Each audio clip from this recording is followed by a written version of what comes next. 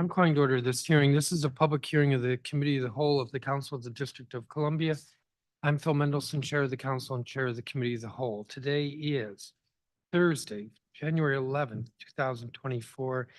The time is 10:50 in the morning, and this hearing is being conducted in room 412 of the Johnny Wilson Building. There are a number of witnesses who are present in the room, which I like very much. And there'll be some witnesses who are testifying virtually. We actually have a very long witness list of almost 70 witnesses who've signed up.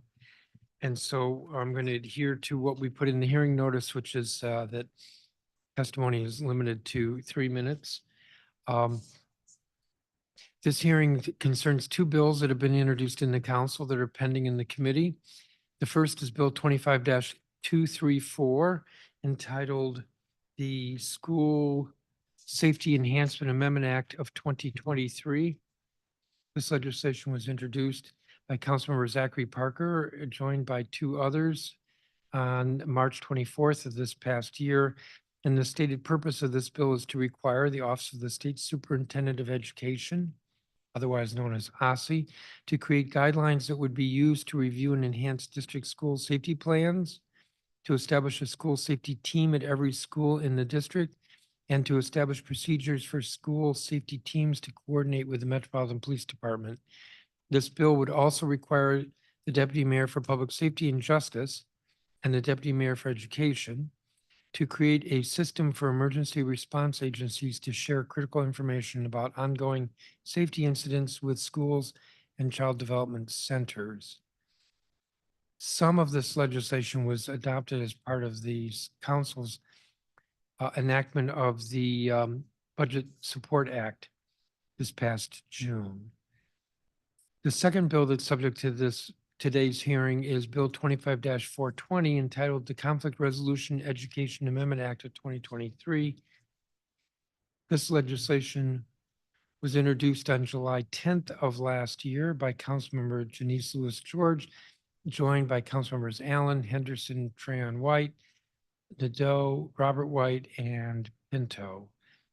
The stated purpose of this bill is to require the Office of the State Superintendent of Education, otherwise known as OSSE, to develop a model curriculum to develop students' conflict resolution skills in accordance with the health education standards, and to require LEAs or local education agencies to adopt the model curriculum or an alternative conflict resolution education program.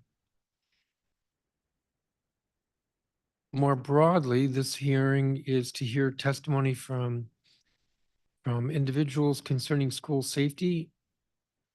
And overall, the issue of school safety is particularly salient in the district, and the committee wants to hear from students, parents, community members, and advocates about ways to ensure the safety of all students in the district's public schools. As I said, we have a very long witness list. There is a record for this hearing, and that record will be open for 2 weeks. So anyone who wants to supplement their testimony or who testifies today without or having a statement, something that's always a bit challenging for us, makes it a little harder for us to follow. But someone who does that and wants to submit a statement, or anyone who is not participating today but wants to submit a statement, the record will close in 2 weeks. That is, it will close at 5 p.m. on Thursday, January 25th. With that, let me turn to colleagues who are here in case they have opening statements, and then I'll call witnesses. Councilmember Lewis George. Thank you, Chairman, and to your staff for convening this hearing. Before I discuss my bill, the Conflict Resolution Amendment Act, I want to thank Councilmember Parker for introducing important legislation that addresses a critical gap in communication and coordination when it comes to keeping our students safe in DC schools. There have been numerous instances where I found myself coordinating with MPD, principals, educators, parents, students, and neighbors right after security breach near our schools, and have had to communicate information to concerned parents and the broader community. With our DCPS schools and our DC public charter schools, when there are incidents of gun violence near our schools or any other emergencies, often families, teachers, parents rightfully want to know what happened, what concerns do we have? And because we don't have a uniform system, if something is happening at Roosevelt, it will also impact E.L. Haynes and Brea. But we have a gap when it comes to our DC public charter schools and our DCPS not being on the same emergency system, and not having the same conversations. MPD is doing their job investigating a case, so they don't have the time while investigating to be the communication arm of what's happening. We have to address this critical gap in communication. Our principals, our assistant principals, our educators are doing everything they can do, and they deserve and need the support. My hope is that this legislation, as marked up, will address some of those critical gaps I hear from Ward 4 principals and educators and families alike. It's clear that we need a better system and more safety supports for our schools. So I'm proud to have co-introduced Councilmember Parker's legislation, and I'm looking forward to speaking with all of the government witnesses about ways to keep our students safe and keep our communities informed during school emergencies. I introduced B 25-0420, the Conflict Resolution Amendment Act, along with 6 of my colleagues that the chairman have mentioned, because integrating conflict resolution into public education will create safe and engaging learning environments, foster positive relationship-based approaches to school discipline, and promote healthy responses to the conflicts that arise in and out of our schools. Simply put, it will make our schools and communities safer while also helping our students thrive. The overwhelming response we see from after introducing this legislation is evidence that this approach resonates with educators, parents, and students. Conflict resolution education is already making a positive impact in select schools that have those dedicated programs. I have seen it. And DC is lucky to have incredible organizations that are already doing this critical work in this city. I'm talking about groups like Teach Peace of Mind, the Alliance of Concerned Men, Newbie Fitness, and so many other peace studies, Trigger Project, and so many others who are already doing the work. And many others that engage our children in powerful ways that equip them for success. Now we have the potential to do the same for all of our schools citywide with these same organizations. We don't have to relearn this. They know what they're doing. They built the connections. They know the students. They know the communities. Today, I want us to just listen to them. This is a tremendous pressure on there's tremendous pressure on our kids these days. Every day, our young people are confronted with situations that generate a level of anxiety that cause some to act out or struggle to stay focused. We need to give our children the tools they need to manage their emotions, to resolve their problems peacefully. If we start in our schools, we can instill lifelong skills that help students overcome conflict, build positive and lasting relationships, and make our communities safer. This is what prevention looks like. The legislation has a few key components that the chairman have already mentioned, so I won't go through them. And I just want to emphasize the importance that if we continue to put our young people in difficult situations, we know where this city is, we know where this country is.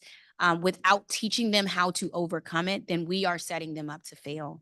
We can do better than that. We can empower them with the skills that will help them thrive both in and out of school. I appreciate everyone that has reached out to my office or stopped me on the street to provide feedback and suggestions. I'm looking forward to hearing from all of these witnesses today, especially the students who have taken the time to be here today. The best legislation comes from the community, and I am thankful that the community showed up today. I look forward to working with Chairman Mendelson and Councilman Parker to mark up these bills with urgency that reflects where we are as a city right now and how much our school communities need their help. So thank you, and I look forward to hearing from all of you today. Thank you. Thank you, Councilmember. Councilmember Parker, if you have an opening statement.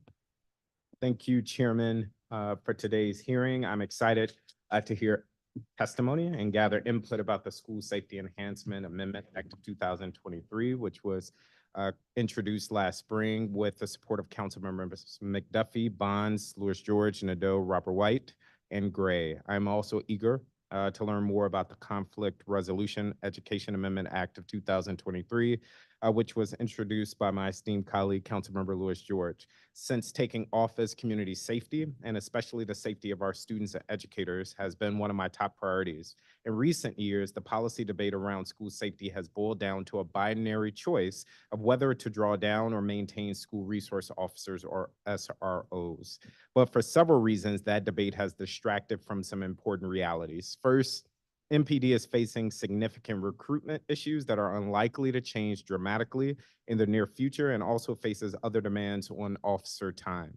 Second, there are gaps that exist in school safety frameworks that SROs are not going to solve. Most notably, there appears to be significant breakdowns in the communication between crisis response and youth service agencies and our local education agencies. There's also insufficient coordination to prevent school-related safety incidents. And it's worth noting just yesterday, there was a bomb threat facing or that went out to all district schools.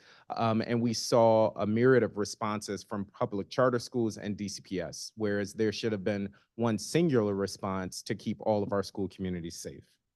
I want to highlight a couple of concrete examples. First, towards the end of last year, 2 DCPS high school students were robbed at gunpoint when they were playing catch at a nearby recreation center. In the wake of that incident, my office requested that the Deputy Mayor of Public Safety help coordinate a meeting of executive branch agencies with relevant assets, but that office declined. To date, no such meeting has taken place, nor is it clear that any on-site personnel at the 4 adjacent school campuses have the capacity or authority to take on such an effort.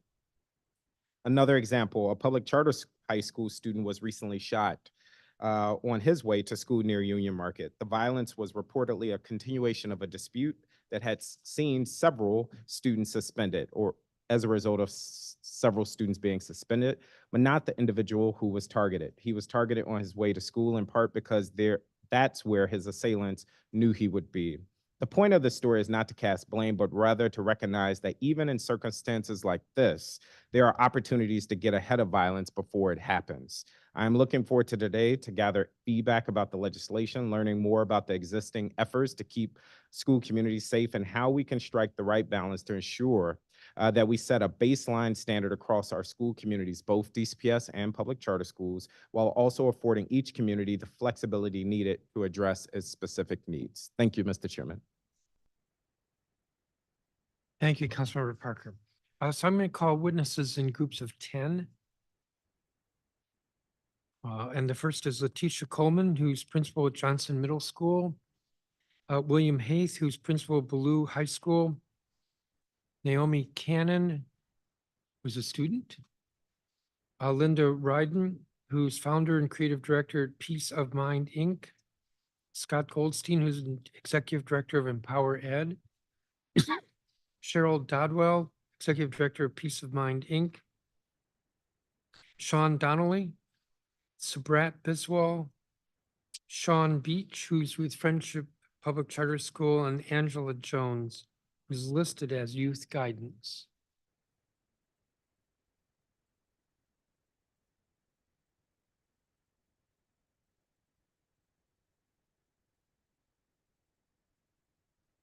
So we're going to begin with the 2 principals, Letitia Coleman, who's principal of Johnson Middle School.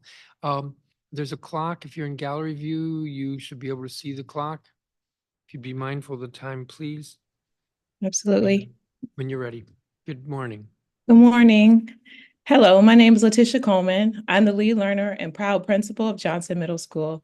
I have been serving at John Hayden Johnson Middle School for 3 years, and I'm thankful to members of this council that have supported our school community's efforts to ensure safety for our students, staff, and families. Johnson Middle School is most well known for our powerhouse football and athletic program. We are located in Southeast Washington, D.C. While our community may be located in a ward with many safety challenges, our school is a safe and loving environment where our students thrive. Over the past 3 years, we have prioritized an approach to school safety that is grounded in the latest research on the science of learning and development and the impact of stress and adversity on the brain and body. We trained all of our staff on this science, emphasized adult relationships and trust as the foundation, and implemented the most effective evidence-based practices to ensure students feel safety and belonging. We have exceptional collaboration between our school safety team, also known as our Leaders of Excellence, our school security, our Safe Passage, our Access Youth, and MPD. This coordination allows us, from entry to exit, the ability to be proactive and responsive to our students' safety needs. From the moment students arrive at our sidewalk each morning, myself and our team are greeting them with love and belonging. We know that the stressful experiences that might have gone on through the past year, past month, or the night before can have an immense impact on learning if we don't overwhelm them with support. So we call it flooding the zone with the love hormone of oxytocin to make sure that every student has a transformative experience in the morning and is ready for learning. Last year, we launched Love Groups, where students are chosen by adults for a year-long advisory-like experience, where the primary goal is to develop trusting relationships and increase belonging. And we saw results. Our belonging score went up 13 points compared to the previous year, and our spring 2023 results were in the 99th percentile nationally for urban middle schools. The practices and strategies we piloted and now codified district-wide as a part of DCPS Becoming, and we are excited to see the impact continue this year. Along with other pilot schools, we have launched a new check-in survey to keep a pulse on how our students are feeling and to spot smoke before there is fire. And so far this year, Tier 4 and Tier fractions, the most serious incidents are down 16%. The percentage of students feeling loved is up 7% over last year. Our in-seat attendance is at 90%, and we have a 16-point decrease in chronic absenteeism. Our approach to conflict resolution and trust-building interactions are showing promising gains.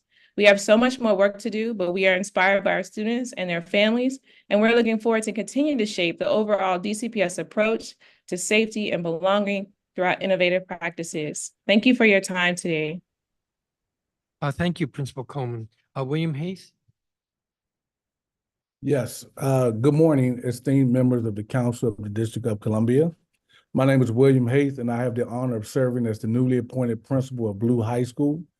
My journey to this position is deeply rooted in the community that Blue serves. Having grown up in this community, I possess a profound and personal connection to this area and its people.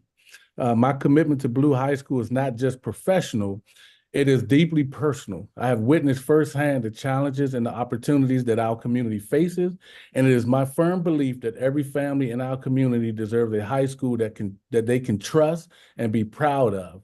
A school that's not just a building, but a beacon of safety, excellence, and opportunity. My vision for Blue is to transform it into just not the best high school in the district, but to set a national standard for excellence and safety in education. In my first year as principal at Blue High School, my approach has been deeply informed by science and research, particularly focusing on the importance of belonging within the school community.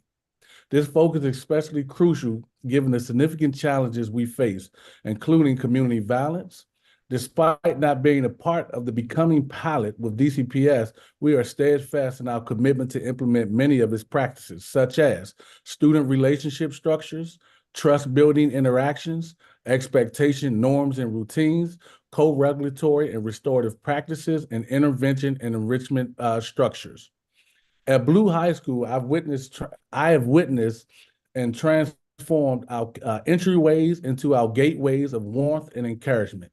Administrators, not security guards, greet each student at the door, and staff members welcome parents before they even reach security.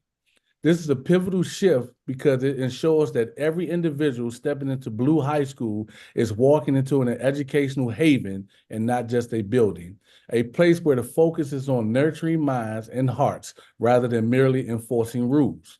The impact of these efforts is already evident. We have seen improvement in our love data, which is up 15 points from fall 22. Our Tier 4, Tier 5 infractions, which are down 39% compared to this time last year. Out-of-school suspensions are down 71% year to date.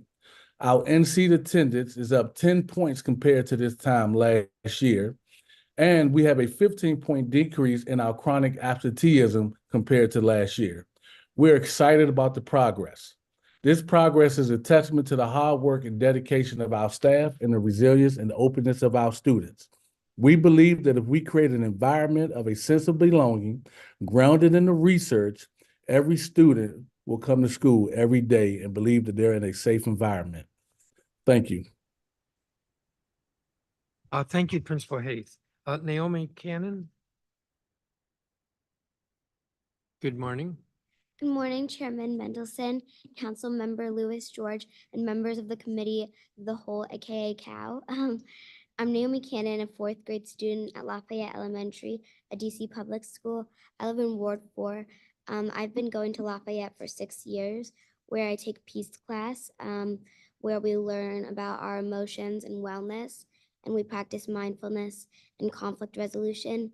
Learning conflict resolution has made such a huge difference and a big impact on the school, the kids, the staff, and all the teachers, but also me personally, especially in school. Sometimes it's hard to notice when we should take a breath and pause to think. But when we learn about conflict resolution, we learn to identify when we start to get mad, and also when we learn so many ways to work out our problems.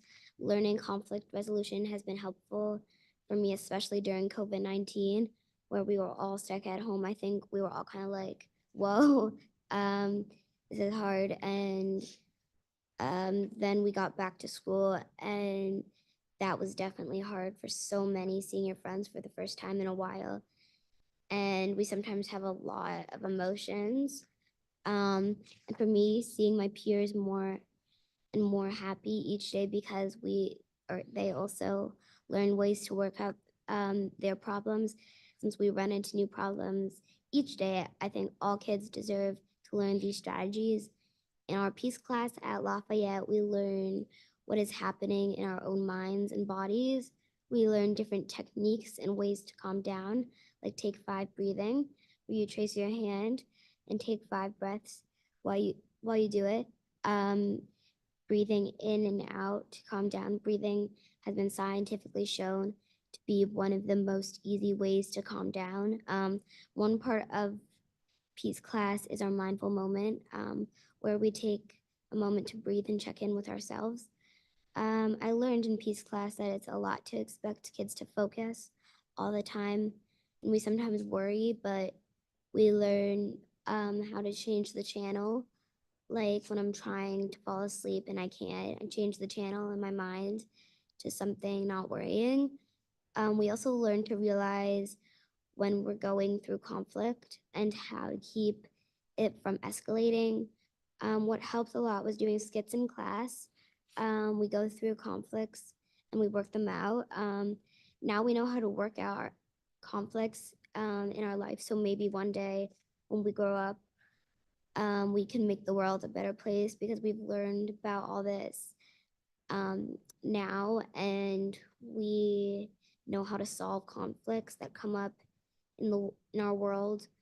Peace study, conflict resolution should be taught to all DC students in elementary, middle, and high school because this class has made such a positive effect in my life, and now I know how to calm down and center myself. Please vote in favor of the Conflict Resolution Education Amendment Act of 2023. Thank you, Ms. Cannon. Thank you very much. Linda Ryden? Good morning, Chairman Mendelson and members and staff of the council. My name's Linda Ryden. I am a former DCPS teacher and parent, and I've lived in DC for 36 years. I'm grateful for the opportunity to express my support for Bill 25-0420 with modifications. I believe that early prevention efforts are essential to stem the cycle of violence gripping our city, and that this bill is a critical step in that direction. I've seen firsthand that teaching children conflict resolution can help to create safer schools and give kids critical skills that they'll carry throughout their lives. For the past 20 years, I served as the peace teacher at Lafayette Elementary in Ward 4, where I created a mindfulness-based conflict resolution curriculum called Peace of Mind, which is now being taught in all 8 wards of DC. Mindfulness skills and an understanding of simple brain science are some of the most important and powerful conflict resolution tools. These tools help to keep the focus on prevention, on keeping conflicts from escalating in the first place. Over the years, I've seen how students respond differently when they know what's happening in their minds and bodies. These are skills all students need to be successful in school and in life. Peace of Mind teaches students to understand the neuroscience of anger. They learn that when they get angry, their amygdala, the brain's security guard, is triggered. The amygdala reacts without thinking in order to protect us. However, sometimes our amygdala can be triggered when we're not really in danger, or rather just angry. Whatever the trigger might be, our amygdala reacts in much the same way it would if we were being attacked by a bear. Our instinct is to fight. In those moments, having the ability to move from simply reacting to responding in a conflict can make all the difference. In some cases, it can even mean the difference between life and death. While I strongly support the intention of this bill, I'd like to recommend a modification related to the development of a model curriculum. Given that there are effective conflict resolution programs such as Peace of Mind and others currently being taught in a number of DC schools, the council should consider giving time and resources to supporting these programs now. In addition, I'm concerned about the suggestion that conflict resolution be taught as part of the health curriculum. This work is too important to be relegated to a few lessons. It takes time and dedication to make this kind of systemic change, but it can and must be done. Teaching conflict resolution to the children of DC has been my life's work. Thank you for allowing me to express my support for these efforts, and thank you, Councilmember Louis George, for your leadership in introducing this bill. I urge the council to schedule a markup and vote on this bill as soon as possible. We can't afford to lose one more precious child. Thank you. Thank you, Ms. Ryden. Scott Goldstein? Good morning, council members and staff. In our recent DC community-wide survey with strong representation across all 8 wards, including student, educator, and parent responses, the community ranks school safety as the #1 quality that makes a school great. That is telling, not just about the importance of school as a safe space for young people, but the crisis we are in as a city. In our survey, we asked DC students, educators, families, and community members which actions would make the biggest difference in improving school safety. They ranked the 9 options in this way. 1, increasing mental health supports. 2, increasing out-of-school time programming. 3, implementing peer support groups. 4, building out restorative justice programs. 5, having a quality school close to home. 6, increasing traffic safety. 7, hiring school safety directors. 8, increasing building hours through community partnerships. And 9, increasing the number of armed police or SROs assigned to schools. That's right, increasing police ranked last behind 8 other strategies the council can pursue. It's worth noting we weren't asking about what schools can do in general, but specifically what they can do about safety. And still, residents strongly favored a proactive and holistic approach across all 8 wards. In addition, we surveyed 20 school leaders, and similarly, they ranked mental health supports, peer groups, restorative justice, and more first, and more police as their last option. So as Councilmember Parker said earlier, this is a distraction, the issue that's been so focused on, whereas most people are asking for a preventative and holistic approach to addressing school safety. The DC Council was right in the steps it took 3 years ago, but one thing must be made clear. It was not a mistake to move away from the police approach with the power to arrest students in schools. The mistake was not setting up a robust alternative and proactive safety approach. That's why we're so grateful for the School Safety Enhancement Act and the Conflict Resolution Education Amendment Act. We hear again and again from schools that the key to effective prevention and response is the coordination and communication of resources. That's why establishing school safety teams and school safety directors makes sense. Questions remain over the pipeline for these positions, but we must begin implementing an approach that makes our students feel safe in schools and one that does not contribute to increased suspensions, expulsions, and referrals to the criminal justice system. We also must start earlier, and that's why we believe in one of the most consequential actions we can take is to pass the Conflict Resolution Education Amendment Act with revisions. Students must build the skills to de-escalate and peacefully resolve conflict, and these skills can absolutely be taught.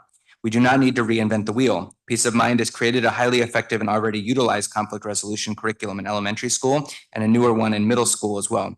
We should consider resources to help them and organizations create effective middle and high school curriculum. While it's the state board's role to approve new state standards, the council can and should pass legislation to further support the development of effective curriculum, but most importantly, to provide funding for educators in schools to purchase the curriculum and to be trained in it.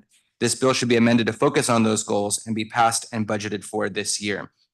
Attached to our testimony, you will also find a graphic detail that shows an educator approach to school safety holistically. We hope that both of these bills will advance with needed changes with urgency to address the truly urgent need to make our schools safer for everyone. Thank you. Thank you, Mr. Goldstein. Cheryl Dodwell? Thank you. Good morning, Chairman Mendelson, members of the council and staff. My name is Cheryl Dodwell, and I'm the Executive Director of Peace of Mind, the nonprofit organization based in Ward 3. Peace of Mind's mission is to equip children with the skills to manage big emotions, build healthy relationships, and solve conflicts peacefully. Our curriculum has been developed by DC Public Schools Peace teacher Linda Ryden, whom you've just heard from for 20 years, and is now used by 17 public and public charter schools in all 8 wards of Washington, DC. I'm grateful for the opportunity to express my support for Bill 25-0420 with modifications. Teaching peaceful conflict resolution starting in early childhood is a powerful preventative approach to building more peaceful schools and communities. I strongly urge the council to schedule an immediate markup and vote for this bill. I'd like to share a story. Back in 2014, I was visiting a busy DC public school playground. I was standing next to 4 boys about 9 years old who began to argue about what game to play. Their voices began to rise, their bodies tensed up, the temperature was rising. You can imagine the situation. Just as it seemed intervention was needed, one of the boys said, "Wait, we're going up the conflict escalator." And another one said, "Oh, there's nothing good at the top." And a third one said, "Let's just take some deep breaths." And they all closed their eyes in the middle of this very busy playground, took 3 deep breaths, opened their eyes again, and calmly worked out the situation.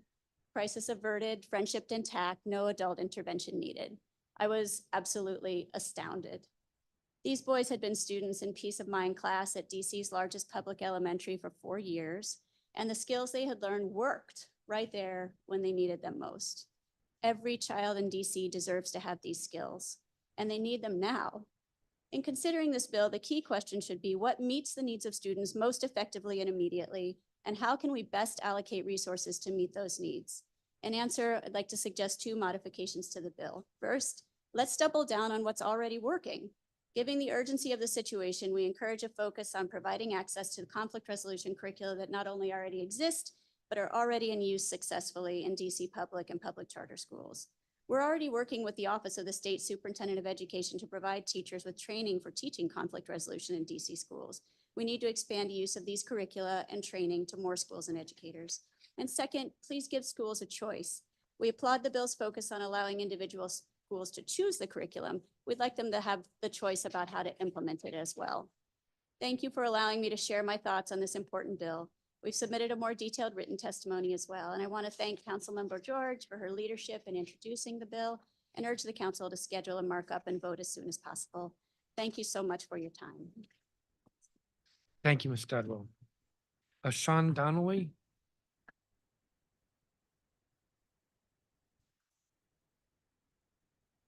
Sabrat Biswal? I believe is not here. Sean Beach?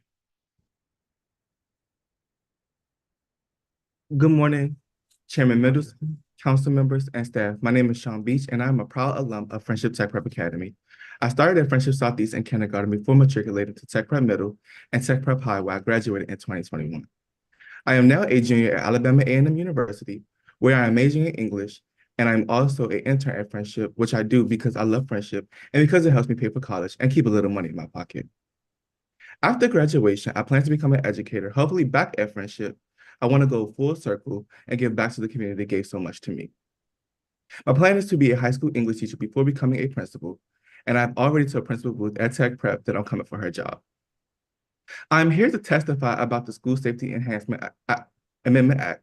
Councilmember Parker, I appreciate you for moving the legislation forward. In my Ward A community, there are consistent reminders of the violence that surrounds us. It wears you down, and I always appreciate leaders taking action to make things better. As I reflected on my testimony, I realized how lucky I was. The schools I attended were in some of the least safe areas of the city, but I always felt safe inside of Friendship. We were always greeted by security officers and school resource officers. More than that, Friendship schools made all staff and students feel like we were family. That was the key to our strong culture. Custodians, food service, teachers, leaders, it didn't matter who they were. A lot of times we call these employees our aunts and uncles because they care so much about us. That always made me feel comfortable and safe inside. But on my way home from school, some of you may have never knew, surrounded by violence outside of school, we didn't know what to do. We felt powerless. I think that's how a lot of students feel when they feel unsafe. It's not right, and it's definitely not healthy. If I were in your shoes, I would try to be present in the streets and in the community. I will focus on the communities that need the most help. More resources and support for Ward 7 and 8. I will talk to students and alumni to learn more about their experiences.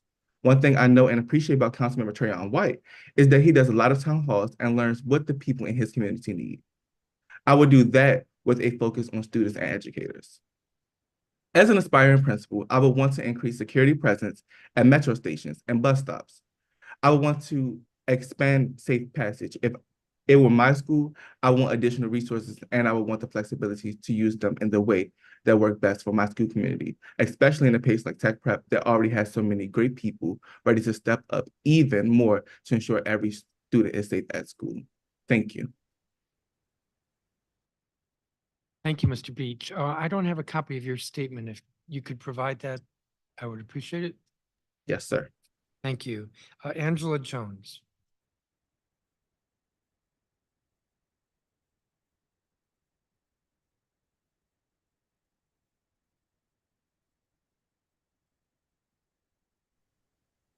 Good afternoon, Chairman Mendelson, Committee of the Whole, staff, and fellow witnesses.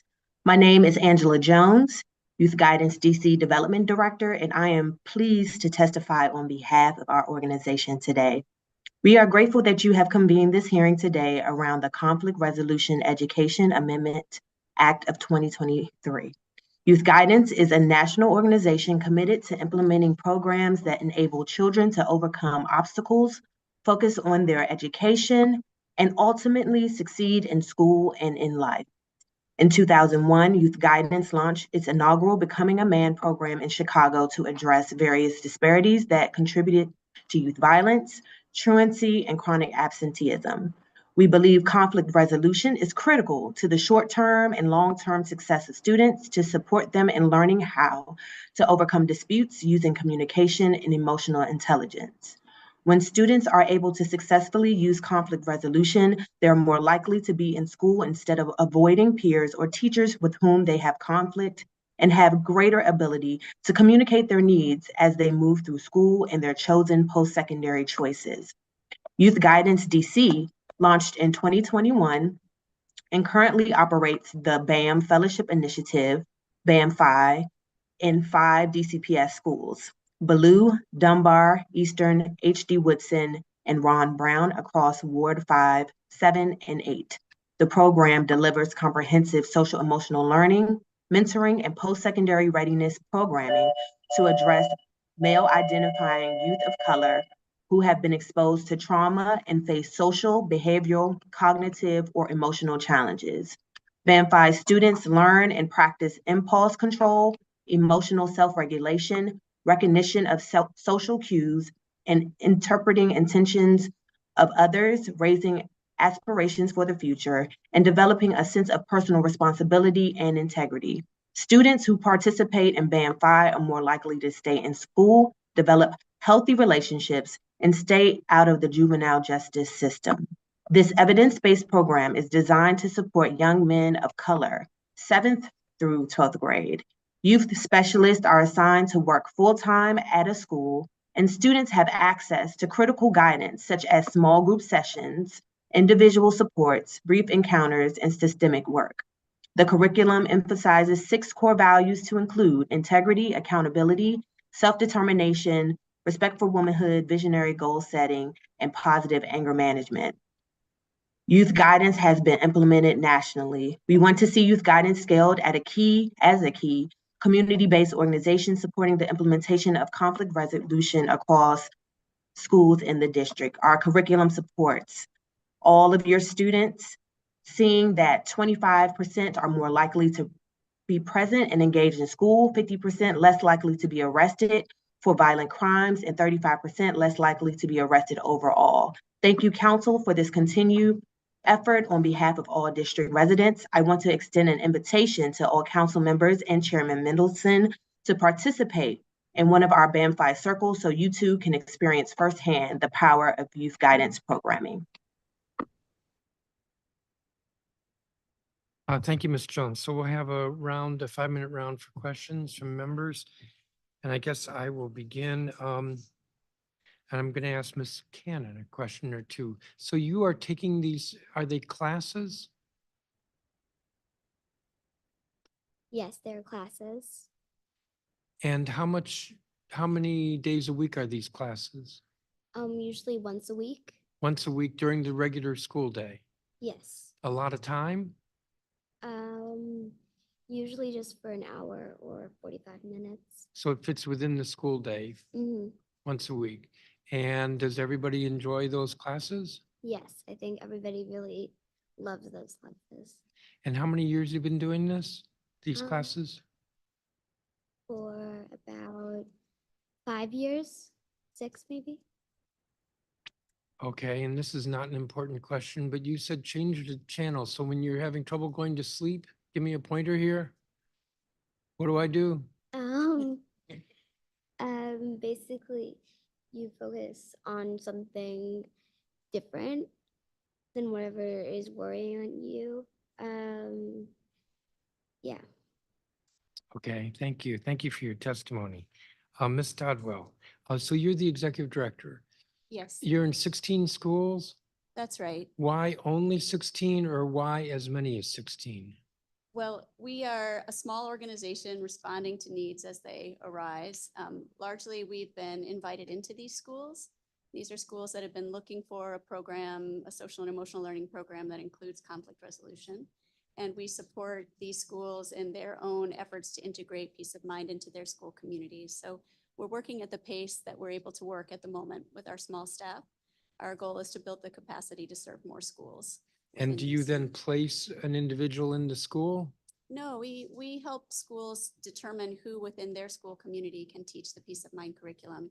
And it varies from school to school. So in some schools like EW Stokes Public Charter School in Ward 5, they are having classroom teachers teach the curriculum once a week, as Naomi was describing. And they have a 45-minute class period, which is a peace of mind class period. And once a week, every child receives the curriculum from their classroom teacher. And then you can practice pieces of it daily. In other schools, it's the social workers. So at Sousa Middle School, for example, in Ward 7, their social workers are pushing into, during social and emotional learning time, every class in the school once a week. So it just depends on who's available and what works for the school itself. This is a pretty affordable and accessible program. And the reason that it is that it doesn't require new staffing. It just requires someone on staff to pick up the mantle and be the advocate for the program in the school. So the school does have to pay you for this, but you Well, said it's affordable. Modestly. So a whole school implementation might cost around $4,000. And that includes 12 classrooms outfitted with everything that they need, plus some initial beginning of year training and access to online training courses. We then provide online coaching as needed, or online or in-person coaching as needed throughout the year. So our goal as a nonprofit is to make this an accessible program for all.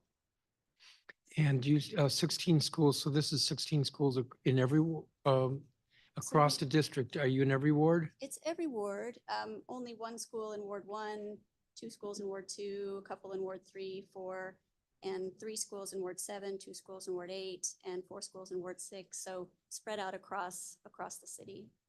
Thank you. And then I'm being mindful of the clock. Ms. Jones, youth guidance. So you're in 5 schools. Why that many or why not more?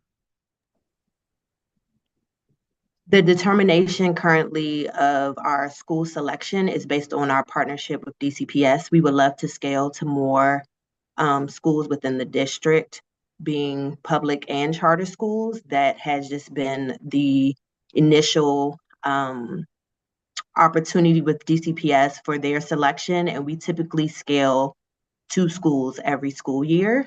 So a school that we're working on for even this semester is Roosevelt. And it sounds like you're focused on high schools.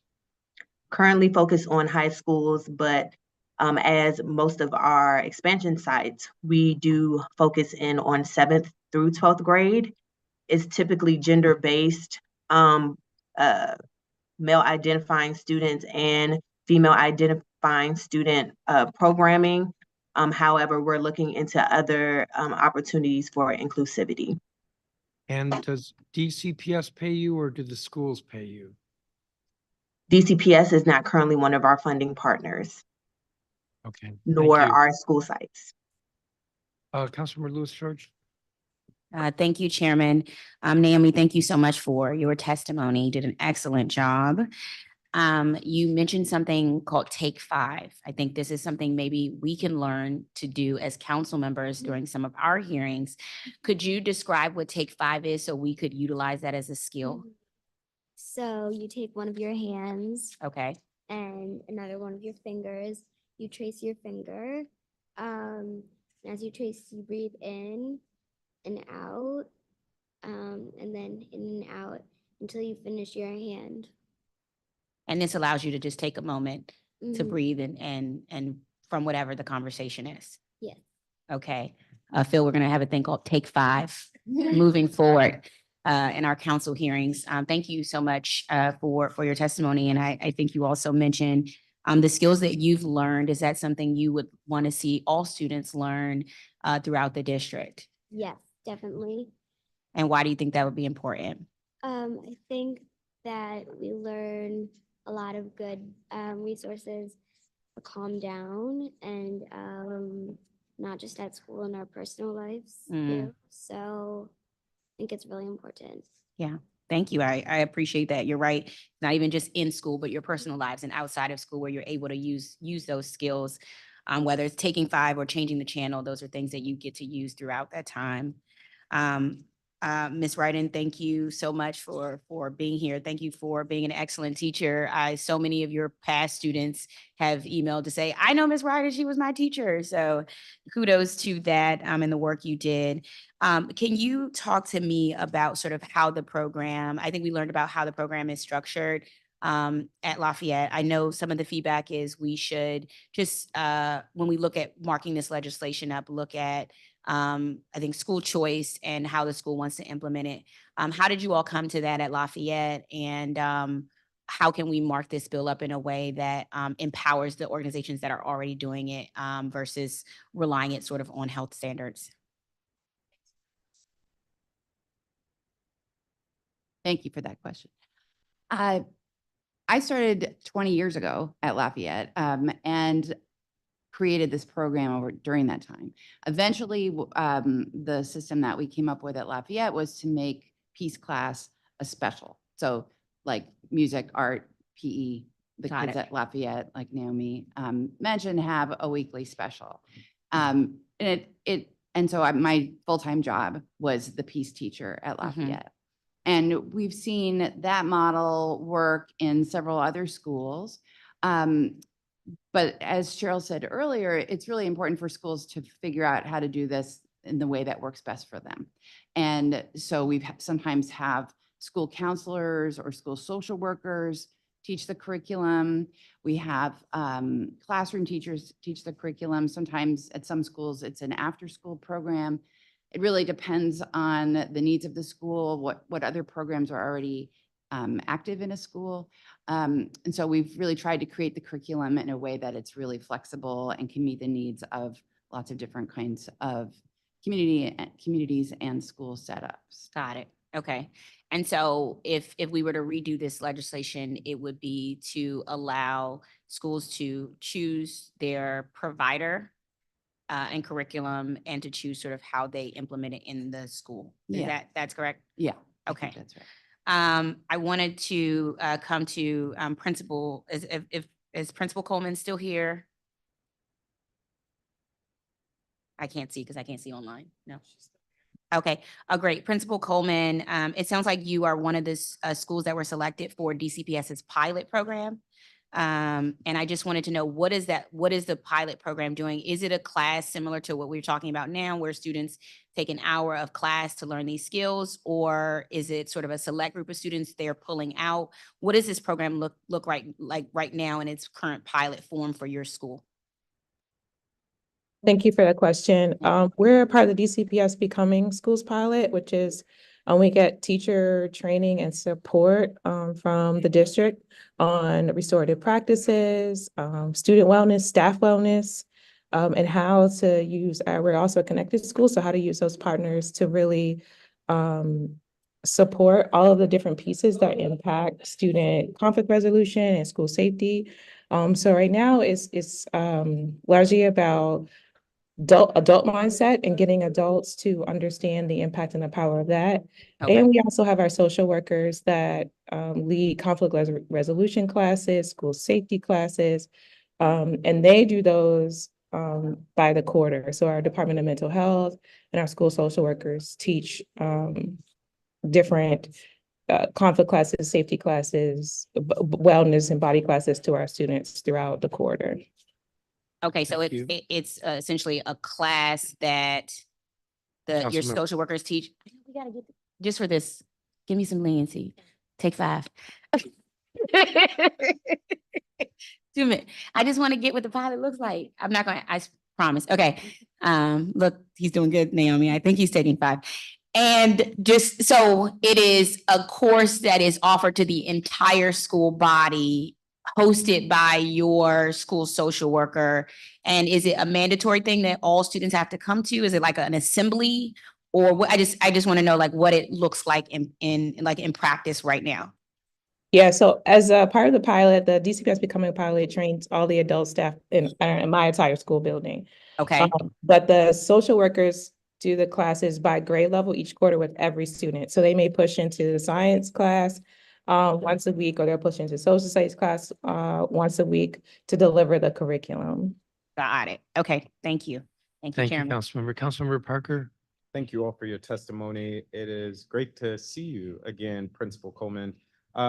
Principal Coleman, Principal Hayes, both thank you for your service. I'm going to ask you both a similar question. What are the most pressing safety concerns that you have as a school leader at your respective campuses? And we'll start with Principal Coleman. My most pressing concern is really the community concerns in our community, in our school. Like I said, we really partner with everybody at our school, from our Safe Passage to MPD, to really do our Safe Passage well. But it is our kids coming to school, leaving from school. A teacher just had their car stolen in the parking lot at school. So it's the neighborhood concerns that are largely our safety concerns. We feel like with the support of our district and our community partners, that we have we're managing the conflict and those type of things in our building. We run a loving school. If you come to our school, it's going to feel that way. But the community, when we walk our kids home, you can feel, how our kids feel walking home to their school community. So ours are community concerns largely. Thank you. And Principal Hayes? Yes, I would have to agree with Principal Coleman. One of the things that we worry about and the things that actually keep me up at night is the community behavior. Anything outside of a block's radius of the school, we can no longer control. We do an excellent job of collaborating with our SROs and MPD Safe Passage. The problem are those hidden and blind spots that we don't have no control over. Those are one of the things that we worry and we struggle on. Thank you. And Naomi, I really appreciated your testimony and your approach to conflict resolution. I think, as my colleague said, we have a lot to learn. What might it mean to expand the class that you are currently taking to students across the city? Or what benefits might come of it, you think? I think that it will create a safer environment for peers, and I think that for me, it makes me happy, like I said, to see my peers more happy each day. And I think that everybody will be a lot happier and safer, and really kind, and creating a very welcoming and fun environment. Love that. Thank you for that. And I'm gonna, Mr. Goldstein, come to you. One, thank you for the data that you shared in terms of your survey, as well as the graphic you attached to your testimony. If you, anecdotally from your conversations, had to provide feedback on needed tweaks to the School Safety Enhancement Act, what might be one of the or two of the top tweaks you would recommend? I think the bill is really close. I do think there's concern about what the safety teams exactly have to do, what the school safety director exactly has to do, what they have to be, and just providing a little more leniency. When I looked at the DME testimony, for example, today, there's 4 points in there. And I said, this is actually very aligned, right, in message with what is trying to be achieved with the school safety bill. There's just questions about how much should be mandated, right, and how specific to get with what the schools have to do. So if we talk about the consensus that we see, there's conflict resolution is consensus, restorative justice is consensus, that we need better communication. There's consensus around that. And that's what I think your bill is trying to do. So I think the only change there is, first of all, I think we need to not say we can't implement the whole thing, so we shouldn't do anything at all. If we need to start with high schools and then middle schools, let's get started on building the school safety teams, on building the school safety officers, directors. And then I think just figuring out the right degree of autonomy and leniency for the school to figure out the personnel part of this, who is going to play the role of school safety director. And maybe they already have someone, but let's give them the resources and the budgeting to make sure that they can actually get that person to work. Thank you for that. And something that we continue to wrestle with is what the principals mentioned. To what extent can school personnel control for circumstances outside of the school? And we know that that continues to be a challenge for many of our school communities. So I'm seeing the clock tick down. I'm going to stop there, but thank you all for your testimony. Thank you. Thank you, Councilmember Parker. Thank you, each of you, for your testimony. And those online, thank you for your testimony as well. I'm going to call the next 10 witnesses. Aiden Lee, who's also with Youth Guidance, Elijah Goldman, Themba Massimini, who's Regional Director of Safety for KIP DC, Rachel Johnston, who's Chief of Staff at the DC Charter School Alliance, Ivan Hall, Kevin Johnson, Clayton Rosenberg, who is listed as President of the Alliance for Concerned Men, Lorenzo Sanders, who's Site Supervisor for Alliance of Concerned Men, Beverly Smith, who's Administrative Operations Director with Alliance of Concerned Men, and Terrence Staley, who's Executive Director, Alliance of Concerned Men. Oh my goodness. I'm going to go a little bit further. Joseph Johnson, who's Program Director of the OG Initiative with Alliance of Concerned Men, Curtis Brothers, and Stanley Jones, who's Program Coordinator at Alliance of Concerned Men.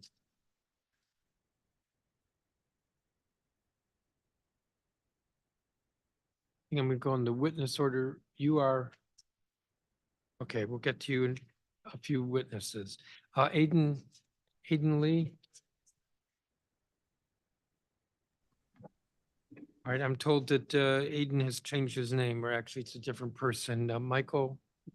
Yes, sir. My name is Michael Ingham. And unfortunately, I will be taking Aiden's spot due to Aiden being out because he has a doctor's appointment for our school. We need to get a shot so he will not get sick later on. But to get out the way, good morning, Chairman, members of the commitment and staff. My name is Michael Ingram. I am a junior at Ron Brown College Preparatory High School and a Youth Guidance Band 5 participant. I've been a Band 5 participant since the second semester of my freshman year at Ron Brown. I will be a member of Band 5's first graduating class in DC. I joined Youth Guidance because it offered an academic and behavior criteria to participate. During our very first session, Mr. Levi Thompson, aka LT, and our youth specialist who runs the program at my school made promises about the activities and experiences we would have. Everything he said has happened, and I know I can trust LT.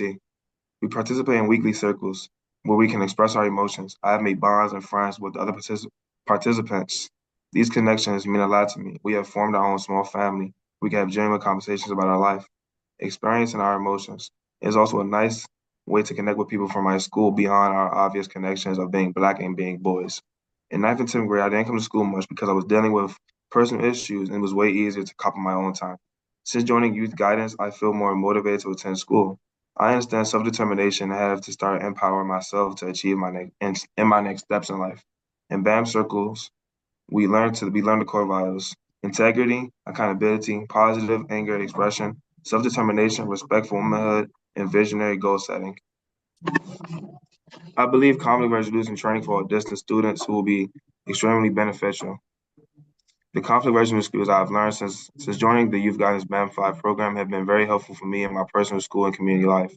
I have a better understanding of positive anger expression by communicating differently instead of physical actions. As an example, a few weeks ago, a group of kids tried to shoe check me and one of my peers wanted to see what shoes I had on. Ultimately, take possession of them. I was pretty upset with them because they were mine. However, I learned through Band 5 circles and brief encounters with our Round Round Youth Program specialists and Mr. LT and Ms. Reed to take feelings of anger and frustration, channel them into actions and thoughts that lead to positive goals. I learned that anger is a normal emotion and that it needs to be expressed. The choice of how I express my anger, whether in destructive or constructive manner, is always mine. I learned about stress management and the relaxation response. I focus on schoolwork and my outside job. This last grade advisory, I made honor roll and my grades are consistently improving. Also, as the council also considers the school safety and enhancement and Amendment Act of 2023, I also want to share my appreciation that the circles which including check-ins, lessons that build self-management and social awareness have made me build up trust relationships with my peers and adults. I live in Ward 5 and travel to Ron Brown each day. I have to ride several trains in order to make it here on time. There have been times where I had to run from and to school in order to feel safe. There are not a lot of places outside of home where I can feel safe. I appreciate the opportunities to share my functions within my school environment to address my generation is offered as all the negative things such as drugs, alcohol, firearms, etc. While I am at school learning these things, youth guidance supports me through my academic journey. I've even increased bonds with my peers because we have similar experiences. We joke and talk about real concerns in our community. We are closer and a much better family now. You've gotten us holes in the school circles, but we also get prepared for college and career out of school opportunities such as college workshops, career workshops, and college tours. I have plans for my future. I am working towards my future. When I graduate the class of 2025, I am looking for the Howard University and the University of Maryland College Park to study aerospace engineering. Thank you for taking the time to listen to my testimony. Thank you, Mr. Ingram. Mhm. Elijah Goldman. Here. I believe he's not here. Themba Masimini.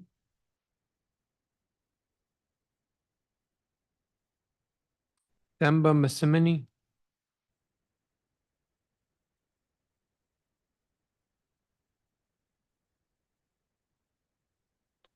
I'm sorry. Good morning, Chairman Mendelson and Committee of the Morning. Whole. My name is Themba Masimini, and I'm the Regional Director of Safety for KIPP DC. I've spent my entire career within the DC public education system, finding ways to help students address trauma and resolve conflicts, while simultaneously helping schools to create systems that prevent conflicts from negatively impacting their culture and their community. Students, school staff, families, and community members will be the most safe when schools have the resources and flexibility needed to address the specific issues that are most pressing in their community. They will be the most safe when district agencies, including the District Department of Transportation, the Metropolitan Police Department, the Deputy Mayor of Public Safety and Justice, and the Deputy Mayor of Education, work together to ameliorate the safety hurdles that our students often face on the way to and from school. And they will be the most safe when those agencies and our schools have strong and consistent mechanisms for communication and collaboration.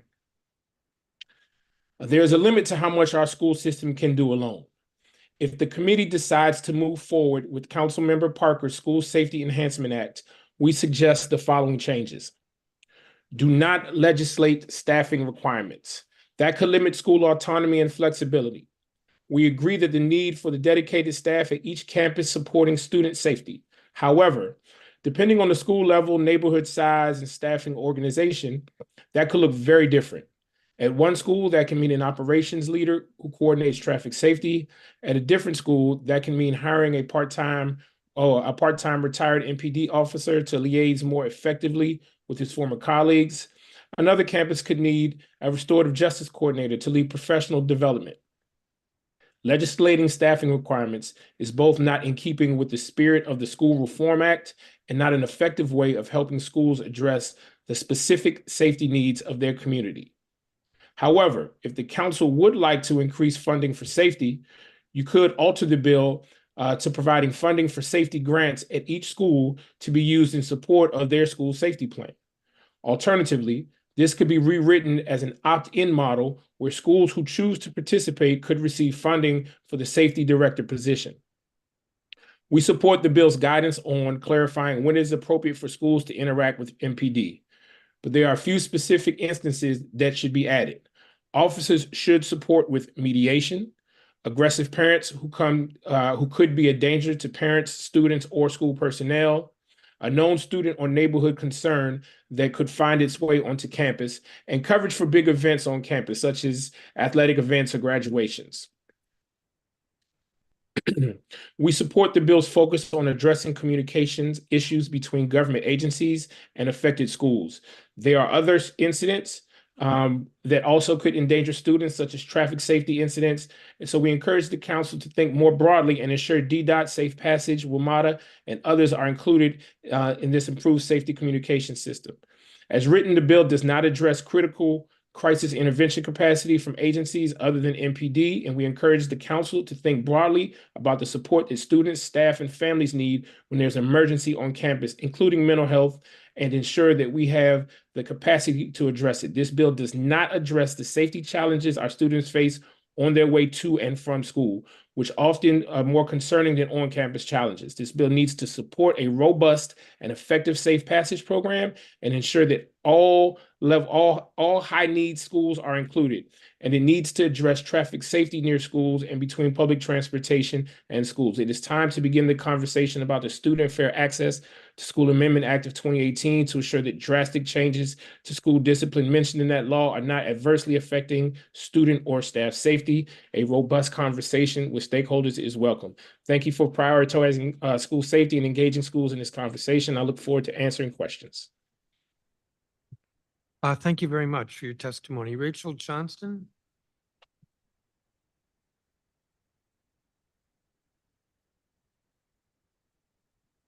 Please proceed. Good morning, Chairman Mendelson and members of the committee. My name is Rachel Johnston. I'm a Ward 5 resident and the Chief of Staff of the DC Charter School Alliance, the local nonprofit dedicated to ensuring all students in DC receive the great public education they deserve. MPD's data reveals violent crime in 2023 increased 40% over the prior year. Homicide rates are decreasing in other cities, but continue to rise in DC. We know violence often involves young people and occurs in neighborhoods near schools. When students feel unsafe, they are less likely to attend school. Safety is therefore a priority for every school leader in DC. So I thank Chairman Mendelson, Councilmember Parker, and the entire council for elevating safety as a critical issue. As you consider the details of these two bills, we have a few recommendations to strengthen efforts to address safety concerns. First, on the School Safety Enhancement Act of 2023, we appreciate the council approved the creation of a school safety committee and are pleased by our collaboration with DME and the DCPCSB to elevate charter voices. As we move forward, it's important to ensure schools are adequately staffed, but also provide flexibility for schools to staff roles aligned with their needs. A small elementary school's needs may differ from that of a large high school. Additionally, in light of ongoing serious safety concerns across DC, we believe there's an opportunity to invest resources in 4 key areas. First is expanding access to interventions like safe passage and violence interrupters. 21 charter schools within safe passage zones don't receive support, and only 13% of all charter schools have access to the program. Similarly, in our recent survey with schools, more than 80% of respondents noted not having access to or utilizing violence interrupters, but where support was available, a majority reported this tool to be effective. Second is increasing and enforcing penalties for crimes committed near schools. Open-air drug markets exist down the street from schools. Students are robbed commuting to and from school and are increasingly victims of fatal gun violence. Third is creating better information sharing practices between schools and agencies. Increased collaboration focused on sharing only data necessary to support students will help target existing resources more effectively. And lastly is improving crisis response from agencies when a serious incident occurs in a school zone. Yesterday, many DC schools got an emailed bomb threat, and while we are glad MPD determined that it was not substantiated, schools received a variety of responses from emergency agencies as they navigated a challenging situation. I'll also briefly touch on the Conflict Resolution Education Amendment Act of 2023. Conflict resolution skills are extremely important, and our schools teach conflict resolution in class, in advisory groups, and through after-school programs. That's why we thank Dr. Grant and her team at OSSI for developing the new draft SEL standards that incorporate conflict resolution skills at all grade levels. Schools will then have the flexibility to implement the standards in alignment with their school model and needs of their community. In light of these new draft standards, we don't think this new legislation is necessary. In closing, ensuring students are safe inside and outside the school building is a top priority for us and for our schools. But this issue requires a citywide solution. As always, we're grateful for our partnership with the city and welcome any opportunity to collaborate to ensure our students can actively and safely engage in learning. Thank you for your time and attention, and I welcome your questions. Thank you, Ms. Johnston. Ivan Hall. I think it's not here. Kevin Johnson. I think it's not here. Clayton Rosenberg. You get a gold star for being here. In present, not just attending, but being present. Okay, good morning to the honorable members of the DC Council Committee of the Whole. My name is Clayton Rosenberg, President of the Alliance of Concerned Men, ANC Commissioner, and a sixth-generation Washingtonian. And it is with a sense of urgency and commitment that I present this testimony in support of the School Safety Enhancement Amendment Act of 2023 and the Conflict Resolution Educational Amendment Act of 2023 with modifications. ACM for 33 years has been a beacon of hope and change in communities plagued by conflict and misunderstanding. Our collaboration with American University International Peace and Conflict Resolution School led to the creation of a conflict resolution trainer manual delivered to over 100 youth weekly and trained conflict resolution specialists. A testament to our deep understanding and practical approach to conflict resolution involving over 3 editions with enriched generation perspectives. In 2018, 2019, my colleagues and I presented our conflict resolution framework to the DC State Board of Education, DC Public Schools, and the Office of the State Superintendent of Education. We propose proactive measures to address conflict resolution, foreseeing its necessity for students grappling with conflicts both in and out of school. Our approach offers a constructive alternative to traditional disciplinary measures, integrating conflict resolution courses into a school curriculum, turning in-school suspension and community service hours into opportunities for learning and growth. We propose making it mandatory for students to complete at least 2 such courses before reintegrating into the school environment after any disciplinary action. The need for this program is evident in the alarming suspension rates and dropout statistics in DC schools. 1 year after presentation for the conflict resolution to be implemented in the schools, in the 2019-2020 academic year alone, DCPS reported a suspension rate of approximately 57% and 43% expulsion rate, highlighting the urgency for effective conflict management strategies in schools. Integrating our curriculum can contribute significantly to reducing these numbers, fostering safer and more empathetic learning environments. Thanks to the OST grants, ACM has successfully implemented this program in over 10 schools in the district, elementary, middle, and high school, public and public charter.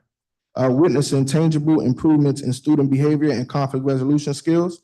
Our program effectiveness extends beyond local schools, as evident by our contract with Chester, Pennsylvania, to train faculty and students in conflict resolution. Furthermore, our international outreach includes conducting workshops to delegates from South America to Europe from the State Department, teaching them conflict resolution to take back to their country.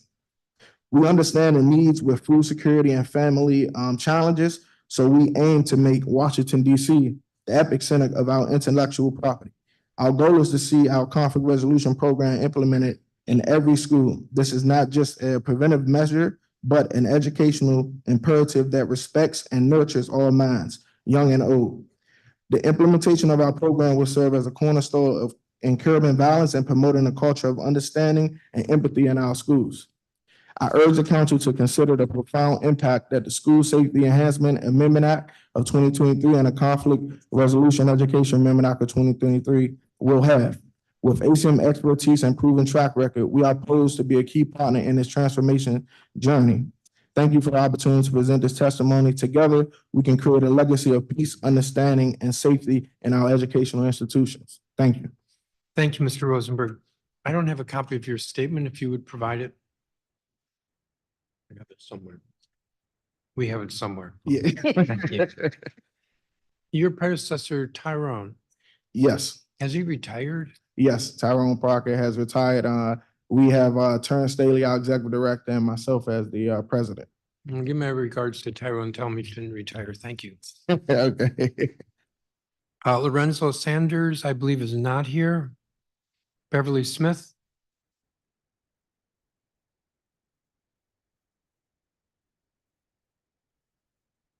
Good morning. You are muted.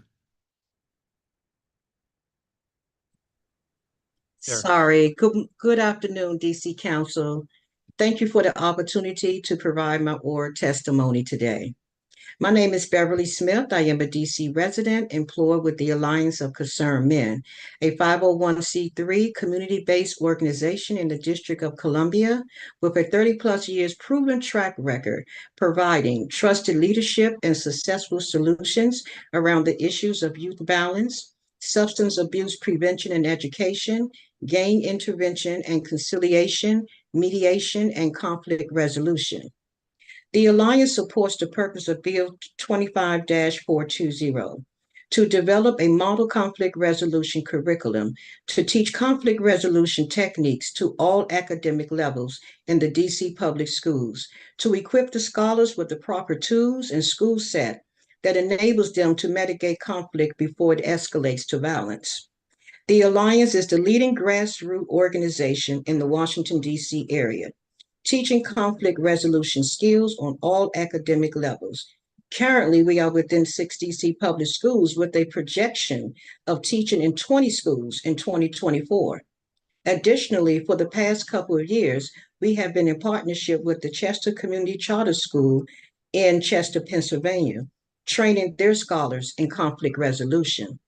In 2018, the Alliance of Concerned Men, in partnership with the American University, copywrote a conflict resolution manual that we utilize to teach DC public school scholars and train and certify community members and staff to become instructors. Additionally, we train DC public school scholars to become instructors of our conflict resolution manual. The scholars are equipped with tools to mitigate conflict within their home, amongst their peers, and in their communities. Some we have employed. The Alliance of Concerned Men has been advocating since 2019 for the implementation of a conflict resolution curriculum in all DC public schools. We are pleased to note that this critical curriculum is now received and understood by the Council. We have experienced firsthand the positive impact of teaching our conflict resolution model, equipping our youth with the skill set needed, and have personally heard their testimonies on how the lessons they have been taught help them to successfully de-escalate and mitigate conflict in their daily lives. The passing of this bill would change the trajectory of de-escalating violence amongst our youth and forge a new day that changes the trajectory to what quality life can be for district families and their scholars. Thank you for listening. Thank you very much, Ms. Smith. Terrence Staley. Hello, my name is Terrence Staley, and I'm the Executive Director of the Alliance of Concerned Men. Excuse my virtual and not in person. I'm preparing to go into Friendship Collegiate and teach today. Good day to the council members, Chairman Mendelson, and Council Members George for introducing the bill. The Conflict Resolution Manual was copywritten in partnership with the American University's Department of International Conflict Resolution and Peace. We took crew members up to American University and conducted a study that manifested a diamond we have today called the Alliance of Concerned Men's Conflict Resolution Train the Trainer Manual. Greenway was host to the district's most recent mass shooting where 21 people were shot, to include a law enforcement officer, and brother Christopher Brown lost his life. Unlike the typical mass shooting narratives, the shooter was not an outside extremist who came with a vendetta. The violence was internal. We began providing persons conflict resolution despite the dangers of COVID because intercommunal reconciliation was our highest hierarchy of need. In our first session, a young man pulled me to the side and requested to have a word with me. Once alone, he pulled up his shirt and he showed me his 15 staples from his gut to lower chest. He had been shot just 72 hours ago. He stated, "Mr. Terrence, I promise I won't miss a session."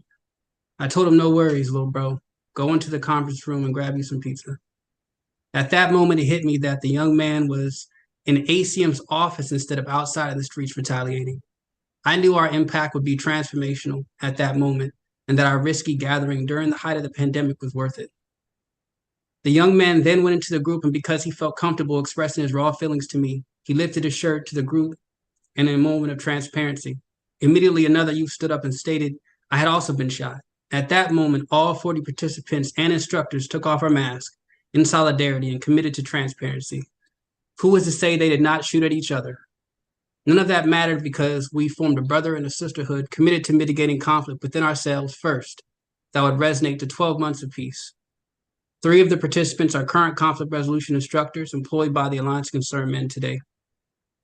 We are currently in Sousa Middle, Kimball, Eastern, Friendship, Knoll, and Jefferson, providing conflict resolution. This is our 2nd year in most of those schools. We provide conflict resolution 5 days a week on Mondays to potential conflict resolution instructors, the ones that are currently going to the school that pass the background check that is required in order to have that opportunity.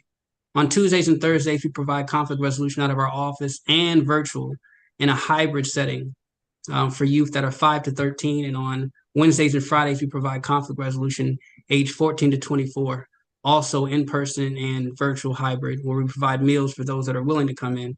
Of course, we start them virtual and then they come in person because we want to build that community. We're providing conflict resolution weekly to over 261 victims and perpetrators of violence, all from the age of 5 to 24. So we're doing the work, and we intend to, and we hope that this bill will assist us in manifesting the skill set we have from the community into the school and vice versa. Thank you for our time.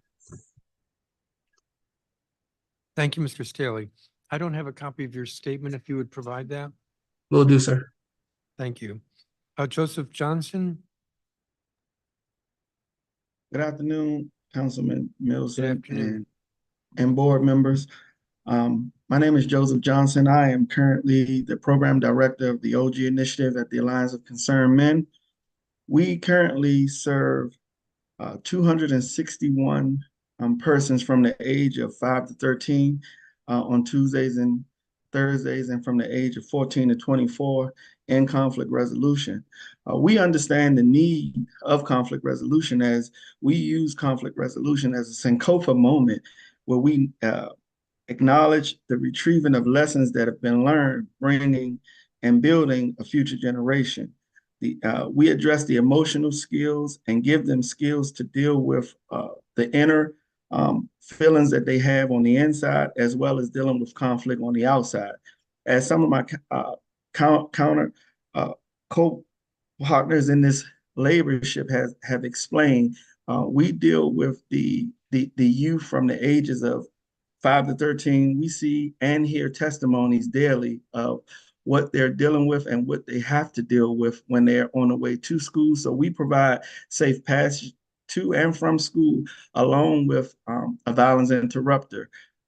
We see the need for this bill. We totally support the need, and we just want to thank you for acknowledging this need in our school systems and acknowledging that our children need our help.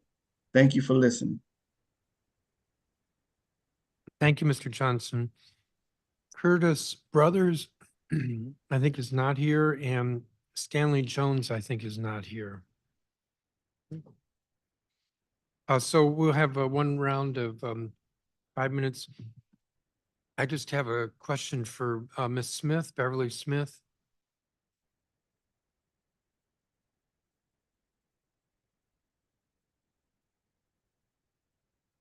Beverly Smith.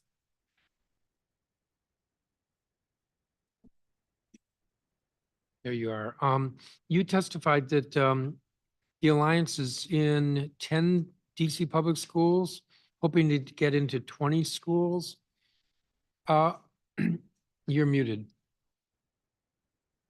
Sorry, I have to modify my written testimony to 6 as I expressed in my oral testimony. We are currently in 6 with a projection of 20 for 2024.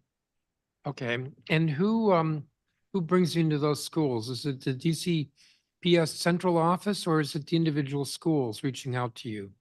Actually, some schools reach out to us and we reach out to other schools. We currently have a grant with OST and with the Department of Justice. And we write in the conflict resolution program, so the schools do not need to pay us. These conflict resolution courses are funded through the district grants and Department of Justice grants. Okay, and what makes you think you're going to expand threefold from 6 to 20 next year? In expectation of receiving local grants, also more district grants and federal grants. And the schools you're in are high schools, middle schools? There are high school, middle schools, and elementary. Currently, we're in Sousa, Easton, Friendship, Knoll, and Jefferson, and Kimball. Okay, thank you. Let me turn to colleagues. Councilmember Lewis George? The chairman's time. No. Thank you. Clayton and Terrence, I want to both come to you all to talk about Alliance for Concerned Men and the work you all do within those schools. What does your conflict resolution work look like in the 6 schools that you are currently in right now?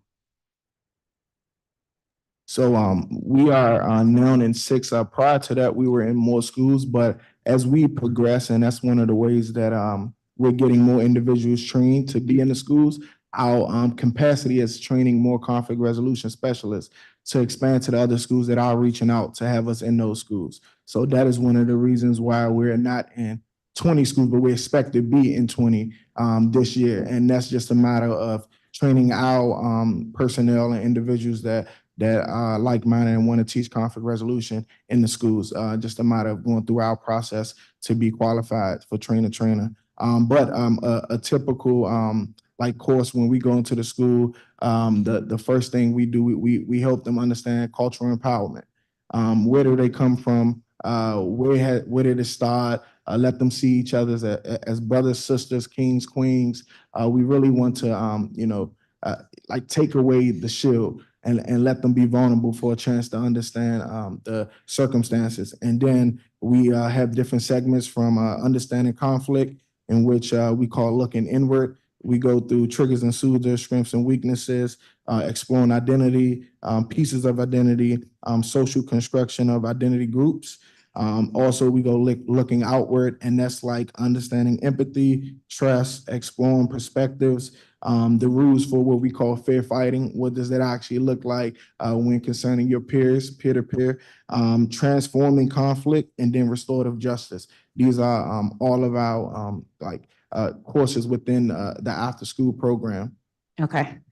And is the program, I was going to ask you, how's the program structured? Do you work as a course during the day of school, or is it, do you get a select group of students who are a part of an after-school program?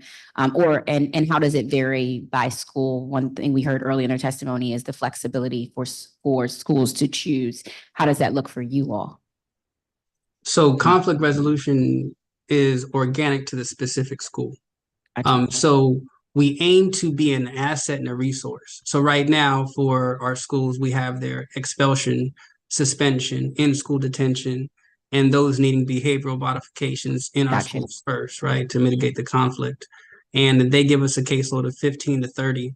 To give you an example, in Eastern last year, we started off with 17 and we ended up with 92. And that's how they were able to have an 82% decline in their school. So we're there to assist them in an organic way. Yeah.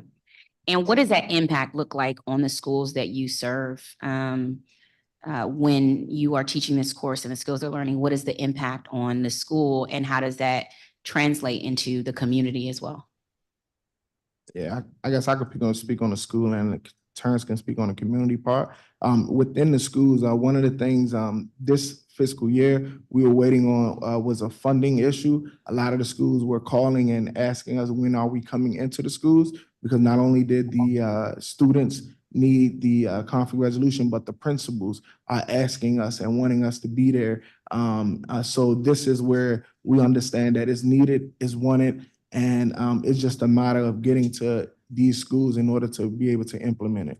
And then Terrence, from the community perspective. And so we're offering conflict resolution once a week inside the schools with our partnership. but they're also getting 2 additional sessions depending on their age group, 5 to 13 to 14 to 24. So for Eastern, they're coming in, we're going in on Wednesday, but also 5 o'clock that afternoon, they can be in our conflict resolution, also Friday. But they must attend both sessions to be compensated for the community-based portion. Once school is out, then we'll transfer them officially to a full community base, where we'll give them conflict resolution throughout the summer and then reconnect them in the school. With OST, they did a very good job about having continuation services all the way to 2026. So essentially, these scholars that need it the most and their brothers and sisters and comrades will have this kind of information 365 for the next 3 years, and they'll be the future change agents. And also, we want to hire them as conflict resolution. All of our conflict resolution instructors are from the community and community base and most relatable. Got you. Thank you. I appreciate that. And what, Councilmember, oh, got 3 seconds left. Councilmember, thank you. Councilmember thank Parker? you. Yes, where do I want to start? Mr. Massimini, one, thank you for sharing your testimony. Can you speak to some of the challenges you at KIPP have experienced engaging with district agencies around public safety? I think one of our greatest issues has been just the lack of coordination. And that's been kind of a historical issue. As a charter school, oftentimes we're left out of the mix because we're not a government agency. I think from my experience at DCPS, what I noticed is that, DCPS as being a part of the government agency is oftentimes kind of at the front of the line for supports, for communication. And there is no really structured way that all youth-facing organizations can communicate out. There's one of the things that I've noticed, I'm a native Washingtonian, and oftentimes organizations they hold their information really kind of close to them. And what that does is that we end up being in silos until our students end up kind of crossing over into different spaces. And oftentimes that's in a negative way. So being able to coordinate communication and also to be able to find really consistent ways that we can share information around students, particularly our students who are most in need, I think are 2 of our biggest issues.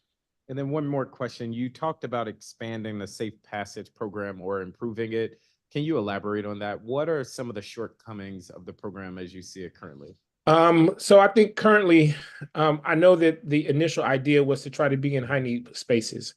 I think the problem with that is that, with over 200 schools, and I think maybe 40 schools are covered by the current Safe Passage program, you leave a lot of holes in terms of schools that really do need the support. I think that the idea behind the Safe Passage program is really, really strong, but the reality of what it is essentially is eyes and ears, right? You have folks who are watching and who are recording situations, but not folks who are really trained to possibly intervene, to possibly try to figure out ways to reduce conflict if it does come up. I know currently at KIPP, what we do is we employ violence interrupters to assist with our Safe Passage program. And these are at both of our high schools.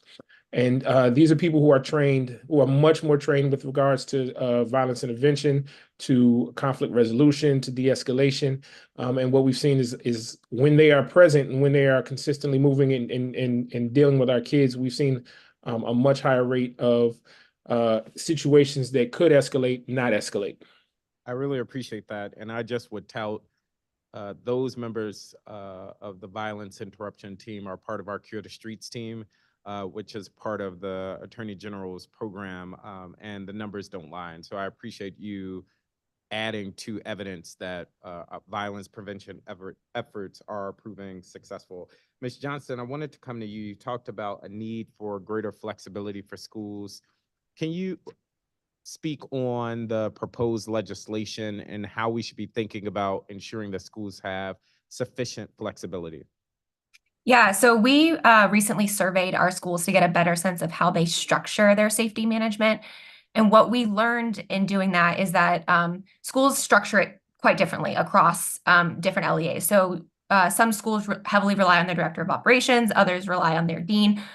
A vast majority of them all use safety officers or security guards, for example. But who's involved in those conversations differs. And so I think as we think about allocating resources, we just want to make sure we're not being too prescriptive so that any staff that are hired by that school, it can align with their current model, their current staffing model, and fit in seamlessly. Quick follow-up there. I'm hearing that loud and clear, and that's something Mr. Massimini also mentioned. How do you ensure that you provide that needed flexibility without then allowing some schools to say, oh, we're not going to implement a school safety director? So I think it's more about the responsibilities and making sure that the important areas are covered, right? Rather than saying it has to be this type of role. I got you. And then, Mr. Rosenberg, I want to thank you for coming to testify in person. It is great to see you again. I appreciate the work that you all are leading. Just very quickly, how do you identify the schools that you're going to work with next? So with our community members, individuals that come to ACM identify some schools where maybe their children go to, but then principals reach out to us based upon other principals speaking to them about the conflict resolution. So it was organic. I think originally when we first we were in the school, we were only required to be in 2 schools. And we expanded to multiple schools to get more youth involved because we knew that we can, access with our staff more individuals, even though the budget was the way it was. We identified it and expanded. Thank you. Thank you, Councilmember Parker. That's going to conclude the questioning for this round. Thank you very much for being here in your testimony. Thank you to everyone else for your testimony. So I'm going to call the next group of witnesses. Robert Henderson, who's listed as a public witness. Carlene Reed, who's a Ward 8 representative, DC State Board of Education. Aria Ahmed. Amma Roblin. Tia Bell from the Trigger Project.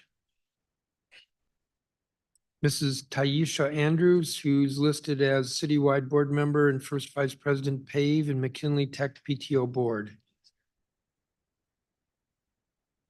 Already called him. Already called him. Gregory Newby. Salim Adolfo is an ANC commissioner. Rodney Foxworth, co-convener of the Lamond Riggs Public Safety Group. Ashley Ruff.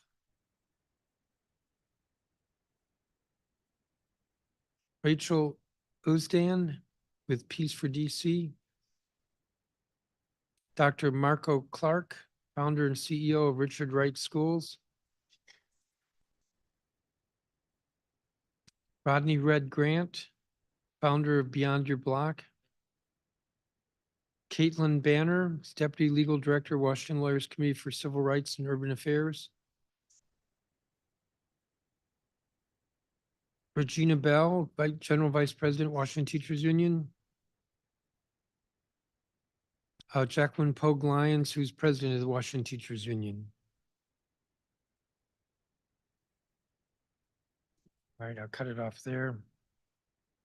The first person is Robert Henderson, who's listed as a public witness, but I think the last time I saw him, he was an elected member of the State Board of Education. So maybe there are 2 of them. Mr. Parker, you know it's Ward 5. That's me, Chairman Middleton. Good afternoon, sorry, but please proceed.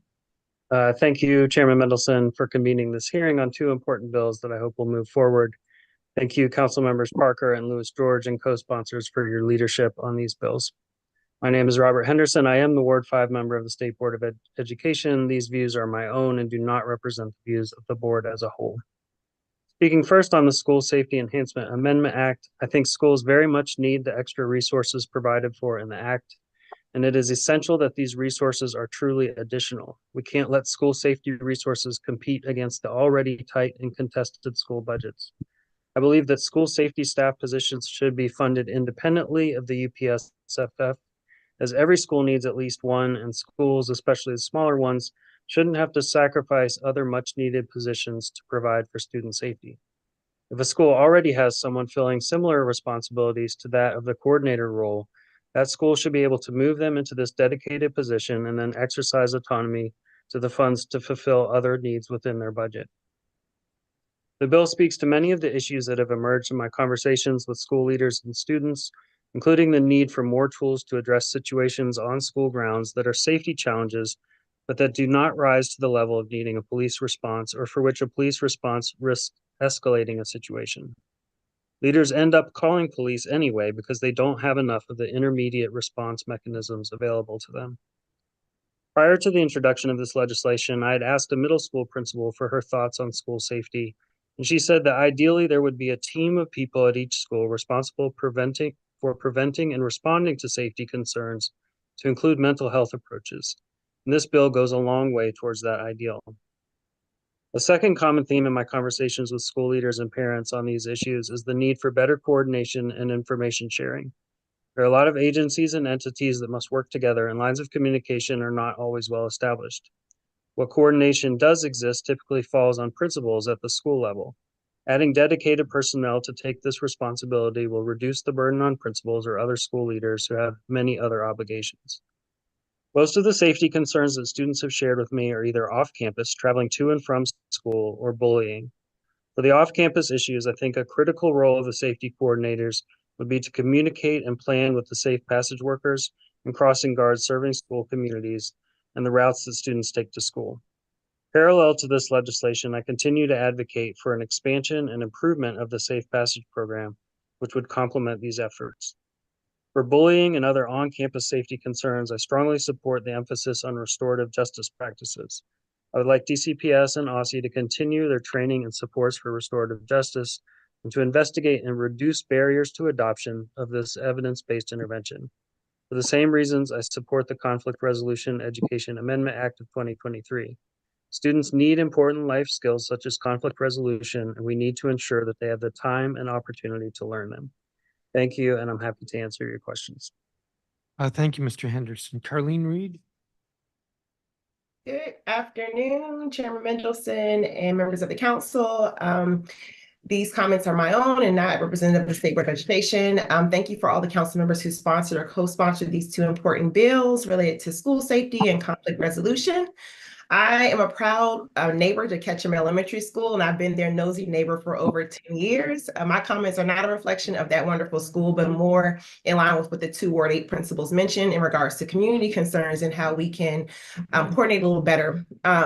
One evening a few months ago, about 30 gunshots rang out around 10 p.m. one evening. An innocent woman up the street from me was unfortunately struck in her living room, but those who were involved in the altercation were unharmed, which meant this beef was not over. I immediately thought about how the school will be impacted on, or what the impact of the school on the school would be the next day.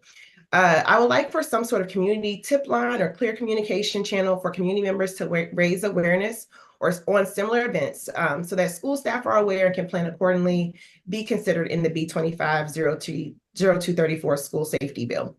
Less than a week after, unfortunately, as anticipated, 10 shots rang out around 11 a.m. While students were in school. My neighbors emerged from their homes and MPD asked if there was any footage.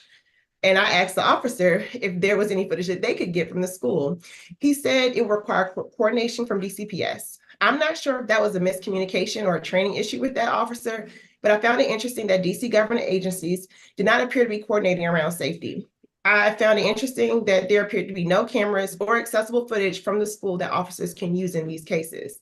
This is another consideration for B250234 safety bill, and I believe it is somewhat addressed, and you all also call for, student protections and confidentiality where appropriate. Yesterday, on the heels of threats being called into DC schools, I noticed a truck labeled as a DCPS police. It was blue.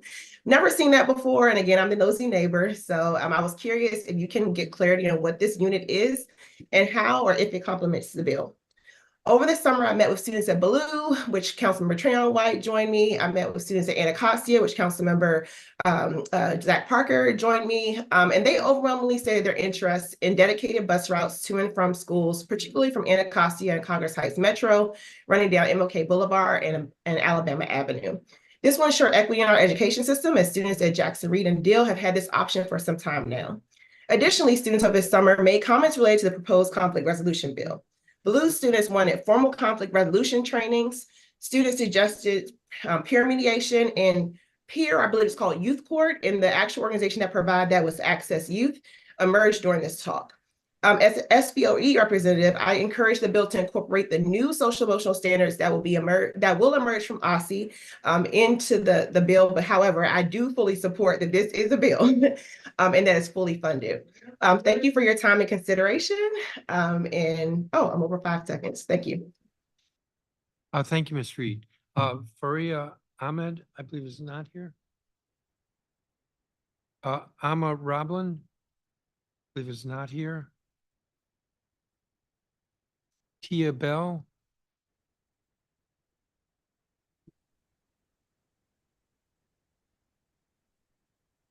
Happiest Good New afternoon. Year, Chairperson Phil, Councilmember Janice, and Councilmember Parker, and all the hearts and ears under the sound of my voice. My name is Tia Bell, and I am grateful to speak today as a youth advocate and also the founder of the True Reasons I Grabbed the Gun, Evolve from Risk project. Today is an opportunity to build a true pipeline to prevention, which we see as health equity and promotion for all.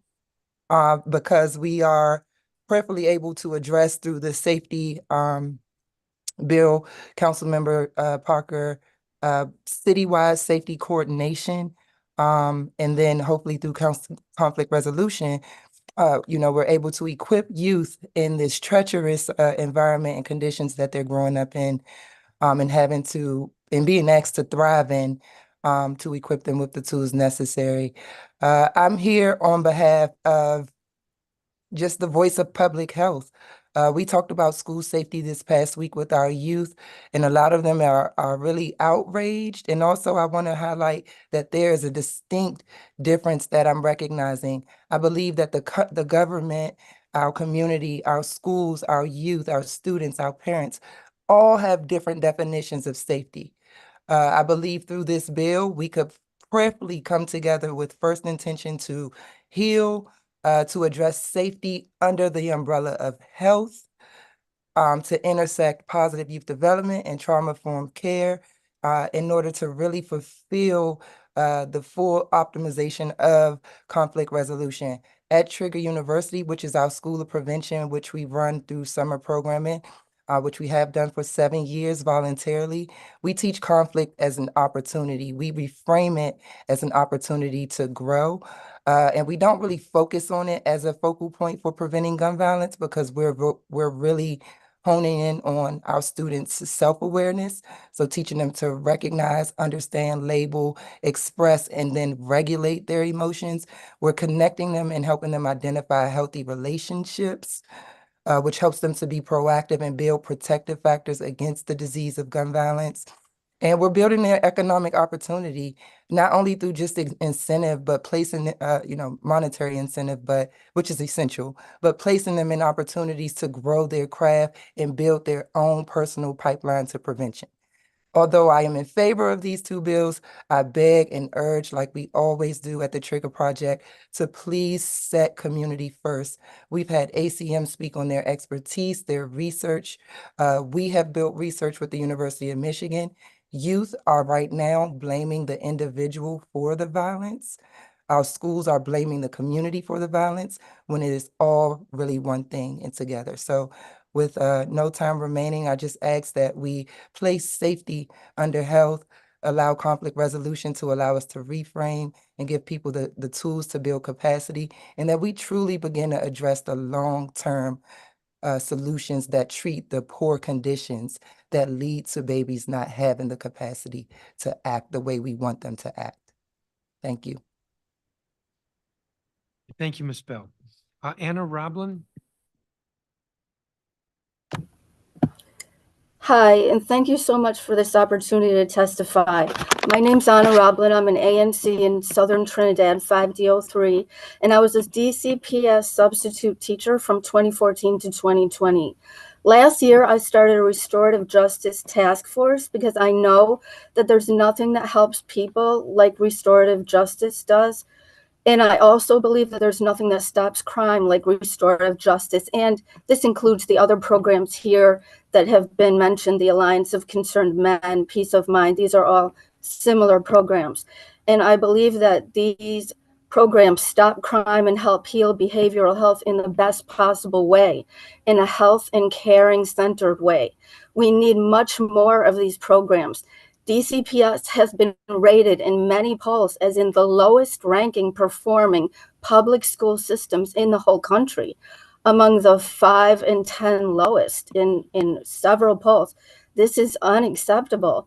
And we have huge behavioral issues in DCPS that are basically almost across the board being unaddressed. A child that's acting out with behaviors is a broken-hearted child, and it's one who has lost faith in themselves and in relationships, and they absolutely need support and interventions. Or, as we all know, they may very well not make it into healthy adulthood. It's obviously largely the children with behavioral issues in schools that are doing juvenile crime in our neighborhoods, and they are the ones that are succumbing to addictions and other self-harm. We've seen the great success of Ron Brown and of the other programs mentioned here in this hearing that are using these practices. Tragically, many of our schools that started with RJ have dropped it a few years later, many of them, because RJ is underfunded and we don't have the resources now, the funding to give schools the support that they need to succeed with RJ. We need to change that. This is urgent for our children's lives. And I believe that both conflict resolution and sufficient safety staff are a total no-brainer. They should be in every school, in every grade, and always should have been. These should be basics in every school, and both these bills are absolutely urgent, in my opinion, for our children's lives. I cannot recommend each of these bills, both of them, highly enough. Please implement more restorative justice to our schools. There could be RJ language added to these bills. It would really enhance the effect. I mean, more RJ will bring opportunity for children to make much greater progress than these two bills alone can. I believe these two bills are like basic grounding, but more RJ is needed to actively make the changes in children's lives for problem children become healthy members of our community. It's very difficult to heal and change children's behavioral issues without doing some kind of in-depth therapeutic process work with them that's similar to RJ in these programs. I've listed a variety of specific RJ implementations in my longer written submission. I don't have time now to go into them. Thank you. Thank you, Ms. Roblin. I don't have a copy of your statement. If you could resubmit it. Yeah, I did submit it. I'll resubmit it. Thank you. Thank you. Ty Andrews. Greetings, everyone. My name is Ty Andrews, and I'm a Ward A resident, proud parent of 2 children, one that attends McKinley Tech High School and the other attends Murray H. Plummer Elementary. I'm also a parent leader with PAVE, Parents Amplifying Voices in Education, as well as a citywide and Ward 8 PLE board member with PAVE, a Plummer Elementary LSAT member, and McKinley Tech PTO First Vice President. I'll come before you today in support of the School Safety Enhancement Act of 2023 and to advocate for my ideals for safe passage for DC students. Thanks to the hard work of Principal Stafford and her partnership with Ward 5 Councilman Parker, McKinley Tech has already created its own school safety team that meets regularly. The McKinley Tech community also has a good rapport with MPD's 5th District. The McKinley Tech PTO has created a safety subcommittee for which I am co-chair. We will appoint one parent/co-giver to the safety team to ensure that students and their families' concerns are heard. In addition, Ward 8, the Ward 8 community met earlier this week under the direction of ANC Commissioner Salim Adolfo. As a collective, Ward 8 agreed that some schools with more behavior and safety issues require additional supplemental school safety staff. Despite grade level, schools falling within this category should receive a school safety assistant director, not just high school. In addition, each high school falling within this criteria should receive 2 safety assistance directors. As a ward, Ward 8, we also recommend exempting school mental health providers from the school safety team, i.e. social workers, psychologists, counselors, individuals who hold those roles. In addition to other prevention planning recommended, the role of the influence of drug and alcohol use and abuse and dependence needs to be addressed within the comprehensive school safety plans, while also ensuring that drug misuse education begins with early childhood education on throughout high school. Next, moving on to my ideals for safe passages in DC students. Crime against youth in the city has drastically increased, and public transportation is no longer a viable option for DC students to commute. Public transportation is a primary transportation method for DC students. However, our public transportation safety has deteriorated over the years. As a parent utilizing the metro system regularly, I feel unsafe traveling to and from on public transportation. So I'm sure many students share this fear. All parents do not have the means to Uber or drive their children to school. Also, the metro regularly has delays on the trains, and there is sometimes lots of traffic that the bus routes need help avoiding. If a student's main transportation is public and there is always delays, you can't expect them to be on time, especially when traveling to and from school for an hour.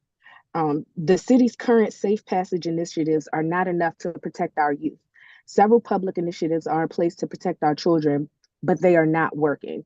I have put detailed information in my testimony to explain what the issues are for all of the current safe passage initiatives currently that you can read further, that consist of the DC School Connect program, OSSI, Crossing Guards, the Vision program, Kids Ride Free program, and try to supplement a specific Metro bus for DCPS students only. So you can read that detailed information in my testimony because I have run out of time. Thank you. Thank you, Ms. Andrews, and I do have your statement, so thank you. Gregory Newby. Hello all. First off, I want to apologize. I'm actually in my vehicle on the way to another program, but I want to thank you guys for having me. Council members, leader of the people as chairman. Good morning, all. Thank you for having me. I'm Gregory Newby, CEO and owner of Team Newby Fitness. We at Team Newby Fitness, we understand the transformative power of fitness and effective when it's instilled at a young age. The mission of Team Newby Fitness Youth Justice Restorative and Conflict Resolution Program is to instill lifelong habits in the youth through physical activity and mental change. My Youth Restorative Justice Program aims to get kids through the door with the promise of fun activity and to have them leave with lessons that go far beyond life and sports. I believe this bill will, if we can all dive in. I've heard a few people talk about mental health and safety and of the conflict resolution, but I think mental health is very important. I want to dive in and also jump on emotional maturity and emotional intelligence, giving these kids an option and having resources. I definitely see a change. I even urge members of the community and the parents of the home to get involved as well. I've seen differences from the kids that I've worked with just a simple, sense of self and a sense of belonging. I strongly urge for this bill because, safety is paramount, and for the kid to feel as though they, want to be there or want to be heard, we have to have safety. With my program, I encourage safety. I aim to encroach in a growth mindset. I also, I actually listen to the kids. And for me, I think that we have to listen to the kids and kind of pull together our resources to understand what these children really need. And, going back on that safety being paramount, I just really believe that with this bill being passed, we can kind of really get through to these kids and, save a life or save lives. And that to me is the driving force behind, the reason I'm doing this. Thank you, guys. Thank you, Mr. Newby. I don't have a copy of your statement. If you could send that. Yes, sir. I'll get all that. Thank you. Salim Adolfo, I believe, is not here. Rodney Foxworth.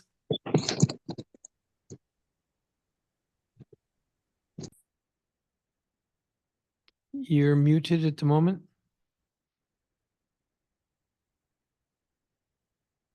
I got it. Thank you. Yes. Good I can hear you. afternoon. Good afternoon, Council Member Chairman Mendelson and council members who are there on the dais, particularly my two council members, Councilmember Parker and Councilmember Lewis George, who represents parts of my neighborhood in Ward 4 and Ward 5. I did make some edits to my comments that I sent in earlier. I will send the revised comments to the council's portal as well. So again, good afternoon, council members, and thanks for the opportunity to share our concerns regarding the Conflict Resolution Educational Amendment Act of 2023. I'm Rodney Foxworth, co-convener of the Lamont Riggs Public Safety Group, LRPSG. We support the proposed amendment and are here to offer a few ways to improve it, and appreciate our Ward 4 Council Member Lewis George for sponsoring this amendment, and our Ward 5 Council Member Parker for offering the other bill as well. First, a little background on who we are. The LRPSG is composed of leaders and others in the Lamont Riggs community who came together in 2022 to address public safety and the rising crime rates in our community, which includes parts of Ward 4 and Ward 5. We are committed to improving public safety in Lamont Riggs in partnership with all those who live, work in our community, and with both our council members, both our agency commissions, MPD, the mayor, Metro Transit Police, churches, businesses, and others. As the only organization in our community is working to improve public safety, the LRPSG believes that we are not bystanders and have an active role in making our community safer. As such, we've developed and distributed realistic and practical strategies that can be implemented by all of the above to improve public safety in our community. The LRPSG has made significant strides in implementing several of those strategies since 2022, including convening a community-wide improving public safety in Lamont Riggs meeting that included representatives from the Deputy Mayor for Public Safety and Justice Office, MPD, the Office of the Attorney General, Metro Transit Police, Ward 5 Councilmember Parker, both our agency commission chairs, and DC's security camera program. One of the strategies that we proposed in 2022 was to advocate for the creation of new or enhanced existing violence prevention programs curriculum in all schools. And the Conflict Resolution Amendment Act of 2023 reflects our concerns. As noted before, we support the proposed amendment, seek to allow it to also reach non-traditional adult and incarcerated populations who in most cases have a greater need for the curriculum. Helping this population helps to reduce violence in our communities across the city, and we offer the following ways to improve the proposed amendment. First, the amendment should apply to all GED and alternative education programs at each grade level. Secondly, the amendment should apply to all GED and alternative programs for incarcerated individuals. Thirdly, remove the restriction for 2 years for school teams to engage with their school systems in the budget process. Fourthly, to allow the existing conflict resolution curriculums to abide by the same evaluation standards that all curriculums do, and that the results of those evaluations are publicly reported. And lastly, we're hoping that you guys would add language to get at parental accountability, either through conflict resolution and or the truancy aspect of some of these bills. In closing, we support the Conflict Resolution Amendment Act of 2023, request that the council integrate our suggestions, and I'm here to answer any questions if needed. Thank you for your time. Thank you, Mr. Foxworth, and it's good to see you. Ashley Ruff, who I think is not here. Rachel Uzdan. Yes, good morning, Chairperson Mendelson, members of the committee and staff. Thank you for the opportunity to testify today on behalf of Peace for DC. There's no doubt that children and teens need more support in schools, and we need to support teachers and school staff with funding and resources to help decrease incidents of violence and address the underlying root causes. We support both proposed bills. My written testimony contains detailed comments and recommendations, but I want to just focus here on a few specific points of feedback. Please ensure that safe passage workers are included in the conversations regarding safety planning. They should be a part of the school safety ecosystem. We hope that the school safety committees will meet at least annually to review and update the school safety plans. In order to provide greater transparency and accountability, we suggest that the safety plans be shared within each school community at regular intervals. We want to stress that we cannot place more burden on the people in schools who are already doing the work. If we're only adding to the jobs that are already burning people out and not actually adding people, then that feels very wrong and counterproductive. This all needs sustainable sources of funding and should not come out of existing school budgets. We strongly urge the council to add to the legislation to include cognitive behavioral therapy as another evidence-based trauma-informed approach to be included in school safety plans as an option for schools. CBT is the gold standard for trauma recovery and behavior change. It's one of the most effective and empirically supported interventions to address the needs of school-age children experiencing mental health issues and for coping with trauma and PTSD for people who've experienced violence and other major stressors. It's appropriate for children as young as 7 years old, as well as all the way up through adulthood. According to one meta-analysis, CBT programs in schools can reduce symptoms of anxiety, depression, and PTSD, as well as improve academic performance, social skills, and self-esteem. Another analysis showed that it reduced disruptive behavior such as aggression, defiance, hyperactivity, and school. Social workers and other mental health and behavioral and health specialists are equipped to teach CBT. There's also a practice called cognitive behavioral theory designed by a Boston violence reduction program called ROCA.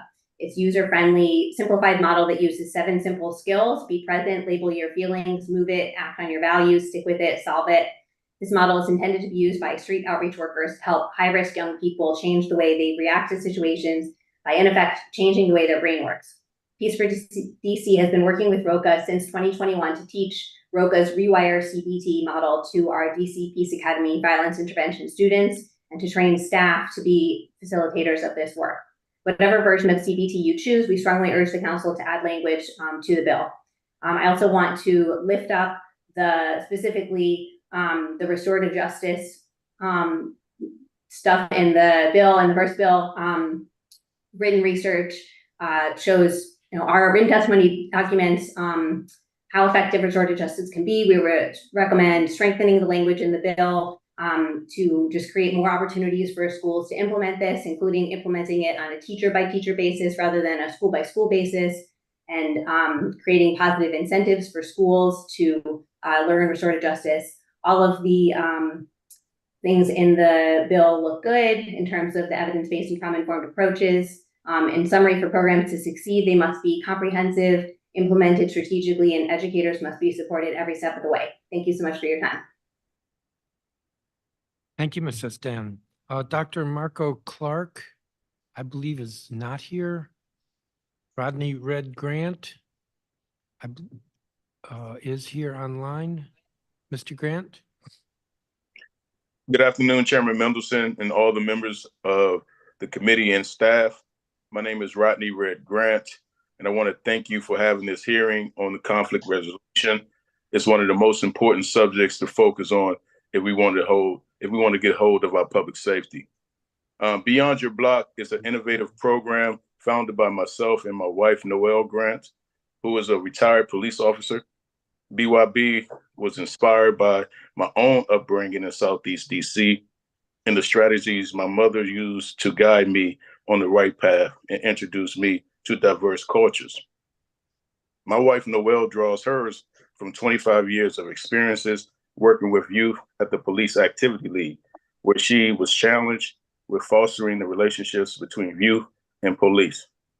BYB operates as a 501c3 nonprofit organization in Washington, D.C. Beyond Your Block offers a safe and nurturing environment that fosters skill development and self-esteem, empowering young people to unlock their full potential. BYB mission is to develop career-ready youth and provide students with the unique opportunity to explore the many layers of diverse cultures through education, arts, professional experiences, cultural, recreational, and outreach programs, which result in youth participants receiving access to powerful capacity building information. BYB focuses on underserved youth while providing them with significant exposure opportunities beyond the ones readily available in their neighborhoods. Young people are exposed to the principles of social awareness and self-awareness, self-management, responsible decision-making, financial education, and relationship skills. Beyond Your Block exists to ensure that every kid has the opportunity to expand their horizon by transcending their boundaries outside of the neighborhoods. By doing so, we aim to ignite their curiosity, stimulate creativity, foster critical thinking, enhance physical and mental well-being, boost self-confidence and independence, nurture social and emotional skills, and ultimately improve their academic performance. We seek to further establish BYB as a community leader and resource for all young people. Conflict resolution should be a course to save lives. It should be implemented into our schools because it's just as important as reading, writing, arithmetic, and science. If the military can use conflict resolution, then why can't we? The biggest, baddest military in the world uses it. Why can't the same best practices be utilized to save our little boys and girls? Thank you so much for having me. Thank you, Mr. Grant. I don't have a copy of your statement. If you could provide that, please. I will provide it. Thank you so much, Thank Chairman. you. Caitlin Banner. Hi, good afternoon, and Chairman Mendelson. You know, you get a gold star for being Hi. here in the chamber. This is my first time back testifying in person since before COVID, so it's nice to be here with everybody today. And thank you for the opportunity to testify on the School Safety Enhancement Act of 2023. Ensuring students in the District of Columbia attend schools that are safe is paramount. And through the School Safety Enhancement Act of 2023, the council can invest in resources that promote healthy, safe, and positive school environments across DC schools. Real safety is about building strong relationships, creating positive culture, and designing and implementing a holistic and coordinated approach that meets young people where they are. A safe educational environment includes a coordinated team of people dedicated to school safety, mental health providers, violence interrupters, counselors, nurses, and safe passage conductors. Addressing school violence requires a critical assessment of what's contributing to violence in schools, and in turn informs the creation of targeted plans specific to the needs of individual school communities. To truly achieve school safety, students, parents, educators, and school leaders must work together to create communities of care that support students. The School Safety Enhancement Act of 2023 is a critical step towards establishing community-led school safety programs. We encourage the council to pass this bill. We know that students, their families, and school staff all want DC schools to be safe. Creating healthy and school environments is a critical component of helping students to thrive. But unfortunately, too many young people in DC are not thriving. We know that upticks of school and community violence are symptoms of resource inequities and a lack of the right kind of support for students. Across the country, millions of students, disproportionately Black and Brown students, attend schools with police, but without counselors, nurses, psychologists, or social workers.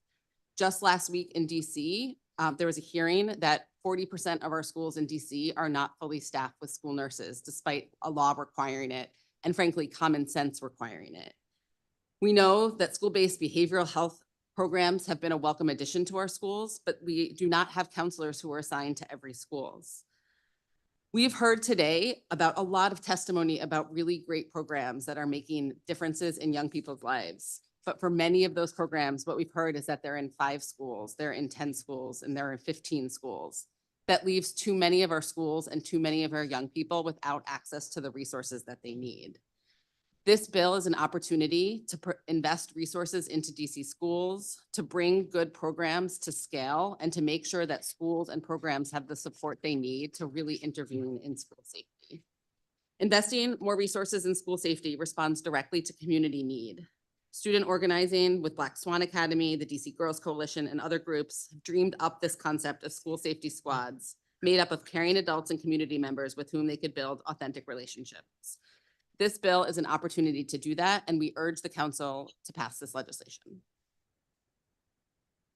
Thank you, Ms. Banner. Dr. Marco Clark. All right. Good afternoon, council member and the members of the DC Council. I'm Dr. Marco Clark, the founder and CEO of the Richard Wright Schools here in Washington, D.C., and I'm here in support of the School Enhancement Act.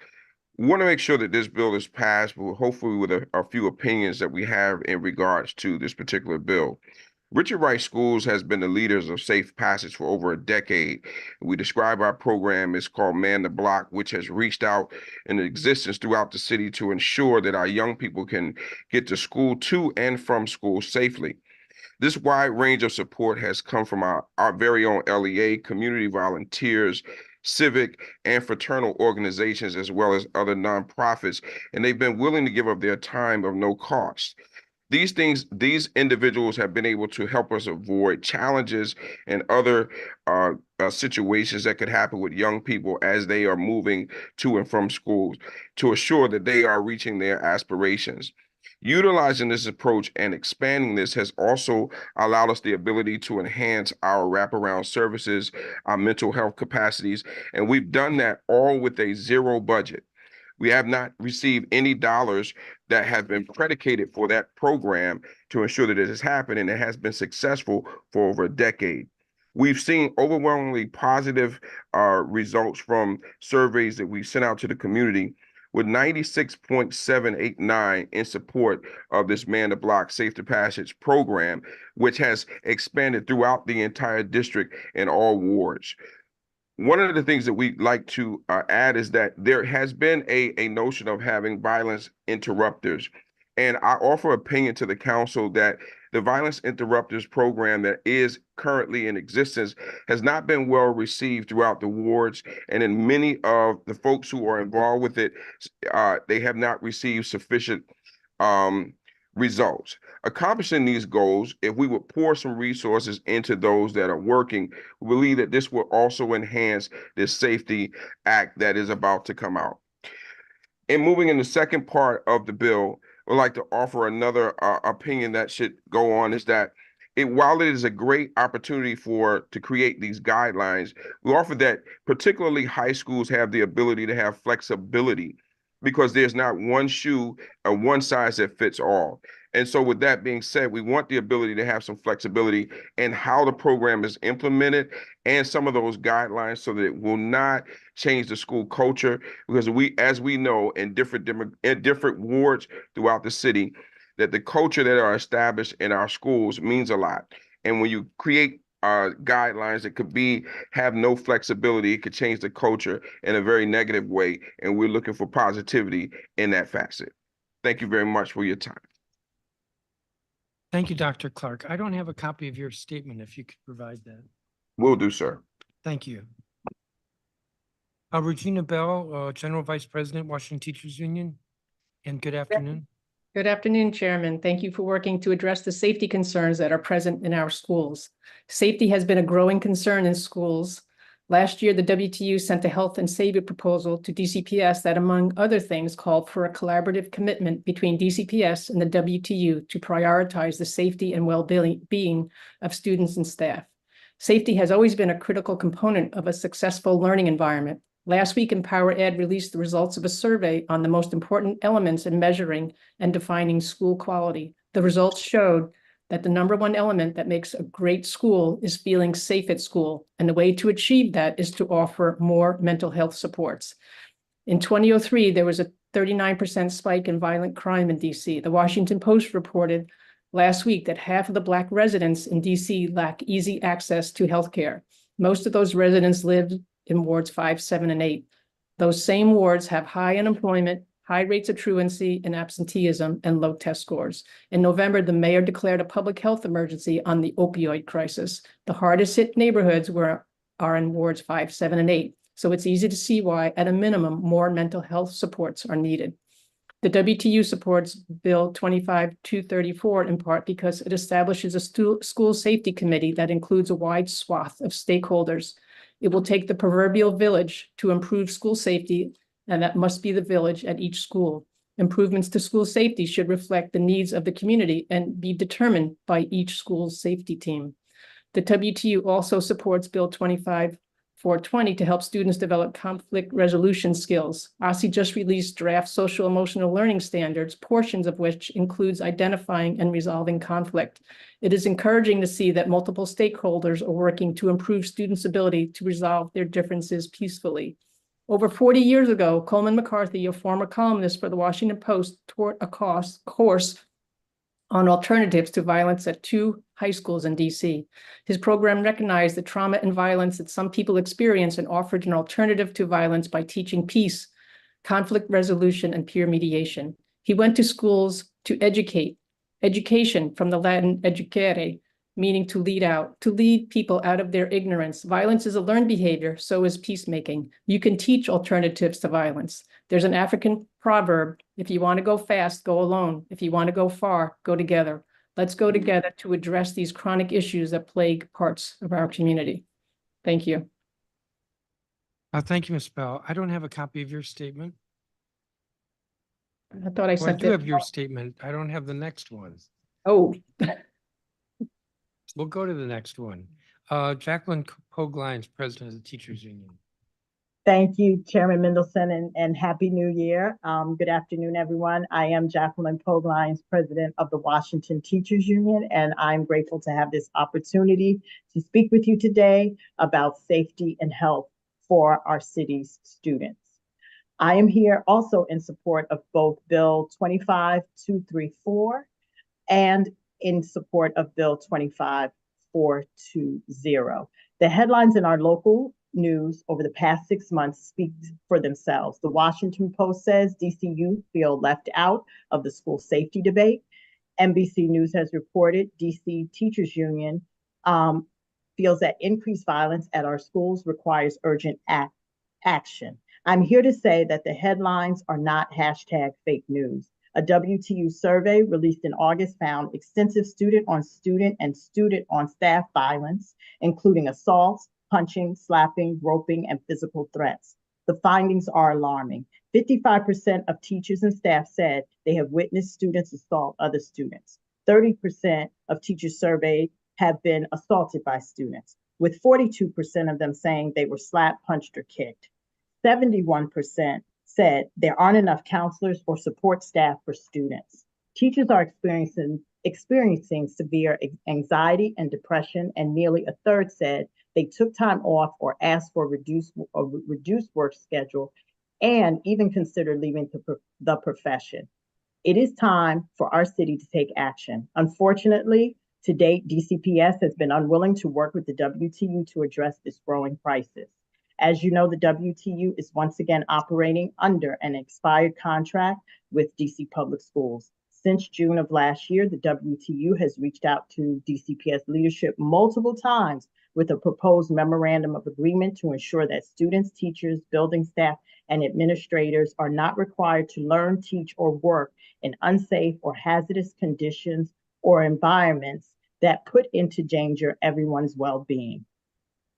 But unfortunately, this MOA has essentially been ignored by DCPS since then. The WTU's proposal asked DCPS to jointly develop a community of diverse stakeholders to create a comprehensive plan to assess the threats and hazards facing DC schools, and to develop a common framework for DC schools to prepare for emergencies or violence in our schools.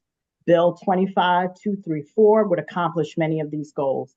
Additionally, the bill would provide much needed resources to schools in the form of a school safety director at every school in the district. While I fully understand the concerns of the DCPS administration against mandating and funding new positions, this work is critical to the education of students. If these roles were made optional, our concern is that school leadership may decide not to hire a school safety director and direct teachers to fulfill these responsibilities, creating hardships for overworked teachers. This legislation takes a step that DCPS has otherwise been unwilling to take to address these basic student needs. The WTU is fully in support of Bill 25420. Also, our students need to be in schools to learn and grow. Unfortunately, violence and instability in their home and in their lives impact far too many of our students. They bring these challenges into our school buildings each day. This proposal will require OSSE to develop a model curriculum to help students develop the skills they need to overcome conflict and improve their relationship with their peers.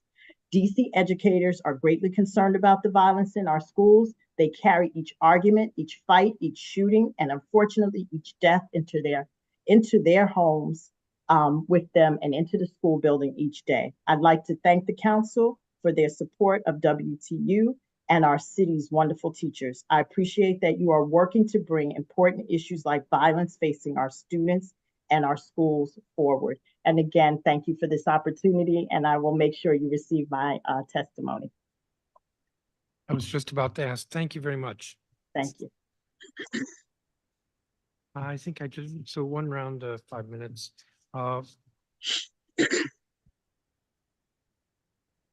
Ms. Banner, I want to thank you again for being here. So I'm going to ask you a couple of questions. At the end of your statement, you highlight two issues. One is the School Safety Committee. We set up the committee. Isn't that good enough?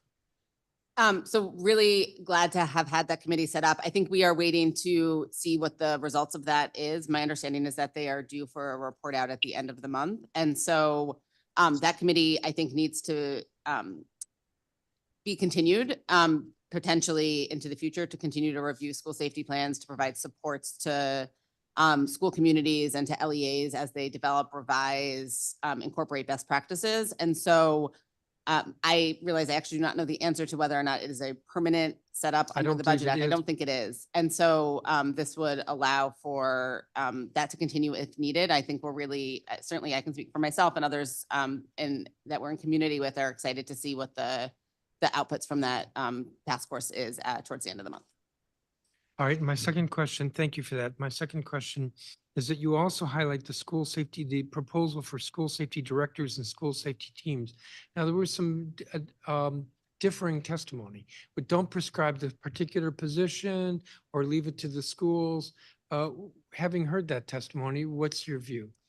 So I continue to believe that having a school safety director position with the funding that will support those positions is a critical part of this legislation. We've heard that the teachers and staff and others don't have the expanded capacity to take on this role.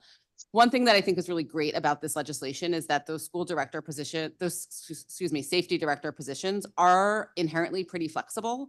And so schools, I think, will have the ability to do what I heard folks asking today, which is to hire somebody with the skills and resources that are most important to that community to fulfill that need. And so while they will have some things that are prescribed, I do think it does allow for a lot of flexibility for school communities to direct the work of that person while providing those resources to coordinate and communicate.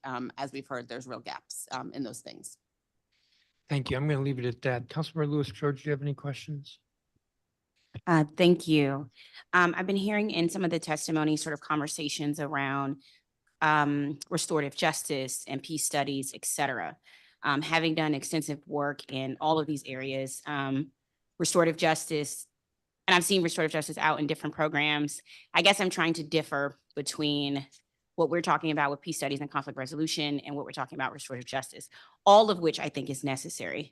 When I think about restorative justice, I think about the work that we've done, what I've able to do at the Attorney General's office, where we have two people who are in had some type of conflict, or an individual who did something, and instead of sort of a punitive carceral approach, no matter whether in a school setting, that's suspension, in the criminal justice, that is being found guilty, adjudicated juvenile. In that instance, in restorative justice, and I've seen some of the schools, I think Thurgood Marshall was one of the schools I see did it really well, Thurgood Marshall Charter School. They had like a class where two students who may have gotten in a fight, and the students are actually the restorative justice coordinators, and they go through what happened, and then they do a ruling. That's how their restorative justice program was set up.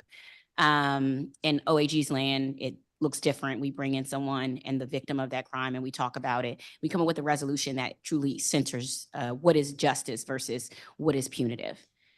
When I think about conflict resolution, I think about more sort of Naomi's testimony earlier, which is looking at equipping every student, not just sort of students who have had a fight or students who are in conflict, but like every single student. I'm just imagining like Naomi's at age first grade who are already like, I'm counting down to 5, who are already like, let me switch my frame of mind, and then reinforcing that in elementary, middle school, and high school, so that by the time they're adults, they really have it as a skill. Are you, there's a few witnesses who talked about it, when you're speaking about restorative justice and when you're speaking about conflict resolution, are you seeing it in that same way? And are you saying we need both to be a part of the school curriculum? We need all of the students to learn peace study, like this skill, but we also need a mechanism when students do engage in conflict to resolve that conflict in a different way? I think that's exactly right, that both things are needed. So I Okay. think that we need our young people to build the skills to engage in those processes. So I Mhm. think that my understanding is that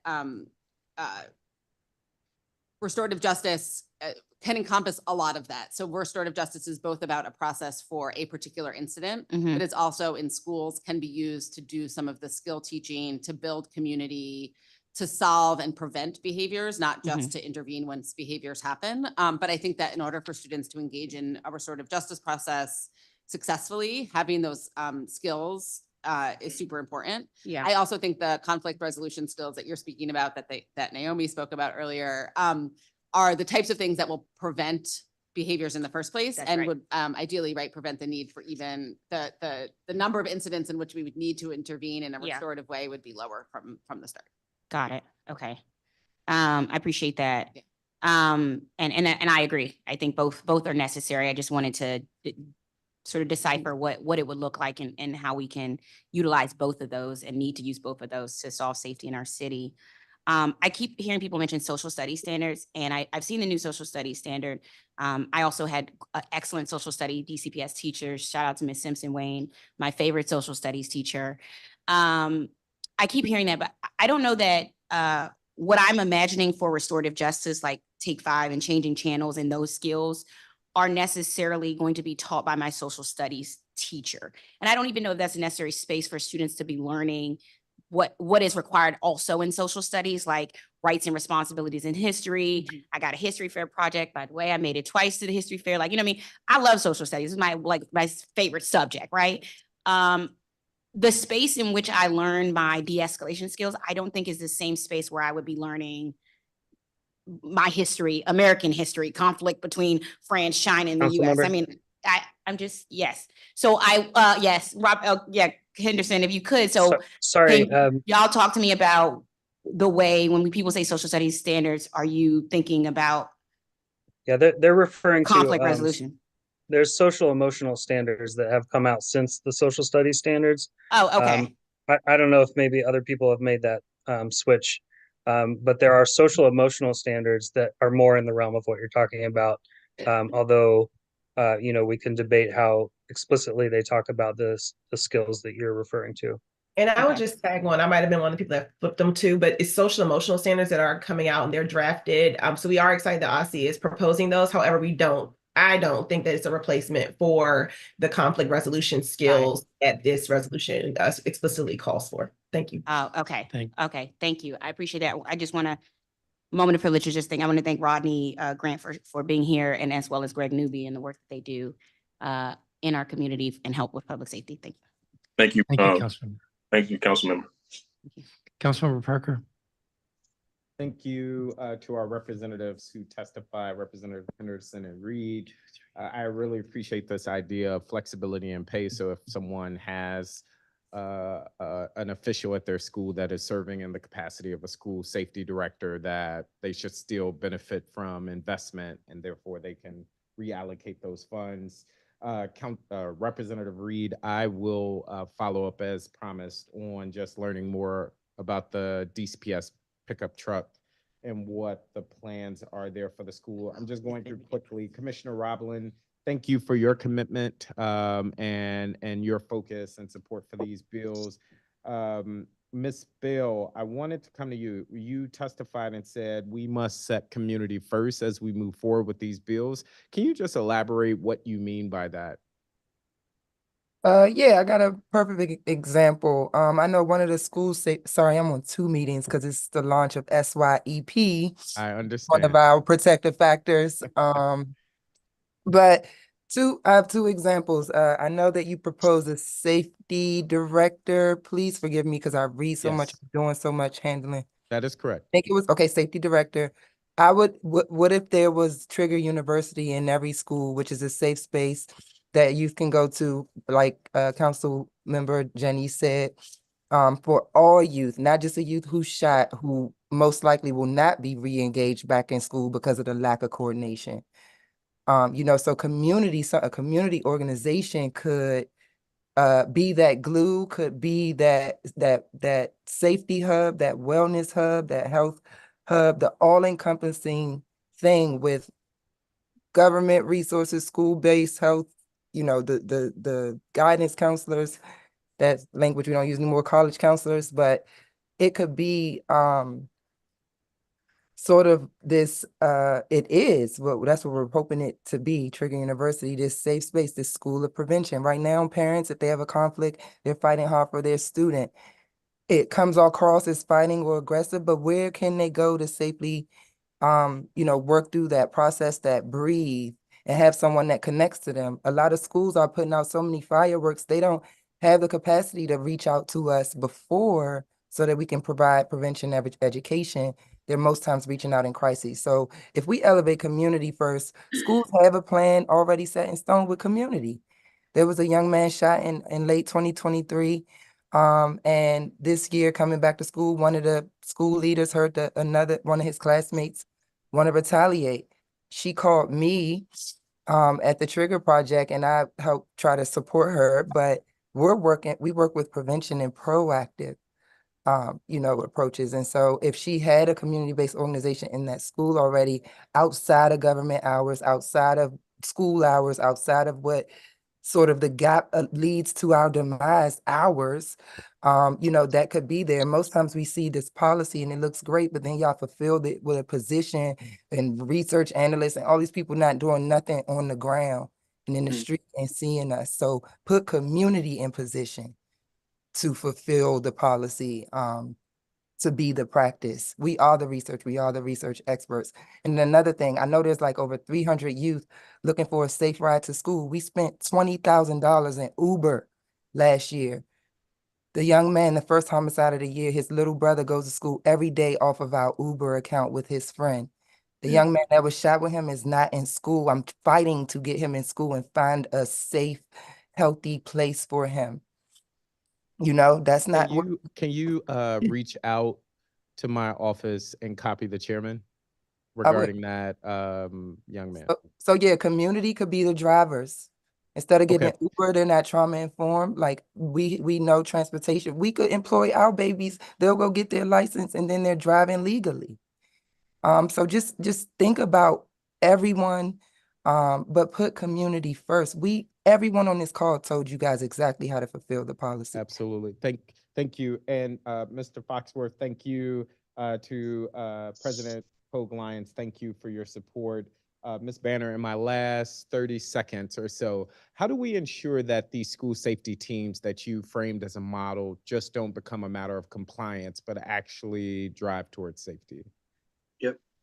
So I think a really important part of that is, and picking up on the last speakers, is the community involvement in setting the plans and being exposed to the plans and knowing the plans, and students, parents, and communities being able to hold schools accountable to those things. I think that the students and parents and community members know what they need in order to feel safe, and if they're brought into that process, can really help hold the schools accountable. So it doesn't look like compliance, but it does look like building up these more authentic, safe school communities. Thank you.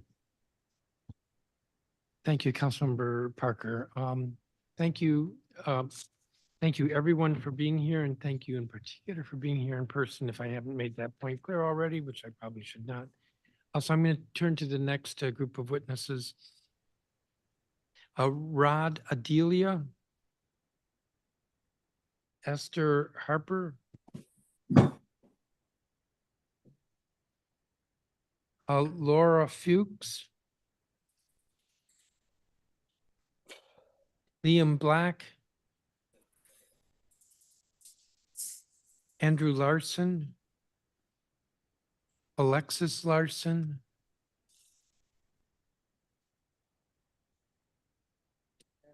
Kathy Riley.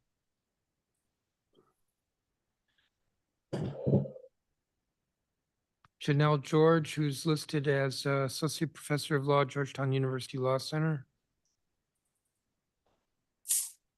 Yvonne Tacky. Demetrius McCade. Aubrey Ahern. Ayana Richardson.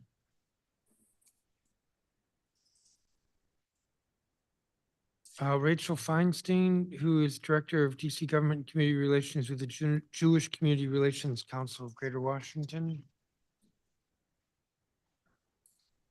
Joanna Hardy, founder of Guns Down Friday. Micaiah King Brooks, listed as Youth Ambassador, Guns Down Friday. Caroline Pryor, lead organizer with Empower Ed. Marcellus Queen, who's founder Representation for the Bottom. Laura Petty, attorney with Advancement Project. Goodness, I've got people showing up. Gonna run out of gold stars. I'm inclined to call everyone else. If there are more folks in person, we'll have to figure that out. You're Laura Petty. Kristen Sinclair. Camille Perry. Samantha Davis, Executive Director, Black Swan Academy. Christy Matthews Jones, Director of DC Girls Coalition. Jody Avka, who's founder, Executive Director of Access Youth. Dante Comparetto. Alice McNeil. Catherine Park, who is Chief Operating Officer of Mundo Verde Public Charter School. Myron Long, Executive Director of Social Justice Public Charter School. And Yale Cannon, who's just listed as a public witness.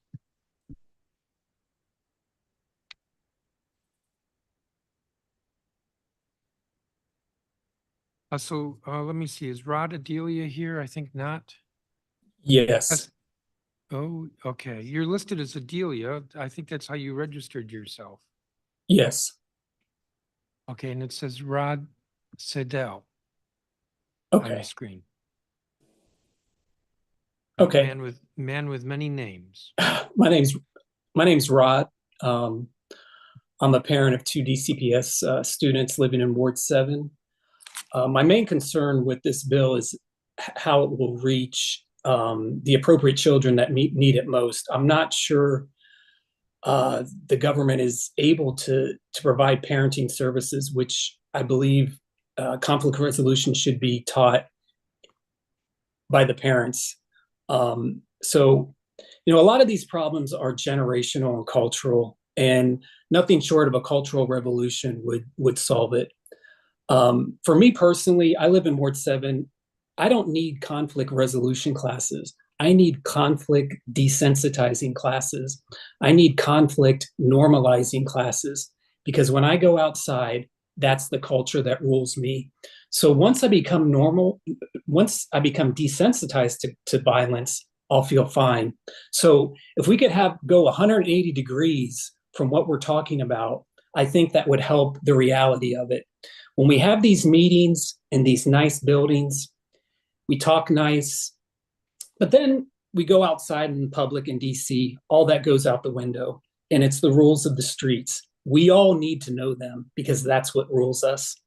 So think about that for a second. As far as the solutions to this culture of violence, I ask people and they say it's always been this way. So I don't know how me as an individual or a government is going to ask an entire culture to change what is normal to them. And then they're almost proud of it. So some of the solutions I can think of would maybe have mandated adoption for women with college degrees or men, whoever else, government mandated birth control, tear down RFK and build a prison. Those are the types of things that are going to solve this. As an outsider, as a common person, I see these meetings as we have this bill, and then everybody who can profit from this bill shows up and say, hey, I can do that. Give me more budget. I can do that. Give me more budget. It comes across as being very insincere.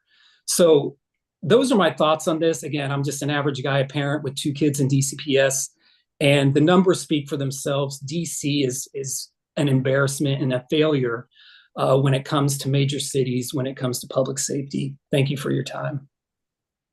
Thank you. And if you want to provide a written copy of your statement, please do so. Okay, thank you. The next witness is Esther Harper.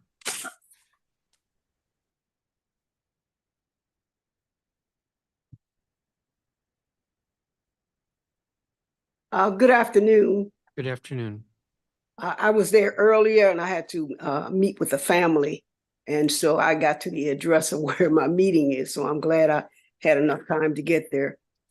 But as a good afternoon to the whole panel, first of all, as a native Washingtonian, I know the positive impact that it has been on my life. I come from a very large family, 5 brothers and 5 sisters. And I was one of those that just acted out and didn't think about what I was doing until I got a mentor. And that mentor changed my entire life to the point that at age 15, I was the youngest member of the United States Olympic team. There was no time to be negative. Everything has to be positive. And this is what it will impact on these young students on their lives today. And as a member now of Family Engagement Specialist at Alliance of Concerned Men, I see the impact that they're having on not just the young people, but also the adults, because I work mostly with the moms and the dads. And so it has an impact on the entire family. Also, it teaches you, and I was so happy to see the young lady this morning, Naomi, at age 8, because I think all students need the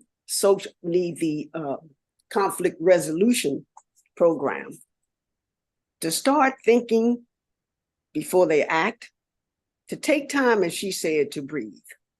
And as our training, we as the instructors, we ourselves start our training with breathing. 8 slow counts out, 8 slow counts in. So we're all on one accord, and then we start the training. And these students are going to learn to do this because today our students are being pulled in every different direction. The social media, they're texting, they're talking, they're chewing, they're walking, trying to do all of that at the same time. They don't take time just to sit down, slow down, breathe, and think about what you're about to do. And this is what this conflict resolution, these classes, will do for these students, so that they won't go out and continue to commit and these acts of violence among themselves, among the students, to others. But they will think about, as I did as a youngster, of what I was doing, how it was impacting the community, how it was impacting my family, and how it would impact the teachers that are around us that are trying to help us.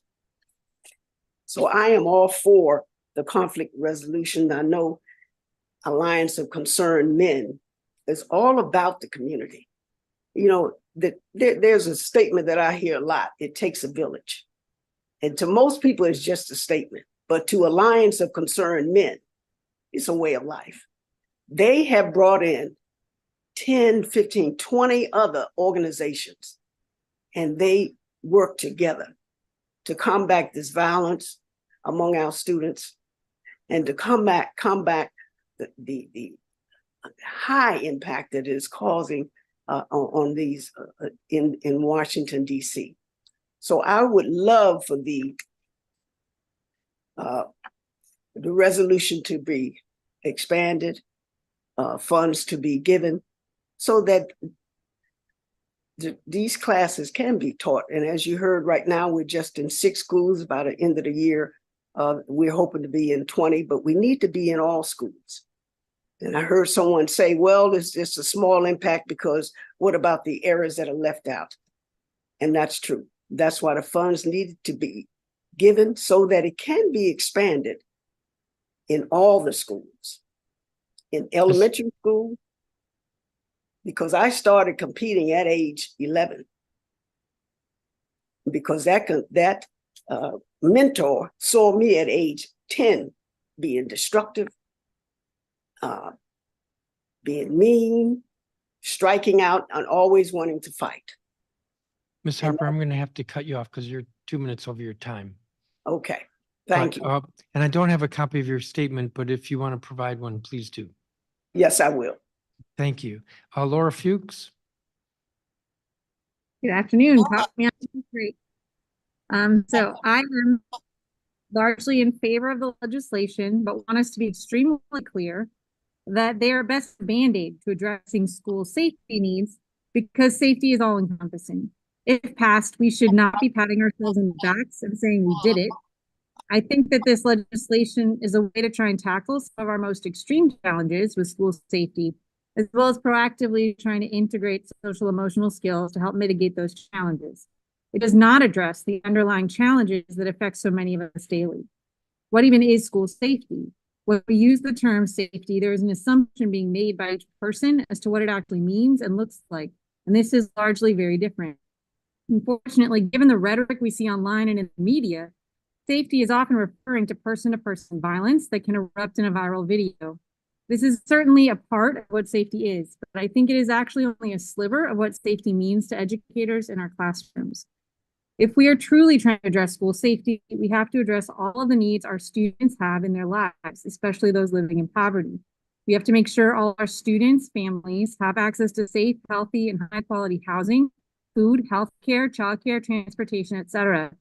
But perhaps not as obvious, we have to address mayoral control of our schools. Under the system of mayoral control, educators are consistently shut out of the decision-making process, and our ideas are routinely ignored. This means that those of us who truly know what it takes to, in each of our classrooms and schools to improve safety are getting ignored. The W2 contract bargaining team has put forward a memorandum of agreement on school safety that is being ignored by the mayor. The DC Caucus of Rank and File Educators has put out statements regarding what safety really means to us that are being ignored by the mayor. I will add my voice now. I hope that you don't ignore it. I stand with everyone who's already raised the need for DGS to do more to literally secure our buildings and classrooms, as well as ensuring our air quality is high. I echo every single call for additional funding for additional school-based nurses, psychologists, social workers, and counselors. What I'm going to focus on is different, but essential for the safety of our students and educators. And this is the appropriate placement of students in accordance with federal law with fully funded supports. In too many instances, students from pre-K to 12th grade, especially those with IEPs, are being pushed into programs that are designed for DCPS efficiency at the central office level and not designed to support student actual needs. Pre-K students are being put in overcrowded communication education support or CES classrooms. They don't have enough trained paraprofessionals. We need to pay those paraprofessionals a living wage because you can make more at Target. Teachers in CES classrooms across the district consistently report that they can't keep students safe in their classroom because there aren't enough adults and students' needs aren't being met. At the high school level, that would be the BES classroom. So yes, this legislation, but much more needs to be done to address the root causes that are being perpetrated on us by DCPS Central Office under a system of mayoral control. Thank you. Thank you, Ms. Fuchs. Liam Black, I think, is not here. And Andrew Larson. Hi, yes. Hello, my name is Andrew Larson. I am 12 years old. I'm a community member from Ward 4 and a former Lafayette Elementary School student. I support SB 25-0420 because people should be taught how to be kind in the world. I feel connected to this bill because I've learned to be kind, respectful, and caring as a part of my peace of mind education while at Lafayette Elementary. This bill is connected to me and my story because if I didn't get the education included in the bill, I would most likely be a mean and unselfish person. I want other people to I want other people to learn how to be a kind and unselfish person. Lafayette, I know the benefits of peace of mind education because of my experience at Lafayette. A lot of kids at Lafayette are kinder and more caring because of peace class. The curriculum included talking about the brain, practicing sign language, using the conflict escalator tools, and learning strategies to being calm, peaceful, and kind. A good example of how peace class changed people's behavior is when a classmate who always got in fights learned instead to take deep breaths and to avoid fighting. I am very fortunate to live in a community where there is peace of mind education. My community is very thoughtful, caring, and loving. One of my roles in the community is to show people what peace of mind is and how it's so impactful. I've taken mindfulness from peace of mind out into the world knowing that people will not always respect me. Peace of mind taught me to be kind and thoughtful wherever you go, even when others might not respect you. SB 25-0420 seeks to show people how to stop being violent and to show them how to be kind and how to teach people to be the best version of themselves. Passing the bill would cause meaningful change because it will change how people go out and show who they are to the world. This would mean that we all get to live in a kinder city. It is vital that the council schedule to mark up and pass the bill because the sooner this bill gets passed, the more people will be positively affected by peace of mind. So I urge you to get the bill passed so peace of mind can be taught at more schools. As a community member and a helper of peace of mind, I know what this education is and how much good it can do for others. Please consider that if you pass this bill, you will make kids kinder, more thoughtful, and more caring. Thank you for your time and consideration of my testimony. Thank you, Mr. Larson. Alexis Larson. Hi. My name is Alexis Larson, and I'm a community member of Ward 4 and a student of Alice Deal Middle School. Before beginning at Deal, I attended Lafayette Elementary School, where I spent 7 years learning from Ms. Ryden in the Peace of Mind curriculum. I'm here today to support Bill 25-420 with modifications. The council must schedule an immediate markup and vote for this bill in order to support student well-being. The point of this bill is to use conflict resolution to reduce violence in schools and communities, and frankly, it is much needed at my school. Sadly, there seems to be at least one fight per week, if not more, at Deal, and there is no reason to believe this number is decreasing. The reason for all this violence is simple. Students who haven't been taught alternate ways to resolve problems and calm themselves down are influenced by the fight or flight response they are born with to keep them safe. But in modern times, however, this response is hurting the young population more than it is helping them. Right now, when students at my school get into fights, they're forced to talk to administrators and counselors to help them find other ways they can resolve their issues.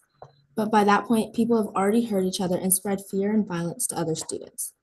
If we can pass SB 25-420 to ensure students are taught how to solve their problems before they use physical violence, we can reduce physical harm and fear. Living in a world where young kids' lives are already filled with so much drama and distraction, passing SB 25-0420 would also help address students with poor mental health, succeed in school, reduce self-harm and depression, and help them live happier lives. I can say from firsthand experience that if there are any other distracting thoughts, no matter what they really are, in your mind, it is really hard to focus and give your full attention in class. If students are taught conflict resolution from a young age, they could Students are taught conflict resolution from a young age and could therefore prevent themselves from getting into physical fights and work out conflicts. It would reduce the negative thoughts competing for students' attention, allowing them to give all they have to succeed in school. Moreover, with the lessons learned from the Peace of Mind curriculums, students may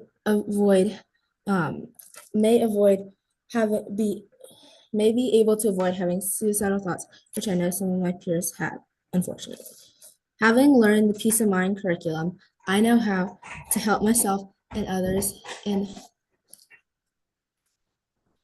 I know how to help myself and others. I know how to help myself and others when I get into stressful situations, so I have never experienced depression in the way I have seen other kids at my school who were not ever taught these conflict resolutions experience it.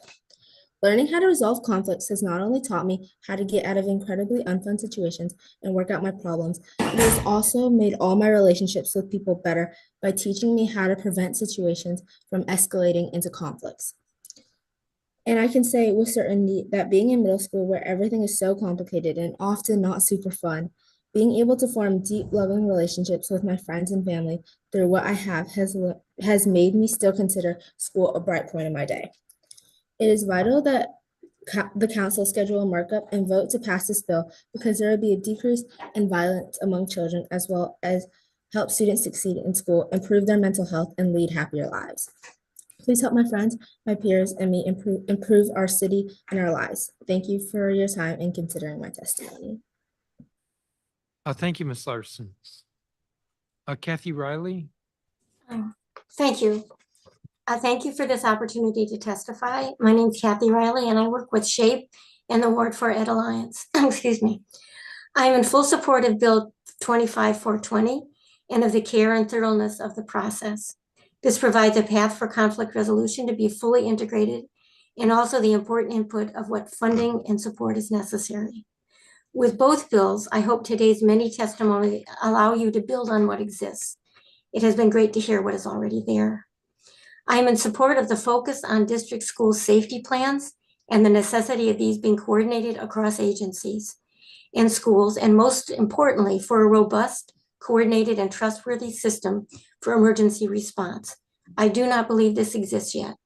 Schools often evacuate to other schools in the case of a bomb threat where there is not room. We don't have a clear system for sharing critical information about ongoing safety incidents within neighborhoods to school administrators where their students may be affected. I have heard far more about the incidents and threats to safety going to and from school and in the neighborhoods outside of the school hours. Students and even school safety personnel are being robbed of phones, shoes, coats on their way to public transportation. In terms of addressing the needs of both perpetrators and victims, if they are young people, it has been the necessity of stable, nurturing relationships. This can be a path to understanding what the needs are and hopefully to addressing them. I am concerned that the safety directors in 250 schools, regardless of size or location, needs further thought. I'm worried that funding is competitive always, and I can't quite see how we ensure that these aren't going to compete with people that are directly relating to students. As the number of schools has expanded, the requirement of school nurses in every school is not being fulfilled, as an example. These were formerly individuals who formed relationships with students and families. They were stable and a part of the school community. They would be a natural part of a school safety team, but this has all been disrupted. My concern is these are not just job positions. It's about individuals and about funding and how we're going to be able to do it. Because it's so in conclusion, I hope you'll move forward with Bill 240 quickly and with robust and coordinated school safety plans and school safety teams. And thank you a lot for this opportunity and for the whole discussion today. Thank you. Thank you, Ms. Riley. I don't have a copy of your statement. No, I definitely sent it in this morning, so I'm happy to send it in again if you need it. Why don't you please? Okay, thank you. Thank you. Janelle George. Good afternoon. Thank you so much for the opportunity to testify here today in support of fostering safe, inclusive, and positive school environments where all students can thrive and learn. My name is Janelle George. I'm an associate professor of law at Georgetown University Law Center, and I'm the founding director of the Racial Equity in Education Law and Policy Clinic. And my clinic engages law students in legislative lawyering to address issues of racial inequality in education. And I would like to thank Councilmember Parker for introducing the School Safety Enhancement Amendment Act, as well as Council Members McDuffie, Bonds, Louis George, Nadeau, Robert White, and Councilmember Gray for supporting the bill. Thanks to Chairman Mendelson and other members of the Council of the Committee on the Whole for holding this hearing today. So I want to emphasize a couple of key points in my testimony today. First, the importance of listening to young people in terms of what they say they need to feel safe in schools, and also the importance of investment in school-based, community-informed, non-carceral approaches to school safety. So young people in DC, like the Youth Advocates and Black Swan Academy, have noted what makes them feel safe in schools.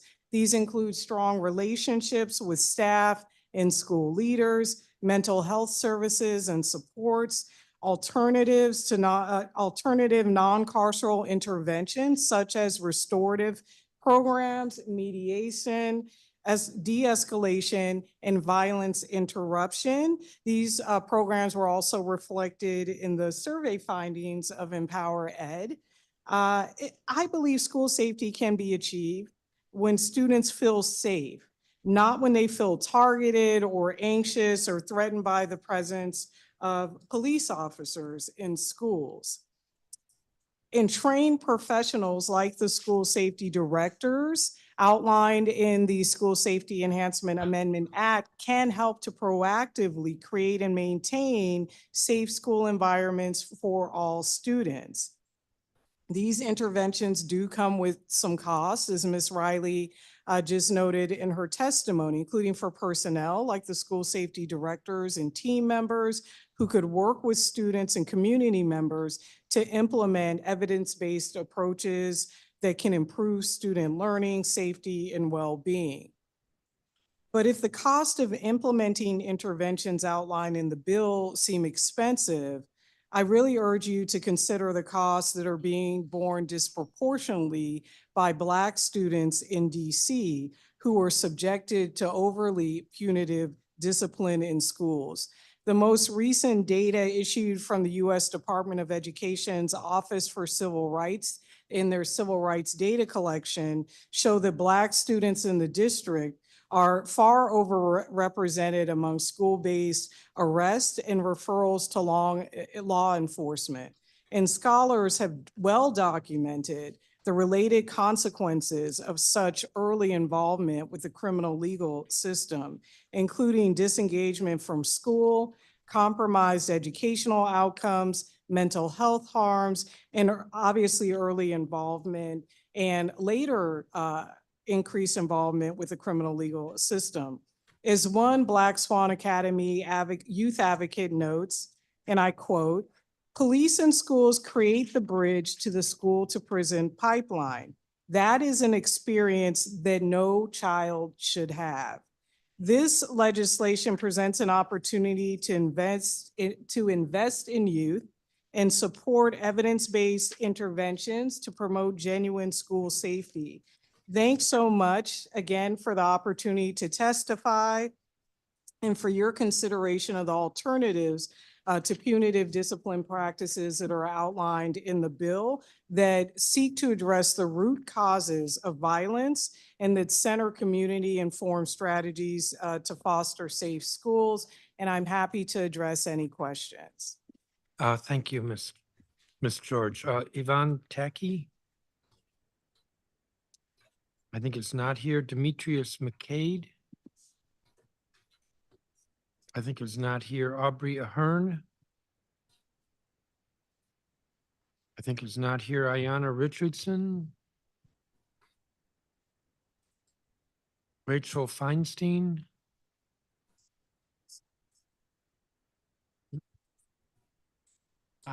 Speak up. Thank you. Hi, good afternoon, Chairman Mendelson, council members Lewis, George, and Parker, and staff and fellow panelists. Thank you for the opportunity to provide comments on the Conflict Resolution Education Amendment Act. My name is Rachel Feinstein. I'm a Ward 6 resident and Director of DC Government and Community Relations with the Jewish Community Relations Council of Greater Washington, the JCRC. The JCRC is the public affairs arm of the organized Jewish community, representing over 100 synagogues, community centers, schools, and social service agencies throughout the region, including nearly 20 in the district alone. We advocate on many issues that promote rights and protections for Jewish Americans and all people, regardless of identity, via interfaith and intergroup work. Education outreach is a critical component of this work. An overwhelming majority of Jewish children in our region attend public schools. We work to ensure that schools are safe and welcoming for all students and that all children have an equal opportunity to realize their full potential. Based on our work with schools of all levels in DC, we applaud the goals of this bill, as conflict resolution education would not only be a tremendous benefit to DC schools seeking to reduce violence and bullying, but it teaches a crucial life skill. At the JCRC, we work with educators and school communities to address religious and nationality-based harassment towards Jewish and Israeli students. In the last 18 months, JCRC has engaged intensively with at least 2 DC public schools, Watkins Elementary School of Ward 6 and Jackson Reed High School of Ward 3. School teachers and administrators work hard to find the right strategies to address incidents that are harmful to students and create deep divisions within schools. JCRC continues to work with school administrators who are eager to find the right tools and resources to help their communities. We know that conflict resolution education is needed and recommend the following enhancements to this legislation. First, include language to require adequate educator training on teaching conflict resolution. Conflict resolution and restorative justice education can play a powerful role in combating bias and in helping young people peacefully resolve disagreements. However, educators must be well-trained and the curriculum must be implemented consistently across a school district. We encourage policymakers to consider including language specifying educator training and the types of frameworks available in this space. For example, many, if not most, DEI and conflict resolution frameworks do not adequately address anti-Semitism and religious biases, which are part of social and emotional learning units. It is important for a school district as diverse as the districts to include training on cultural competency. Second, increase the role of local school advisory teams in curriculum development. While we are happy to see that local school advisory teams are included in this program in an advisory role on school budgetary resource allocation, we ask that the legislation also specify that they be included in the near final stages of curriculum development to provide an opportunity for community input to reduce potential blind spots that we all naturally have. Further, we urge the Office of the State Superintendent of Education to engage community organizations like the JCRC as it develops the model curriculum to be adopted by each school. This legislation is a critical opportunity for the district to help our young people and to reduce the use of violent conflict resolution tactics that destroy people's lives. On behalf of the Jewish community of DC, thank you all for considering this important legislation and for this opportunity. Thank you, Ms. Feinstein. Shawana Hardy. Micaiah King Brooks. Caroline Pryor. Good afternoon, council members. My name is Caroline Pryor, and I serve as the lead organizer at Empower Ed, a member of the Police Free Schools Coalition. I also work closely with our Liberation Team, a group of teacher leaders formed to address structural challenges that impede student-centered justice. We know school safety has long been a source of distress for educators and students. Our 2023 Fall Engagement Survey canvassed 200 DC students from across all wards, and respondents who felt safe in school said that it was because of the bond of the school, citing mental health resources as the #1 factor to help them feel safer, and SROs as the least popular factor. Both bills before you today have the ability to meet student-identified needs, to make school safety a right, rather than a mere goal, which is punitively or ineffectually met through school hardening and SRO implementation. We wholeheartedly agree with the conflict resolution legislation before you today, and we hope it will make more effective use of existing DC-created resources, such as the Peace of Mind curriculum. Today, I will focus on the School Safety Enhancement Bill because although the city has successfully implemented the School Safety Committee, we must act quickly to pass this bill in its entirety. EmpowerEd has named school safety directors a 2025 budget priority. This bill ensures that these positions are not siloed, but authentically embedded within the school community. As outlined in the bill, school safety teams must have the power to effect restorative justice, to facilitate rooted community connections, to coordinate safe passage, and to uplift student voice. We applaud that this bill requires school safety team members to be both currently and historically unaffiliated with law enforcement. Yet in keeping with the spirit of this bill's restorative approach, we have the opportunity to go further. First, we must modify the present bill such that law enforcement, MPD, Homeland Security, etc., lose consulting rights with the School Safety Committee. The bill already makes appropriate provisions for limited police contact and deputy mayor emergency plans. Second, I encourage council to consider a Black Student Advisory Committee, as exists in LA, as a subset of the School Safety Committee, marking a targeted investment in our city's youth. Finally, we need to frame the School Safety Enhancement Act as a vehicle to build on the city's reneged promise of SRO phase-out. In other words, we must ensure that the bill's provisions do not merely supplement SROs, but instead ensure that school safety teams and the School Safety Committee receive the respect and lateral authority to carry out their roles in a restorative manner. The School Safety Enhancement Act is an authentic investment in school safety, one which mandates and safeguards positions that prioritize student well-being and restorative justice, while moving towards an end to zero tolerance. Again, I encourage council to build on the spirit of this bill by considering it a step towards SRO phase-out, replacing ineffectual punitive safety measures with the supportive ones outlined in this bill. We urge council to mark up and schedule a vote for this bill. Our students and teachers cannot wait any longer for school safety to move off the back burner. Thank you. Thank you, Ms. Pryor. Marcellus Queen. Laura Petty. Yes.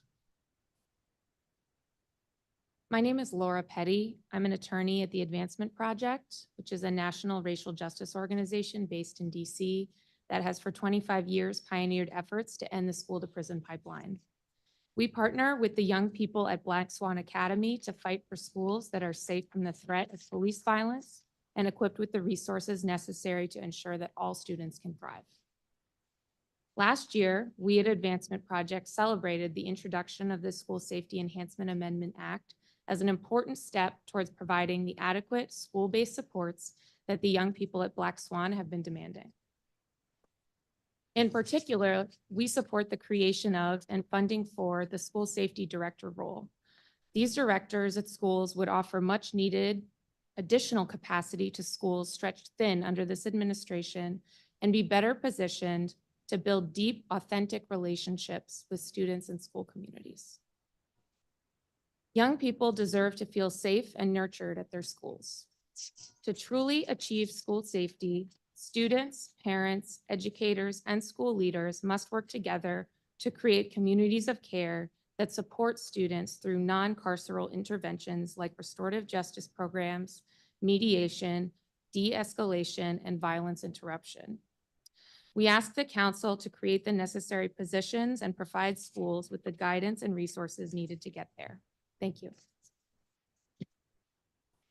Thank you. And I don't have a copy of your testimony. Great, thank you. Kristen Sinclair. I think she's in transit, actually. Okay.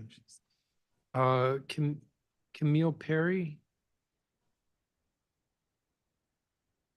Samantha Davis, I think I saw her online.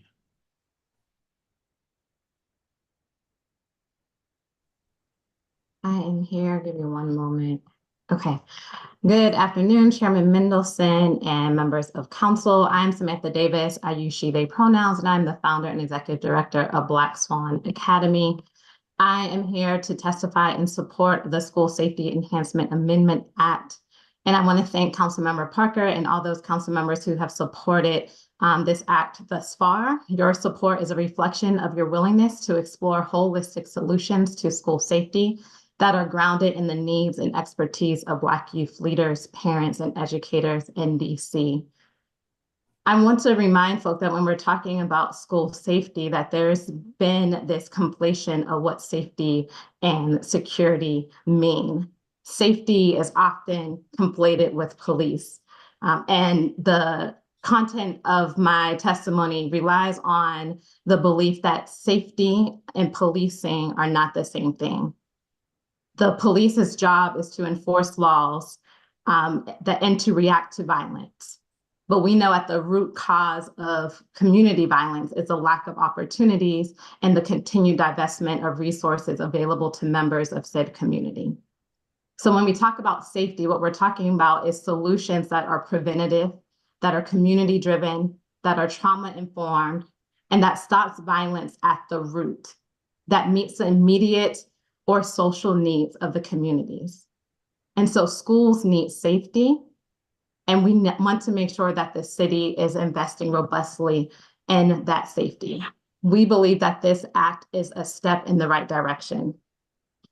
The remainder of my testimony is to bring the young people of Black Swan and of DC into this hearing, as most of them are still in school. And so I'm just going to share a few quotes from young people that we work with directly. Quote from Ward 7, DC Public Charter High School. I feel students and people need guidance from mental health counselors and other caring adults. There's not very many counselors in my school, so when it's time to talk to one, they have to wait because there's a limited number of counselors.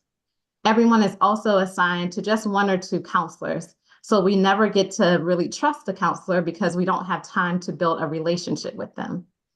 I would say I see a lot of depression, anxiety, and even sleep deprivation, not getting enough food, issues with housing, and students just not being able to participate in school fully. The response from our school has been to try to do groups. They do art therapy, grieving support, there's a girls group.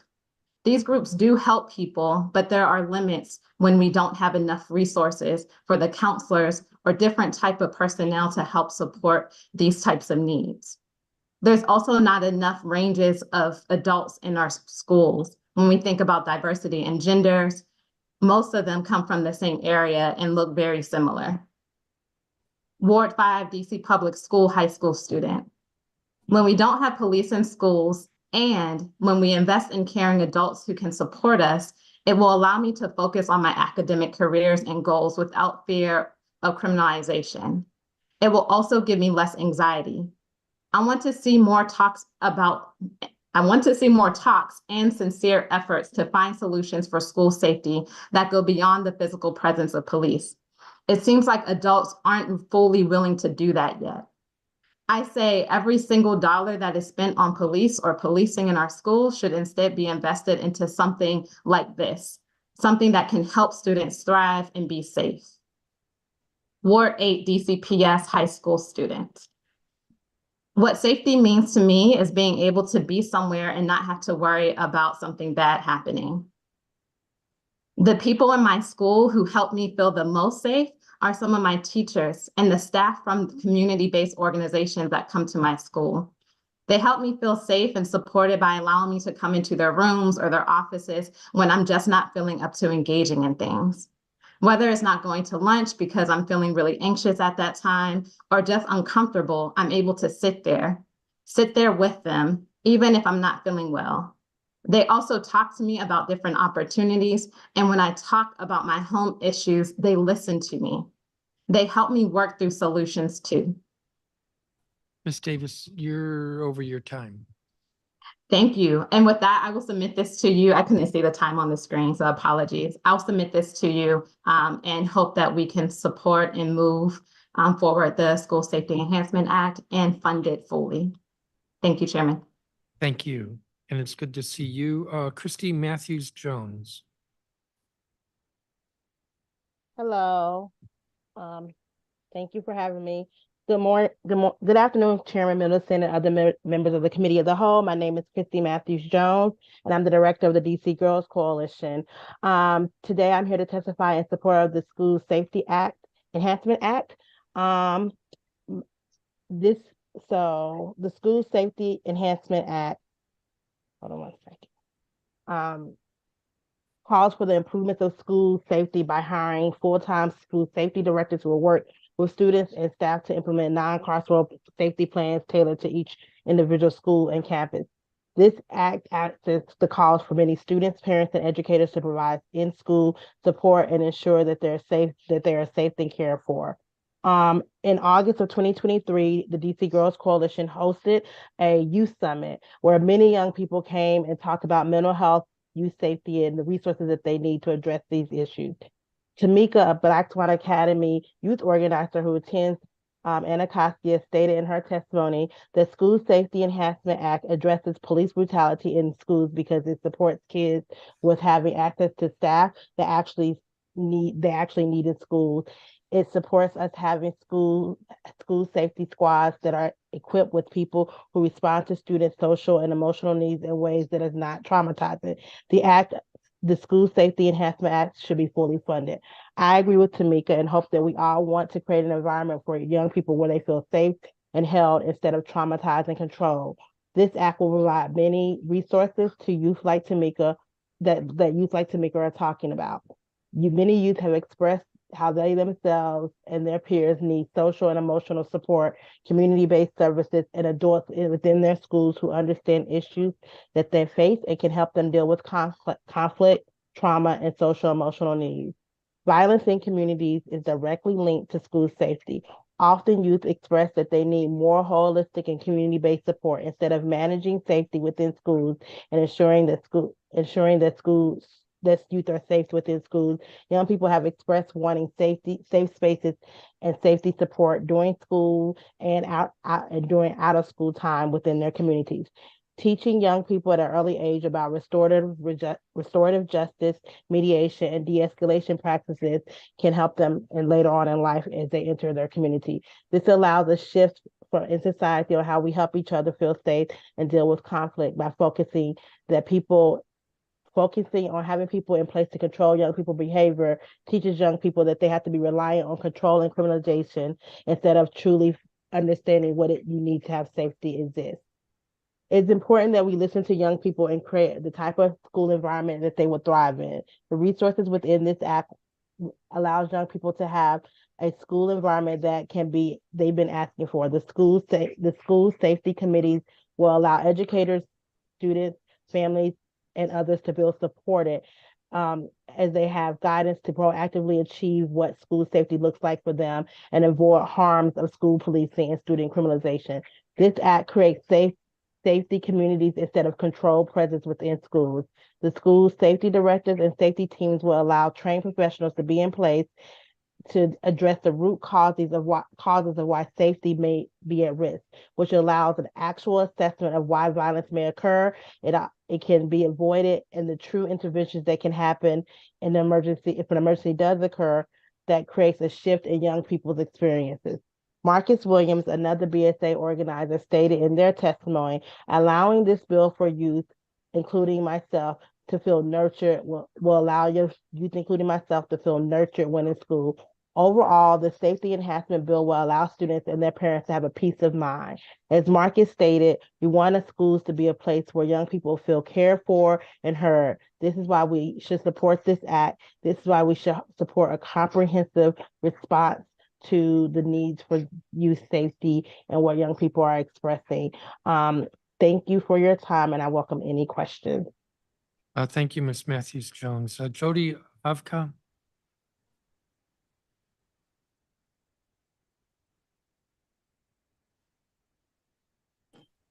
Good afternoon. Good Good to afternoon. see you. Thank you for the opportunity to speak to you today. My name is Jody Afka, and I'm the founder and director of Access Youth.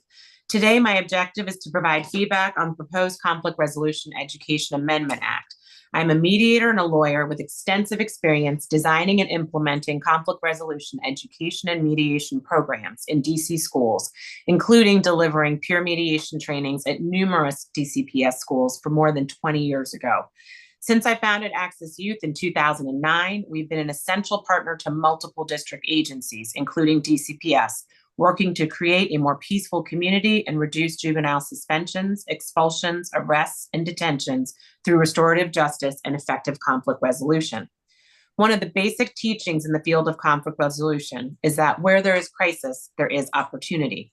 Therefore, we commend the council members who are seeking to transform the current crisis of school and community violence into an opportunity to create a citywide culture of safety, belonging, and peaceful conflict resolution. That said, having been involved in numerous efforts like this in the district for the past 20 years, I would like to share some lessons learned that I think that would make this initiative succeed in generating more durable and widespread change than those in years past. First, even though conflict resolution education for students is incredibly valuable, if the goal is to meaningfully reduce violence and promote peaceful conflict resolution, then we must seek a holistic, multi-pronged approach that includes not only conflict resolution education, but also restorative justice programming focused on preventing and addressing conflicts that inevitably arise, and promote a durable school-wide culture of safety and belonging. Second, given the competing challenges and priorities that students and staff face at schools in DC and the constant turnover of staff, any initiative must be designed to provide ongoing training and programming across the schools year over year. Further, training teachers and administrators in buildings often fails to shift school culture and decrease fighting and violence because those trained typically have other full-time job responsibilities outside of conflict resolution and restorative justice, leaving them limited time to practice the techniques they learn, prioritize RJ, or even launch the programs in the first place.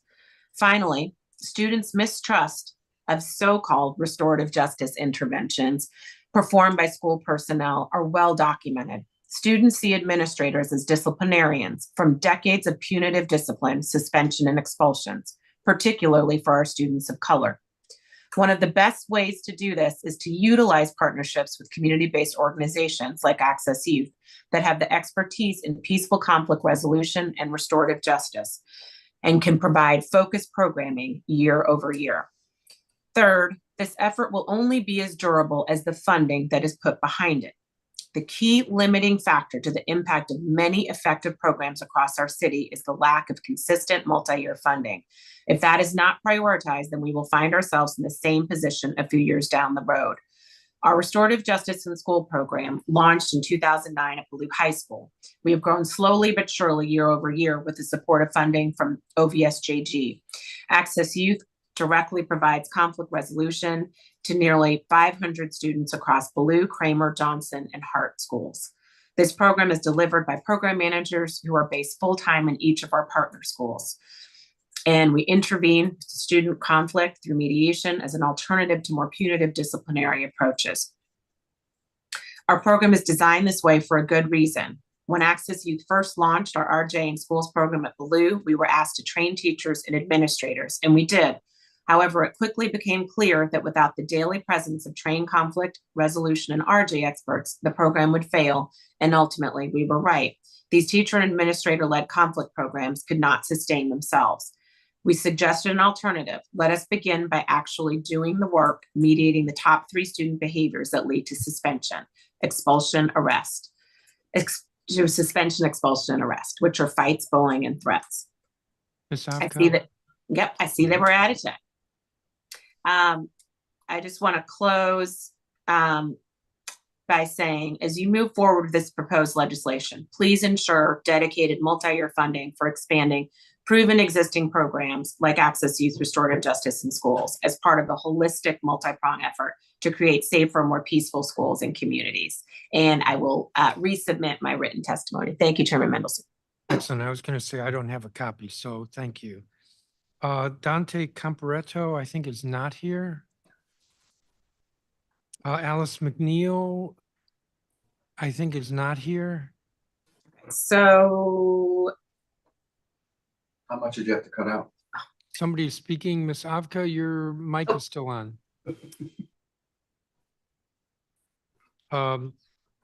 Catherine Park, I'm here. excellent.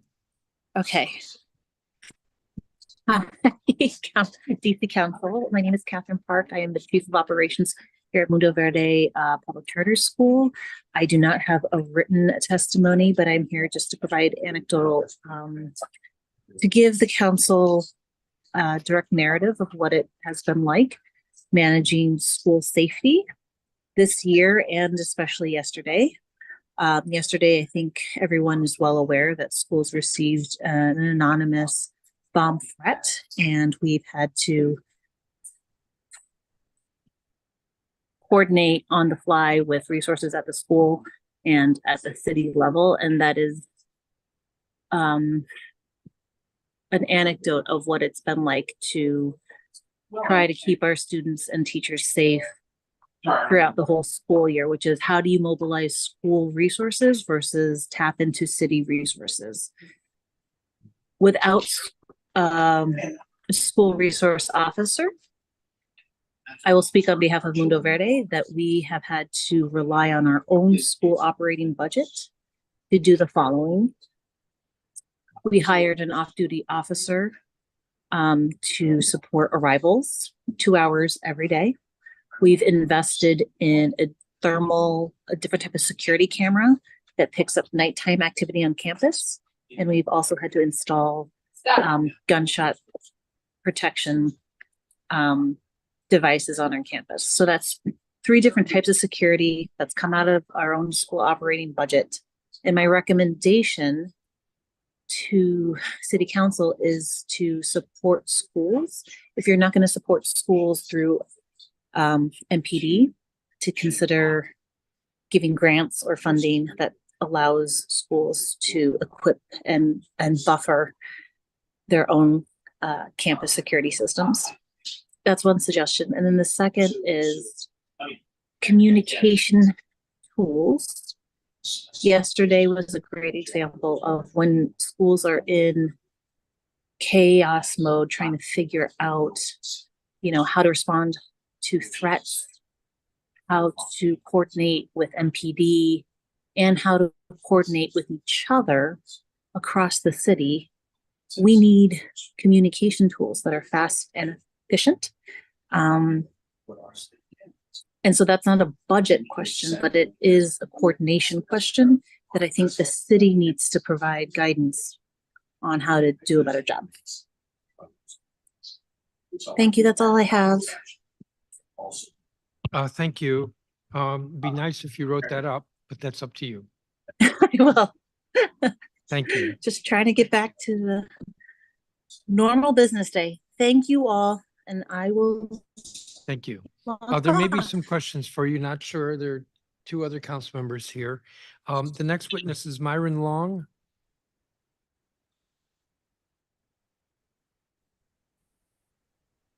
Yes, I'm here. Please proceed. Yep. Hi, dear members of the City Council. My name is Myron Long. I'm the founder and executive director of the Social Justice School. It's an honor to be here before you and grateful for the opportunity to testify today. Social Justice School, like many other schools in the community, has been impacted by the distressing rise in intercommunal violence. Regrettably, some of our scholar activists have been robbed at gunpoint, and one of our 8th graders was shot 9 times in November. Thankfully, you've survived, and we're grateful for that. However, the lingering trauma still exists within our community. And at the Social Justice School, we use a holistic approach to address school safety that really focuses on strong relationships, focus on partnership with community-based organizations such as Guns Down DC, and making sure that we have the opportunity to engage in the mental wellness of our families and our students through a restorative justice process and a focus on reconciliation. And so we collaborate with school leaders to make sure that if there's any conflicts that happen between our students and other schools, that we sit families down in an intent of spirit of love and reconciliation to make sure that we can resolve any of these issues. I do want to say that we do support the issue of having additional violence interrupters. However, I want to make sure that those violence interrupters have equitable access to charter schools in DC, because we've attempted to get some violence interrupters in the past, but have not been successful, especially where we are and how many kids into the community in which we serve. But moreover, I want to express our gratitude for the council and dedication to improving school safety. But I do think it's essential to communicate that at the Social Justice School, we believe that changes in discipline policies and additional staffing alone may not be sufficient to increase safety for our scholar activists and the children of DC, including my own 2 children who are 3 and 5. We strongly advocate for a consideration of the root cause of crime and unsafety, and from our perspective, that is poverty. We urge the City Council to explore innovative strategies to address poverty, such as universal basic income, because we believe by reducing poverty, we can create safer communities and provide a better future for our children. I want to emphasize our unwavering commitment to the safety of our students and express our gratitude for the opportunity to contribute to this important dialogue. However, I also want to make sure that we do take into consideration that from our vantage point, the root cause of these are poverty, and additional policing, additional disciplinary actions, changes in discipline policies alone will not be able to reduce these particular issues, which we believe is poverty. So again, thank you for your attention, for the council's ongoing work to address these issues. And we do believe that policies around universal basic income, policies around child tax credit allow families to not dip in and out of poverty, and can create the conditions for people to feel safe and to have hope, and to be able to feel a sense of belonging and connectedness to their community. Happy to submit this in writing as well. Again, my name is Myron Long. I'm the founder and executive director of the Social Justice School. Thank you, Mr. Long. And yes, thank you for offering to submit your testimony. That would be great. Yale Cannon is here. I think just arrived. Yes. Hello, Chairman. Can you hear me? Yes. Thank you. Good afternoon, Chairman Mendelson, Councilmember Lewis George, Councilmember Parker, and members of the Committee of the Whole, or as my 9-year-old Naomi Cannon called you in her testimony this morning, the cow. I'm testifying in support of both pieces of legislation today. My name is Yael Cannon, and I'm a resident of Ward 4 and parent of 2 Lafayette Elementary School students, 4th grader Naomi, who you heard from earlier today, and 2nd grader Isaiah.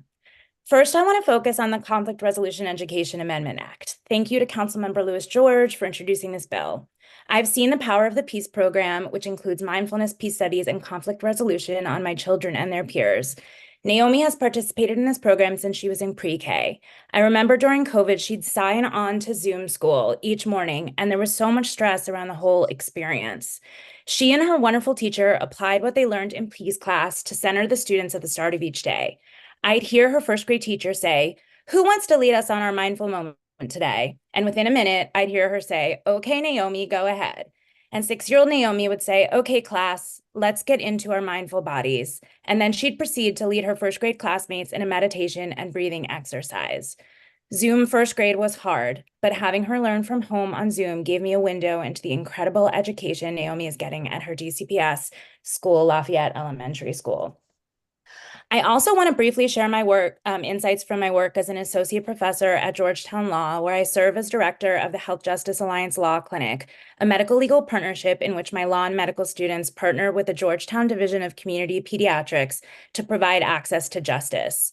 The Community Peds Department provides low barrier access to healthcare in medical deserts in DC through the Kids Mobile Medical Clinic, which parks in public housing complexes and other low-income neighborhoods that are medical deserts in Washington, DC, and through its 2 school health centers at Anacostia and Roosevelt High Schools. We provide low barrier access for patient families to legal advocacy to address issues such as substandard housing conditions and food insecurity. What I've seen in my work is that we need to focus on prevention. We need to promote restorative justice and keep kids out of the school to prison pipeline.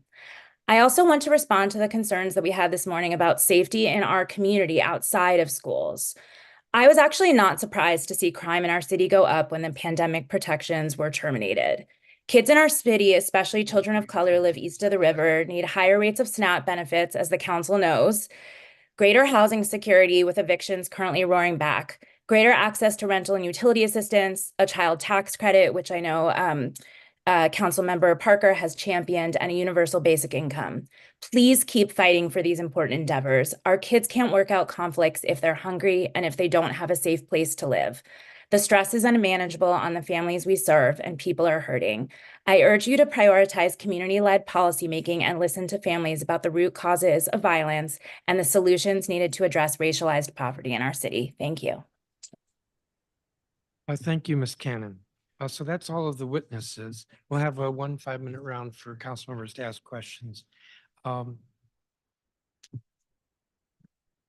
Ms. George, I have an observation and a question. I think I'll start with the question.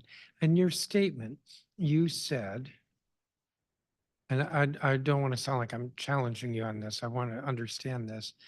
I want to urge you to consider the costs borne disproportionately by Black students. The most recent data from the U.S. Department of Education Civil Rights Data Collection show that Black students in the district were overrepresented among school-based arrests and referrals to law enforcement. That was the argument for our passing the school discipline bill in 2017. Have things not improved at all? Chairman, thank you for that question. This is why I think this is in part why we're here today, right? Because what the young people are asking for are alternatives to overly punitive discipline. And I think the research is sound, not just of here in the district, but across the country, that those kind of punitive interventions don't work. They don't increase school safety. And so that's why it's important to implement alternatives, including some of those proposed in the School Safety Enhancement Amendment Act, like mediation, like de-escalation, like the violence interrupters, and invest consistently. I think another witness I'm gonna talked interrupt about you. dedicated funding. Yes. That wasn't my question. Mhm. We dealt with this issue in 2017. We said there was too much punitive discipline. We said that kids can't be suspended or expelled. Never, ever, but it had to be extreme, and there were processes we put in place. We dealt with this very same Were issue. police still in schools?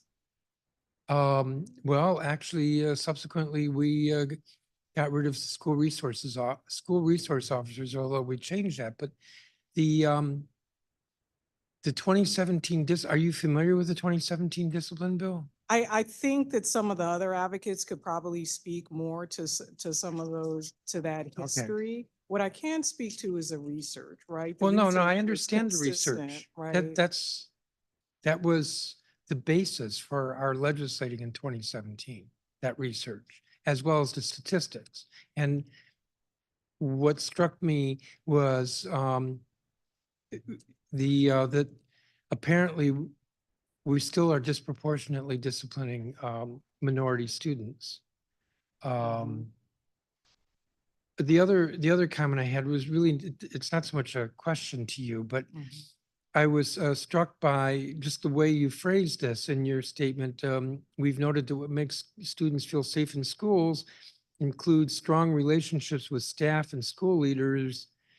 And we just had a hearing a month ago, 2 months ago, about turnover, because when there's turnover of teachers and principals, you don't have the ability to develop strong relationships.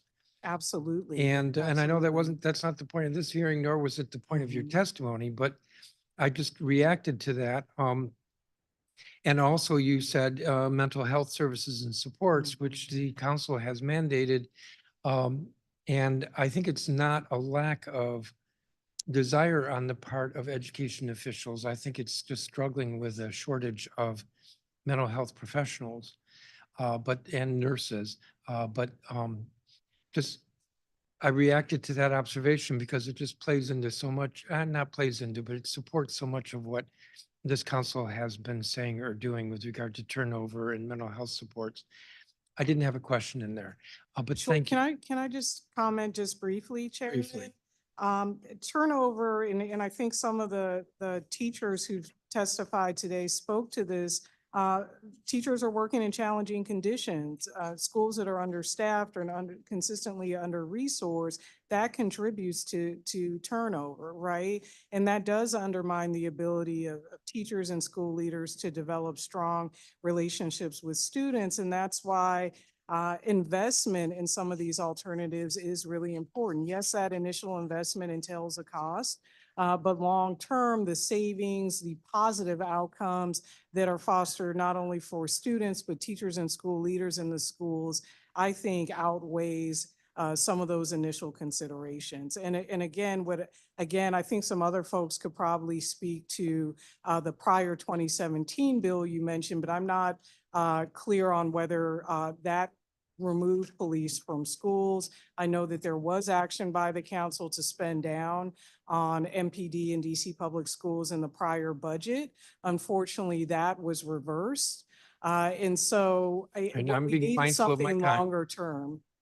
Thank you. Councilmember Lewis George. Thank you, Chairman. Thank you to this entire panel of witnesses, both in person and online.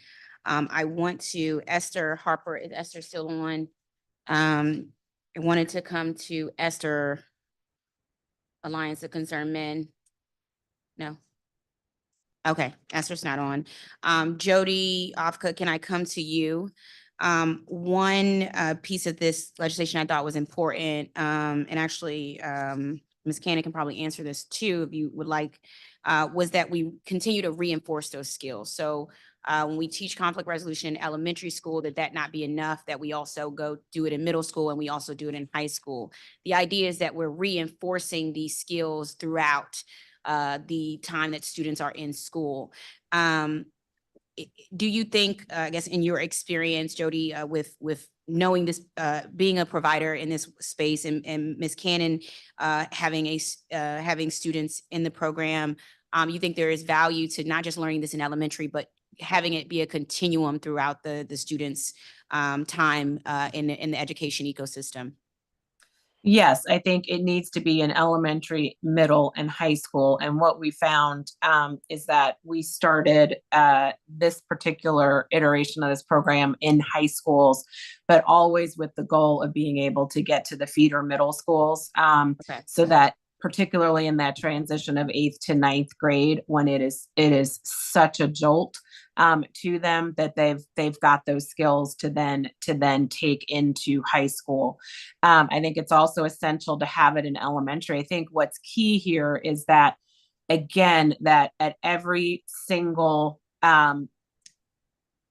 juncture, that it needs to be tailored for elementary, for middle, for high schools, that there's different topics and different levels of interventions that are needed. And in addition to classroom curriculums, one of the reasons I think that our program is so successful is because we give that trusted adult. Our program managers are in the building all day, every day, full-time on site in classrooms. And they come to us when they are, feeling heated, when they need that moment. It's considered a peace room, a calm down corner for them, in addition to having those trusted adults that will help them de-escalate when they struggle to do that on their own. And that prevents a ton of incidences from occurring in the schools. Got it. Thank you. I appreciate it. Those pressures are different, elementary, middle, and high school. Yep. The pressures are different, but the skills that are needed continue. And we all know adulting has its own pressures that we learned about. I didn't know, Ms. Cannon, if you're still here. I am, council member. Thank you so much for the question. Yes, I think that the sort of continuity is really important, both in terms of a sort of day-to-day and week-to-week experience for students. So just like the last witness spoke to, my kids have access at Lafayette Elementary School to a peace room that is a peaceful place in the school where they can go to find calm and support. They have a full-time peace teacher on site and on staff who is there to support students through all grades, beginning with pre-K, because as you likely know, the research shows sort of the power of high quality early childhood education and the sort of lasting impacts throughout life. And so to see our students and our kids kind of develop this conflict resolution and peaceful kind of language right from very early on, and then have access to it in a very robust way. And it's been hard for me doing the work that I do, being in schools throughout DC and seeing kids who don't have the resources that my kids have at Lafayette, who don't have a full-time peace teacher and a peace room, including at the middle and high school years, where I think that sort of constant prevention to keep kids out of the school to prison pipeline is where our resources need to go. And I think it's critical not only to learning, but to long-term health and well-being, which the sort of adverse childhood experiences research bears out. We know that this is actually an issue of health equity and of sort of racial justice in our city. So thank you. Thank you. I know I've run out of time, so I can't get to everyone on this panel. Well, he's talking, so let me do that. I wanted to. Thank you, Councilmember Lewis George. Okay. No, you had can a ask one more question. Okay, great. If you ask it in less than 15 seconds. Yes, well, the conversation has been about also integrating, which I thought racism and anti-Semitism to the conversation within the peace studies concept. And that's not something that, when I thought about this legislation, but these are triggers that happen to our students, and you can experience anti-Semitism, racism as a child. You do experience it, not you can, you do. And so I had not thought about that, and I appreciate you adding that to the conversation. What do you imagine that construct would look like? I agree, because that's knowing how to deal with racism as a child. Experiencing and not knowing how to deal with it is a very real thing that I know I experienced before. What would that look like? But and thank you for bringing it to the conversation. Absolutely. Thank you, council member. I can provide you and your staff with some curriculum examples of what that would look like, but I've seen it as positioned part of the social and emotional learning unit of this kind of curriculum teaching, and like not just emotion regulation, but like restorative justice as well. Like what happens after someone experiences racism or anti-Semitism from either not just a student, but a teacher as well. And, and how do you work through that, not with students, parents, teachers? It's a very complicated and painful process, but it's so needed and has become even more so needed in the last, well, it's been a constant issue, but even more so in the last 4 years or so. But don't want to take up too much time, but happy to share those. No, I appreciate that, because and that implicit bias that sometimes exists with how students are treated with colorism and other things that are things that we have to keep in front of mind. Thank you to this panel and everyone who talked about all the ways this is a public health issue, and universal income and child tax credit and all those things. That is absolutely right, and you are absolutely correct. And thank you for that. Thank you, Councilmember Parker. Thank you, Executive Director Myron Long. I wanted to come to you. And before I go there, I just want to frame for people, the Social Justice School is a relatively new middle school, charter middle school located in Ward 5, and they're doing amazing things. I had an opportunity to be at the school yesterday and have conversations with some of their young activists, as they call themselves, and was blown away by the conversation, by the awareness, by how intuitive the young people are. And I would say it was one of the most impactful experiences I've had in a school community in a very long time.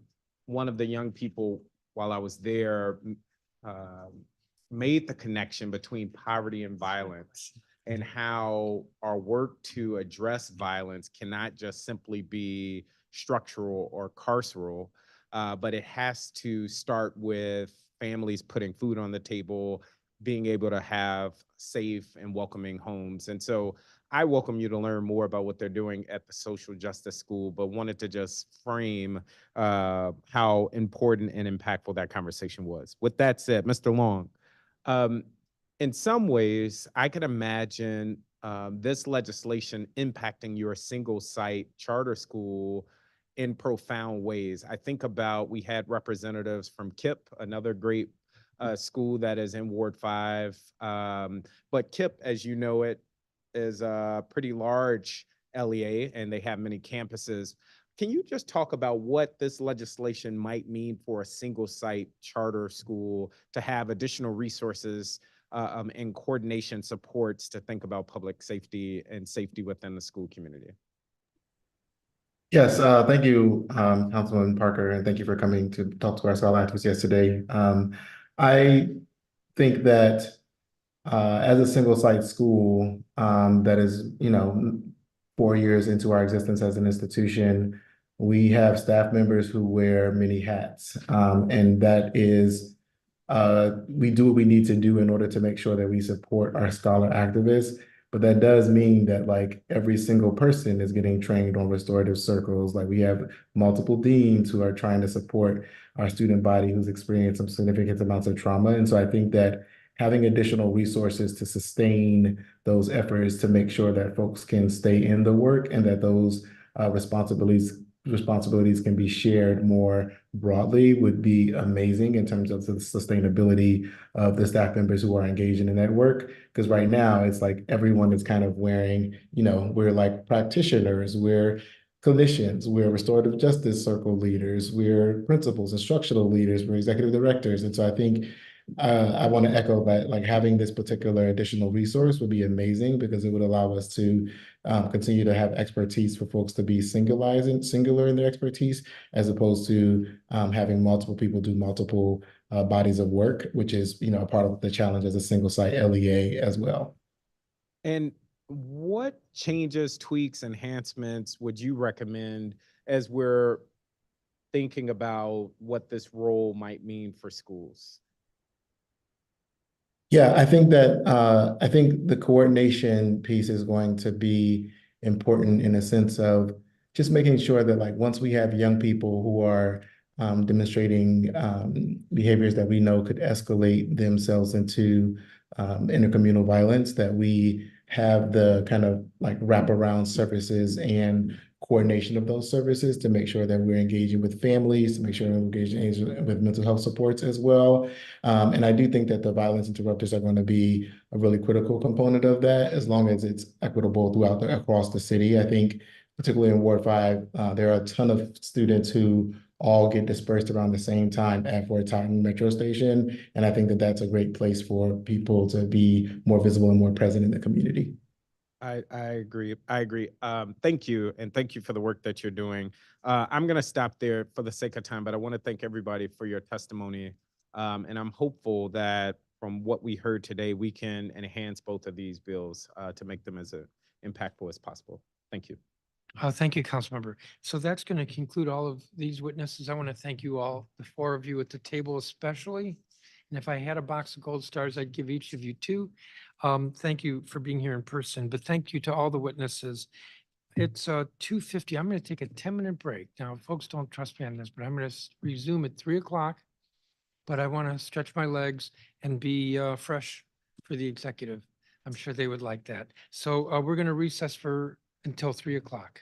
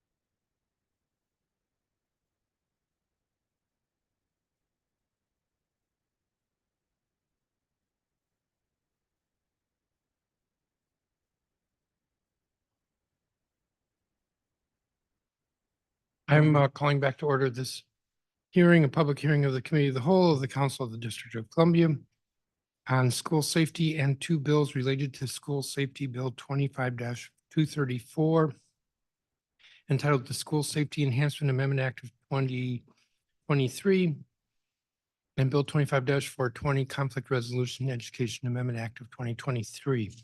We've completed the public witnesses. We now have the government witnesses. It's nice to see you all. Paul Kind, Deputy Mayor for Education.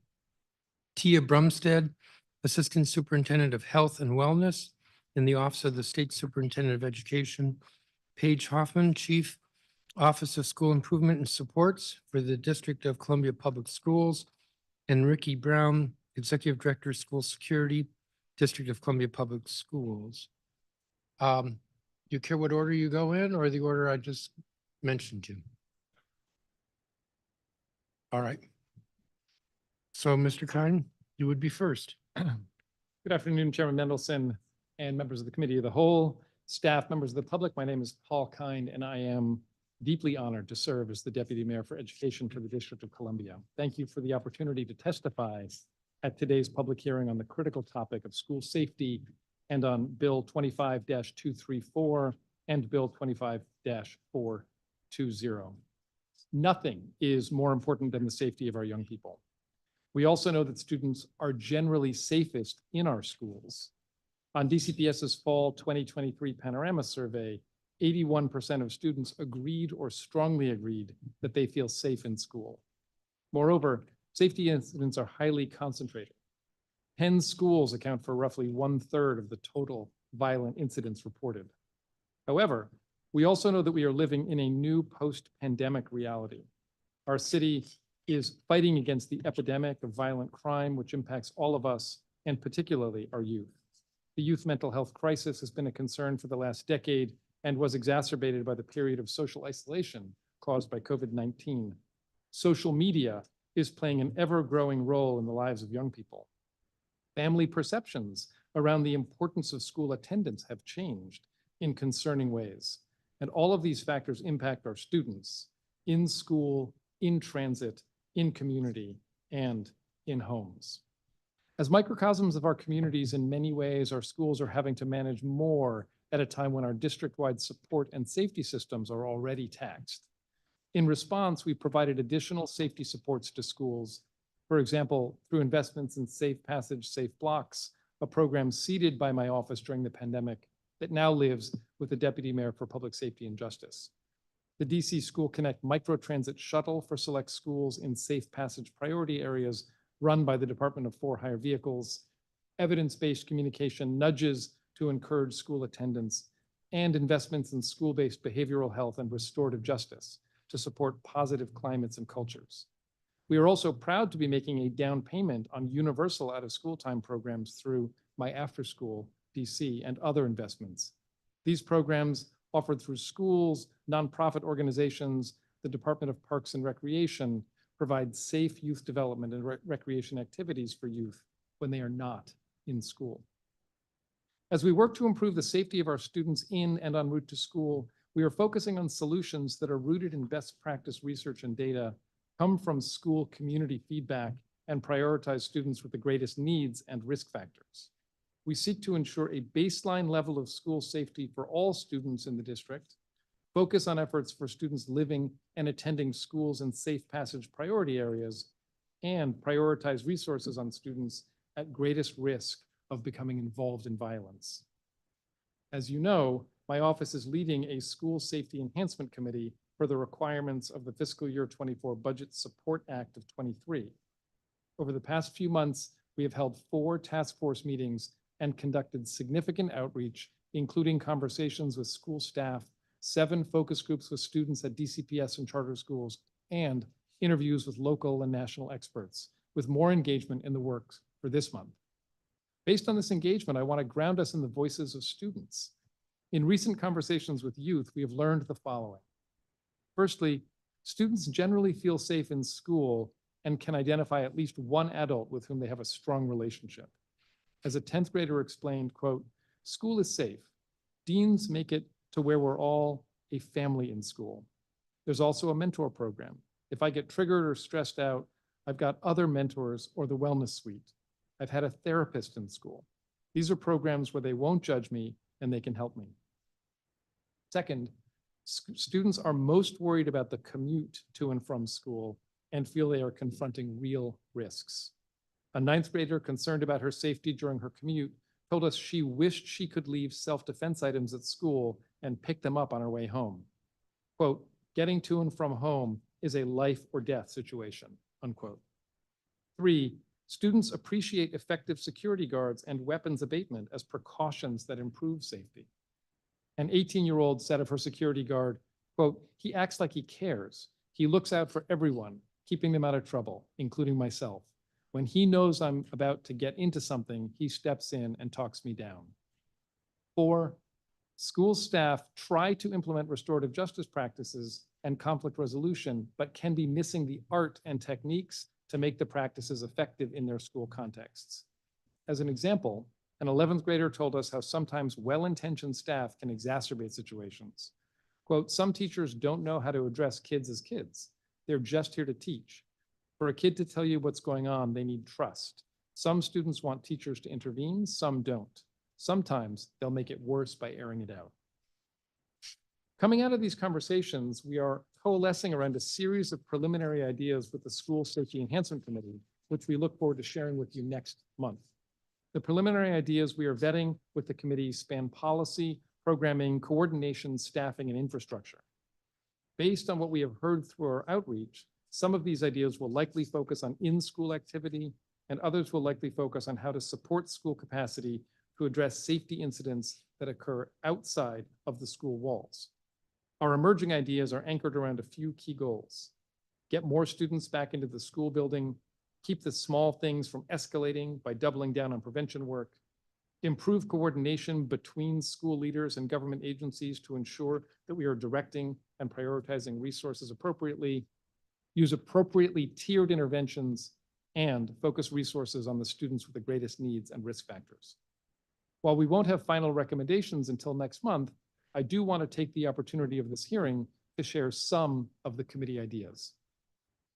Within schools, we are looking at ways to stem the role of social media in driving and escalating conflicts, including through support for restricted use of cell phones in schools, clearer consequences for social media-driven bullying, harassment, and conflict incitement, more robust tracing of social media activity that can lead to violence, and more awareness training for students starting in middle school.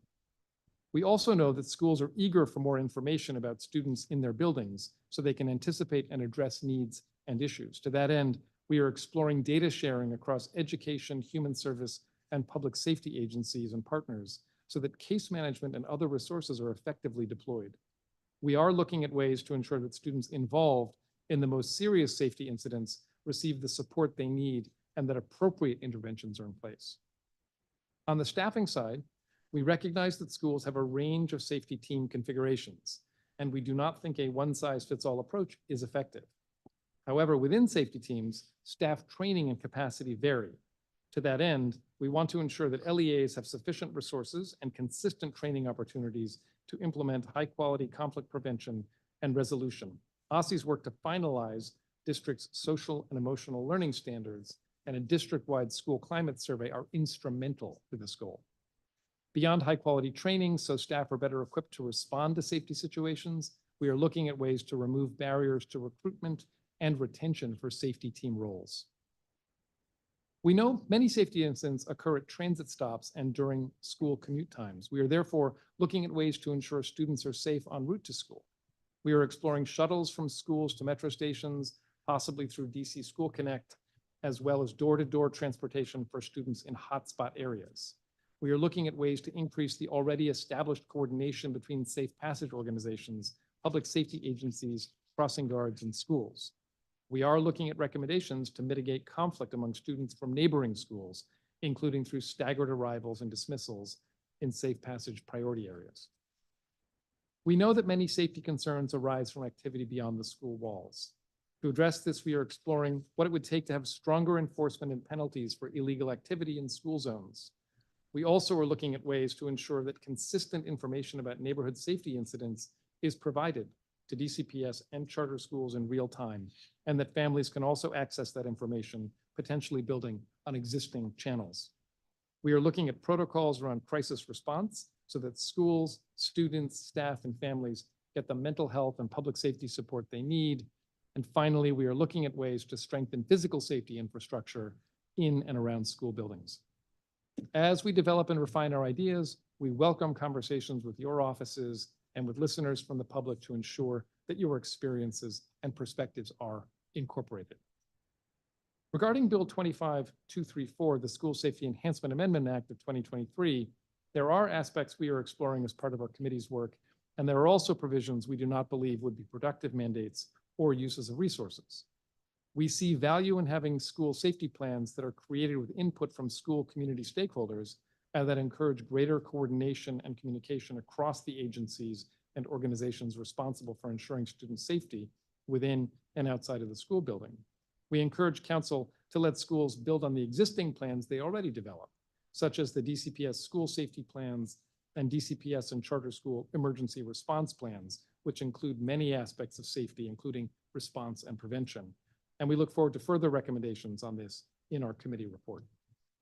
We do not believe that mandating new roles is the best way to aid schools in ensuring the safety of their students. We have heard from our community engagement that efforts to develop, retain, and hire for existing safety roles are crucial, but we have not heard a call for new functional roles. For this reason, we do not support the mandate to create new safety roles.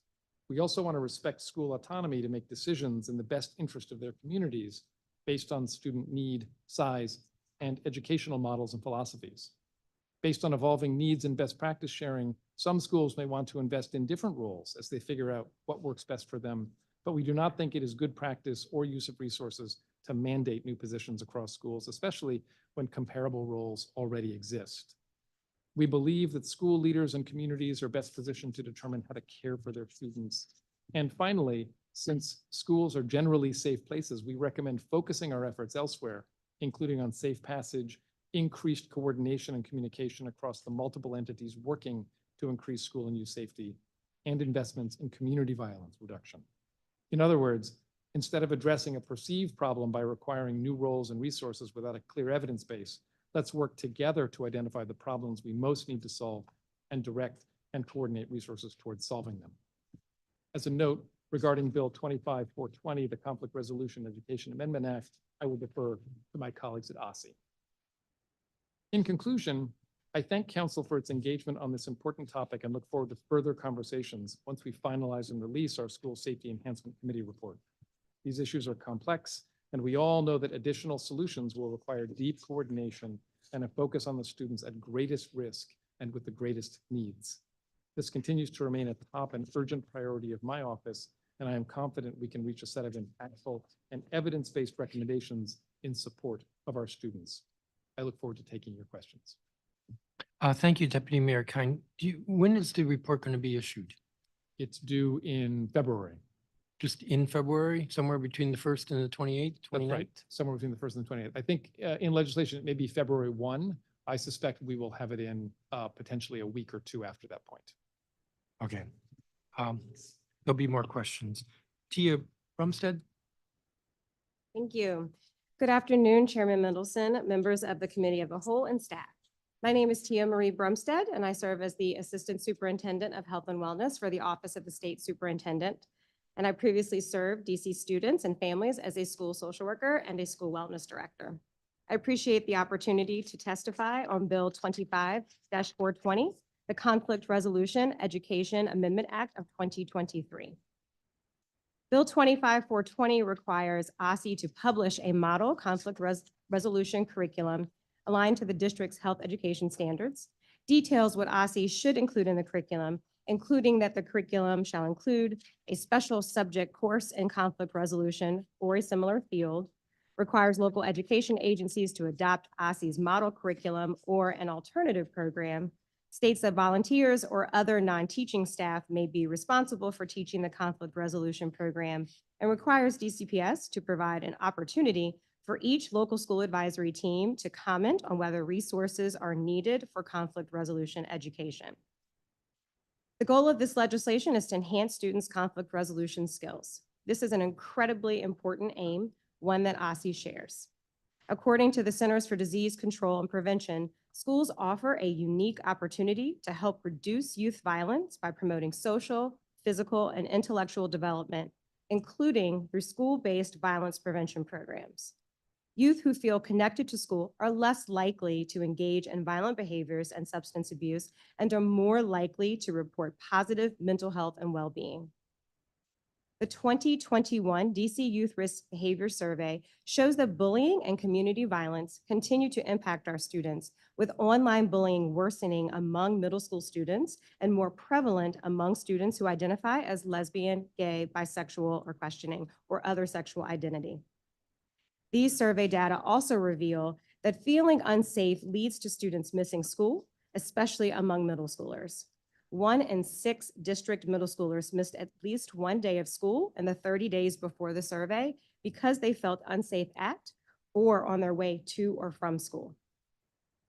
While schools cannot and should not be looked at wholly to solve the complex factors that lead to community violence, these data are illustrative of the high stakes and needs related to conflict resolution skills for our young people. Every single person benefits from robust conflict resolution skills, as working through conflicts on the job, with friends, and with family is instrumental to the human experience. We appreciate today's opportunity to highlight what OSSI is currently doing to support our schools in meeting this pressing need. OSSI has taken and continues to take critical steps to benefit the growth of children's social emotional skills, including conflict resolution skills, because we are driven by a sense of urgency and commitment to helping and support the whole child. After intense collaboration between OSSI, the Collaborative for Academic, Social, and Emotional Learning, or CASEL, EduSolve, OSSI released social emotional learning standards for public comment on December 15th, 2023. Standards stipulate student learning goals, which provide the basis for the development of curricula or instructional course materials, which in turn guide teachers' lesson plans. OSSI's proposed social emotional learning standards include numerous standards directly targeting the development of conflict resolution skills and more broadly encompass the knowledge and skills necessary for students and staff to establish and maintain positive relationships and emotional connections inside and outside of school. The proposed standards will remain open for public comment through January 22nd, and we will refine the draft standards based upon public feedback and publish them this spring for implementation in the 24-25 school year. These standards will provide the foundation for conflict resolution skills to be taught at every grade level throughout DC public and public charter schools. Additionally, while OSSI does not and should not mandate specific curricula for LEAs to use, we do provide specific curricular toolkits, recommendations, and supports in high-need areas. Beginning in 2023, OSSI provided a violence and bullying prevention curriculum called Too Good for Violence to all district public and public charter middle schools. Too Good for Violence is an evidence-based social and emotional learning curriculum targeting violence prevention, bullying prevention, and character education. It consists of 10 50-minute lessons that develop conflict resolution skills, anger management, effective communication, responsible decision-making, and positive culture building. In addition, since the 2021-22 school year, OSSI has collaborated with Peace of Mind, a DC-based nonprofit organization, to offer professional development opportunities to all educators in DC public and public charter schools. Through lessons that integrate mindfulness, social emotional learning, conflict resolution, and social justice in one curriculum, Peace of Mind helps students in pre-K through grade 8 notice and manage their emotions, practice kindness, empathy, and gratitude, build healthy relationships, and become peacemakers.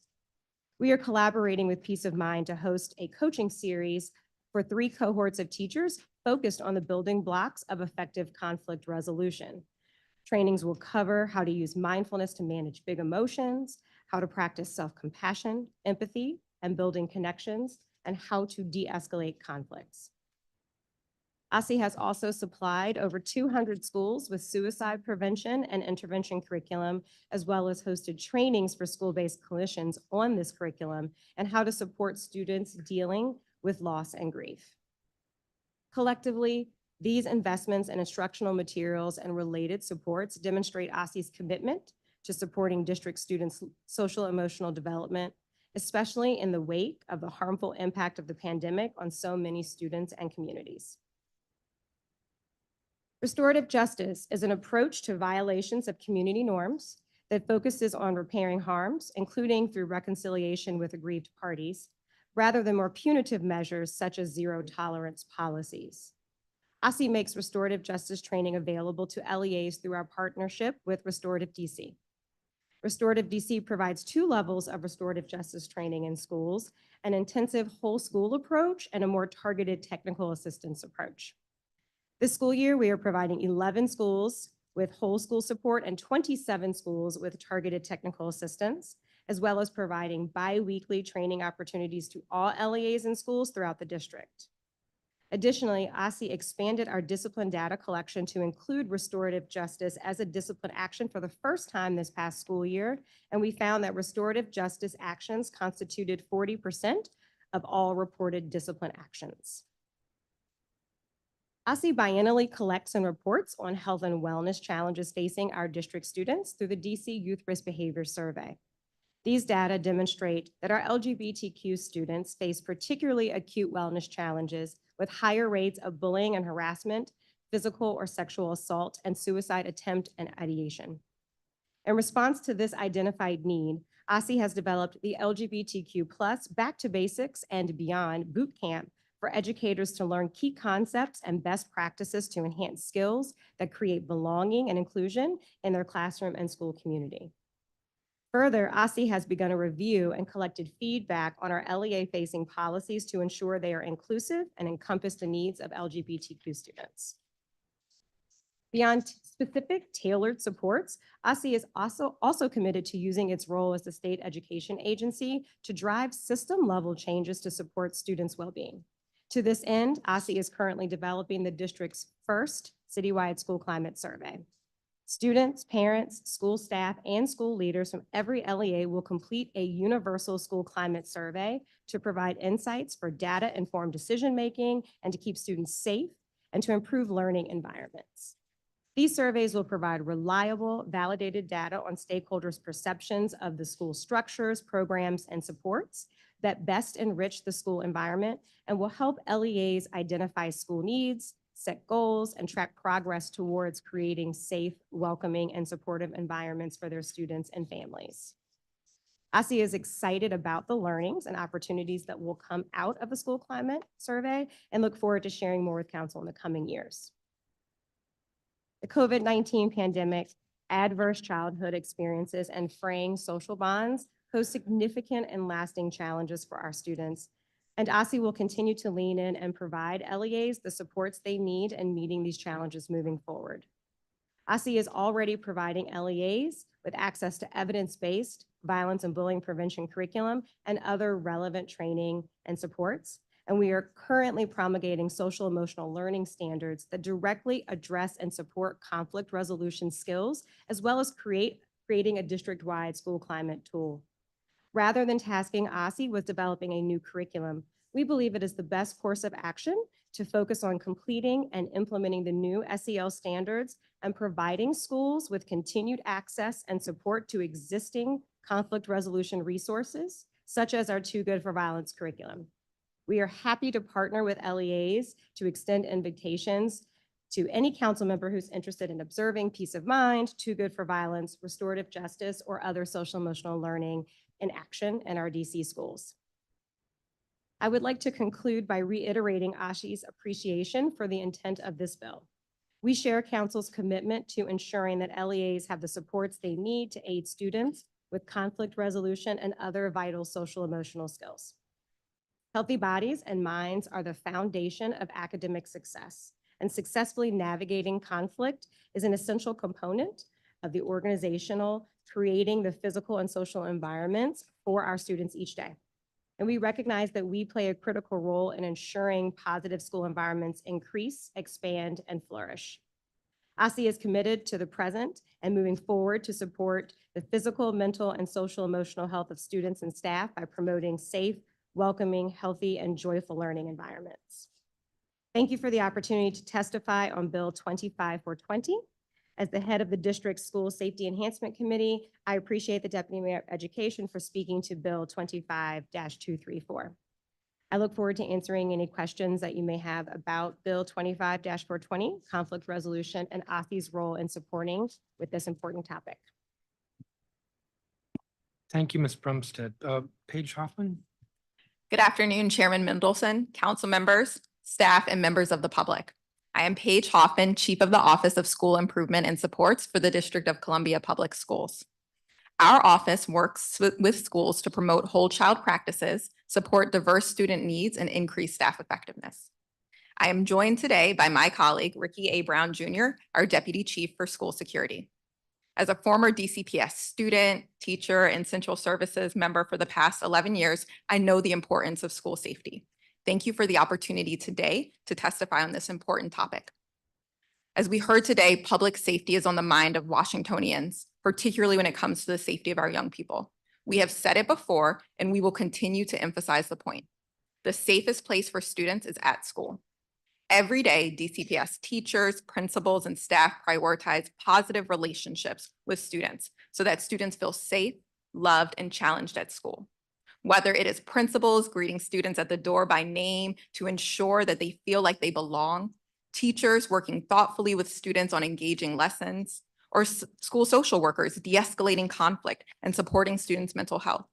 DCPS provides students with the support they need to build the social, emotional, and academic skills to thrive. These are the skills that our young people need to develop so they can navigate life's challenges and contribute to our community. To better understand the student experience at DCPS, we regularly survey students about whether they feel loved, challenged, and prepared. It is promising to know that more than 80% of students report they feel safe at school. Research shows that students learn best when they have trusting, caring relationships with adults and peers. After new investments to support staff training, among other improvements, this fall, more students than ever reported feeling loved. To support a safe and positive environment for social, emotional, and academic learning and development, all DCPS schools leverage multi-tiered systems of support, also known as MTSS. MTSS provides a framework for schools to holistically understand the strengths and needs of students and adults. School teams meet regularly with support from Central Services to design interventions for students who need additional support, including with respect to behavior. School teams coordinate interventions like daily check-ins and check-outs, and then regularly monitor student progress to determine if adjustments are needed. When a student is exhibiting unsafe or disruptive behavior, MTSS is a key tool that schools can use to develop an intervention aligned to the root cause of the behavior and ultimately result in safer and more productive behavior. In partnership with Transcend, we recently launched our DCPS Becoming pilot with 41 schools across the district. Pilot schools like Johnson Middle School deeply train their staff in the science of learning and development, including the impact of stress and adversity on the brain and body. From the moment students arrive at Johnson on the sidewalk, each morning staff flood them with love and connection. Pilot schools have also launched a new check-in survey to keep a pulse on how students are feeling each week and month. This fall, Tier 4 and 5 infractions, the most serious incidents, are down 16% year to date. And the percentage of students feeling loved is up 7 points this year over year, putting Johnson in the 99th percentile nationally for urban middle schools. We are proud of the work we're doing to support students' safety and learning, and know there is more work to be done. I would now like to turn to my colleague, Deputy Chief Brown, to speak about one of the bills under consideration today. Good afternoon. I am Ricky A. Brown Jr., the Deputy Chief for School Security at DCPS. I am responsible for overseeing our contracted security staff, our DCPS police force, and working closely with public safety partners. Student safety is not the responsibility of any one individual or agency alone. That is why DCPS school teams work collaboratively with Central Services and other district government agencies to promote student safety and respond to critical incidents. I would like to speak to the School Safety Enhancement Act of 2023 and our response to it. The bill would direct the Office of the State Superintendent of Education to convene a school safety committee to create guidelines that would be used to review and enhance district school safety plans. The legislation would also require local education agencies to publish school safety plans annually and would establish a new position of school safety director at every school and an assistant school safety school director at every high school. The bill would also establish procedures for school safety teams to coordinate with the Metropolitan Police Department as well. As part of the fiscal year 2024 budget development process, the council established a school safety committee under the auspices of the Deputy Mayor for Education in alignment with the first component of the bill. DCPS currently participates in the School Safety Committee and looks forward to the release of the recommendation soon. DCPS creates robust emergency response plans in keeping with current district requirements and nationwide best practices. DCPS submits emergency response plans to the district's Homeland Security and Emergency Management Agency. These plans are reviewed by the school's principal, DCPS Central Services, and the District of Columbia Fire and Emergency Medical Services Department. DCPS participates in a daily public safety call with the Metropolitan Police Department and half dozen public safety and education agencies. DCPS also partners with Rave Mobile Safety, a public safety industry leader, to streamline communications during emergencies. While DCPS would always support additional resources for school safety, we do not think it is necessary or beneficial for the council to mandate that all schools hire a school safety director. Currently, each school staffing approach is dictated by its needs, and a one-size-fits-all approach could divert resources from other priorities. Currently, DCPS schools can do and staff social workers, behavior technicians, attendance counselors, coordinators for in-school suspension, deans of students, restorative justice coordinators, behavior analysts, psychologists, directors and managers of strategy and logistics, contracted security staff, and DCPS police officers. With our school teams and instructional superintendents, DCPS ensures that each school has a team of individuals who promote student safety on site. We do not believe that requiring schools to hire a safety director will be responsible or an effective use of resources, particularly as school districts and cities around the country face challenges hiring qualified law enforcement personnel, social workers, psychologists, and other mental health professionals. Finally, in our initial conversations with other members of the School Safety Committee, we have not heard the need for such a role. I'd like to turn it back to Chief Hoffman to speak about another bill that will be under consideration today. Thank you. DCPS believes wholeheartedly in the importance of teaching students to effectively manage and resolve conflicts. Conflict resolution skills, as we heard today, help reduce youth violence and contribute to student success in college and career. The Conflict Resolution Education Amendment Act of 2023 would require local education agencies to adopt a model curriculum developed by OSSE that would develop students' conflict resolution skills or to adopt an alternative conflict resolution education program. The bill would also require DCPS to receive input from local school advisory teams on the adequacy of resources for conflict resolution education at each school. We appreciate the council's interest in this important topic and expend considerable time and resources supporting the development of students' conflict resolution skills. Having said that, we do not believe that legislation is necessary to improve outcomes for students related to conflict resolution. DCPS believes that each child has the potential to be successful in school.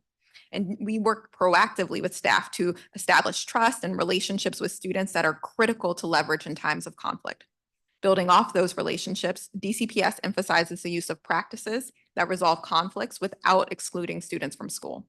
These practices are often referred to as restorative practices.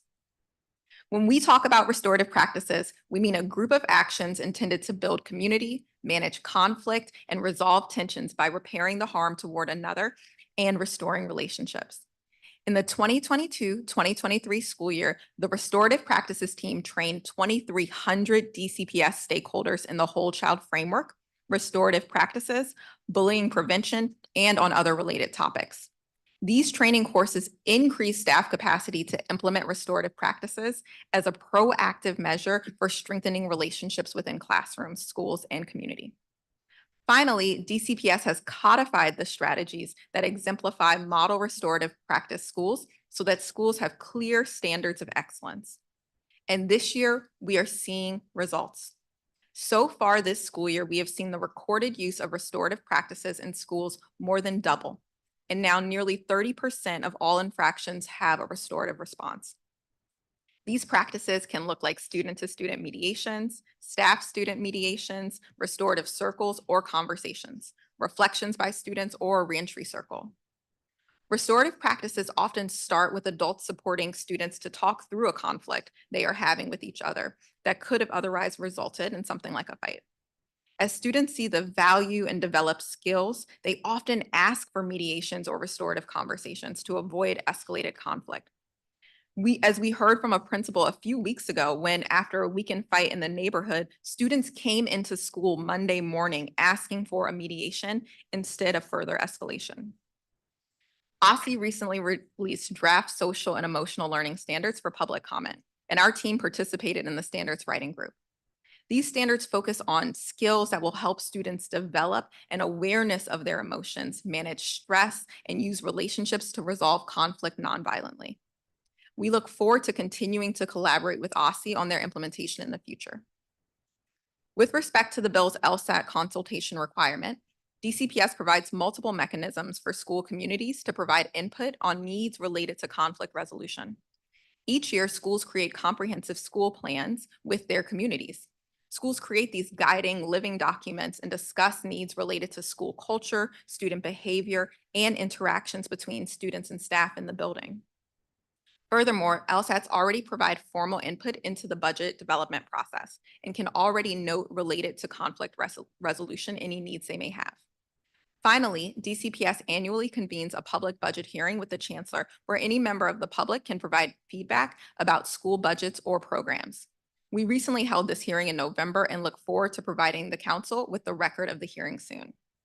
Thank you again for the opportunity to testify about the important topic of school safety. Deputy Chief Brown and I are available to answer your questions.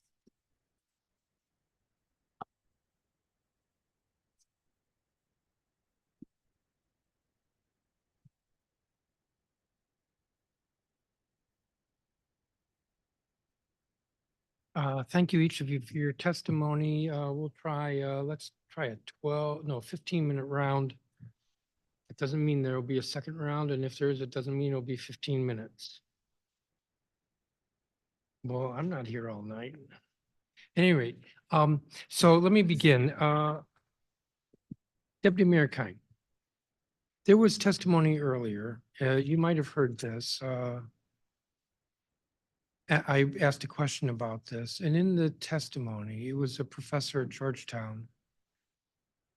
The most recent data from the U.S. Department of Education Civil Rights Data Collection showed that Black students in the district were overrepresented among school-based arrests and referrals to law enforcement in 2020-2021. The question I put to the professor was, I thought we fixed all this with the school discipline bill with the council adopted, I think in 2017, became law in 2018. So why are we seeing disproportionate, if this is correct, seeing disproportionate discipline, if that's what this means, after having passed that law? Thanks for the question. Yes, I thought a lot about what the witness was sharing with you. In the first instance, just to be clear, my understanding is there were 20 or so arrests across DCPS and public charter schools, and that number had dropped dramatically from the preceding years. And yes, within those arrests, I believe Black students are disproportionately represented. That's also true across the discipline data that you can see in the OSSE report. So out of school suspensions and expulsions, you have higher proportions of Black students than are represented in the student population at large. I think and that's something we all have been working on, and I'm sure my colleagues can talk at length to that. I think what's important about the bill that was passed, that's now an act, is it has reduced expulsions, it has reduced out of school suspensions, and as I shared, it has reduced arrests. So what the bill does is it causes us to limit those kinds of more extreme measures in favor of some of the other measures that we've been discussing, like restorative practices. But again, the absolute number of arrests was actually low. Relative to previous years. Yeah.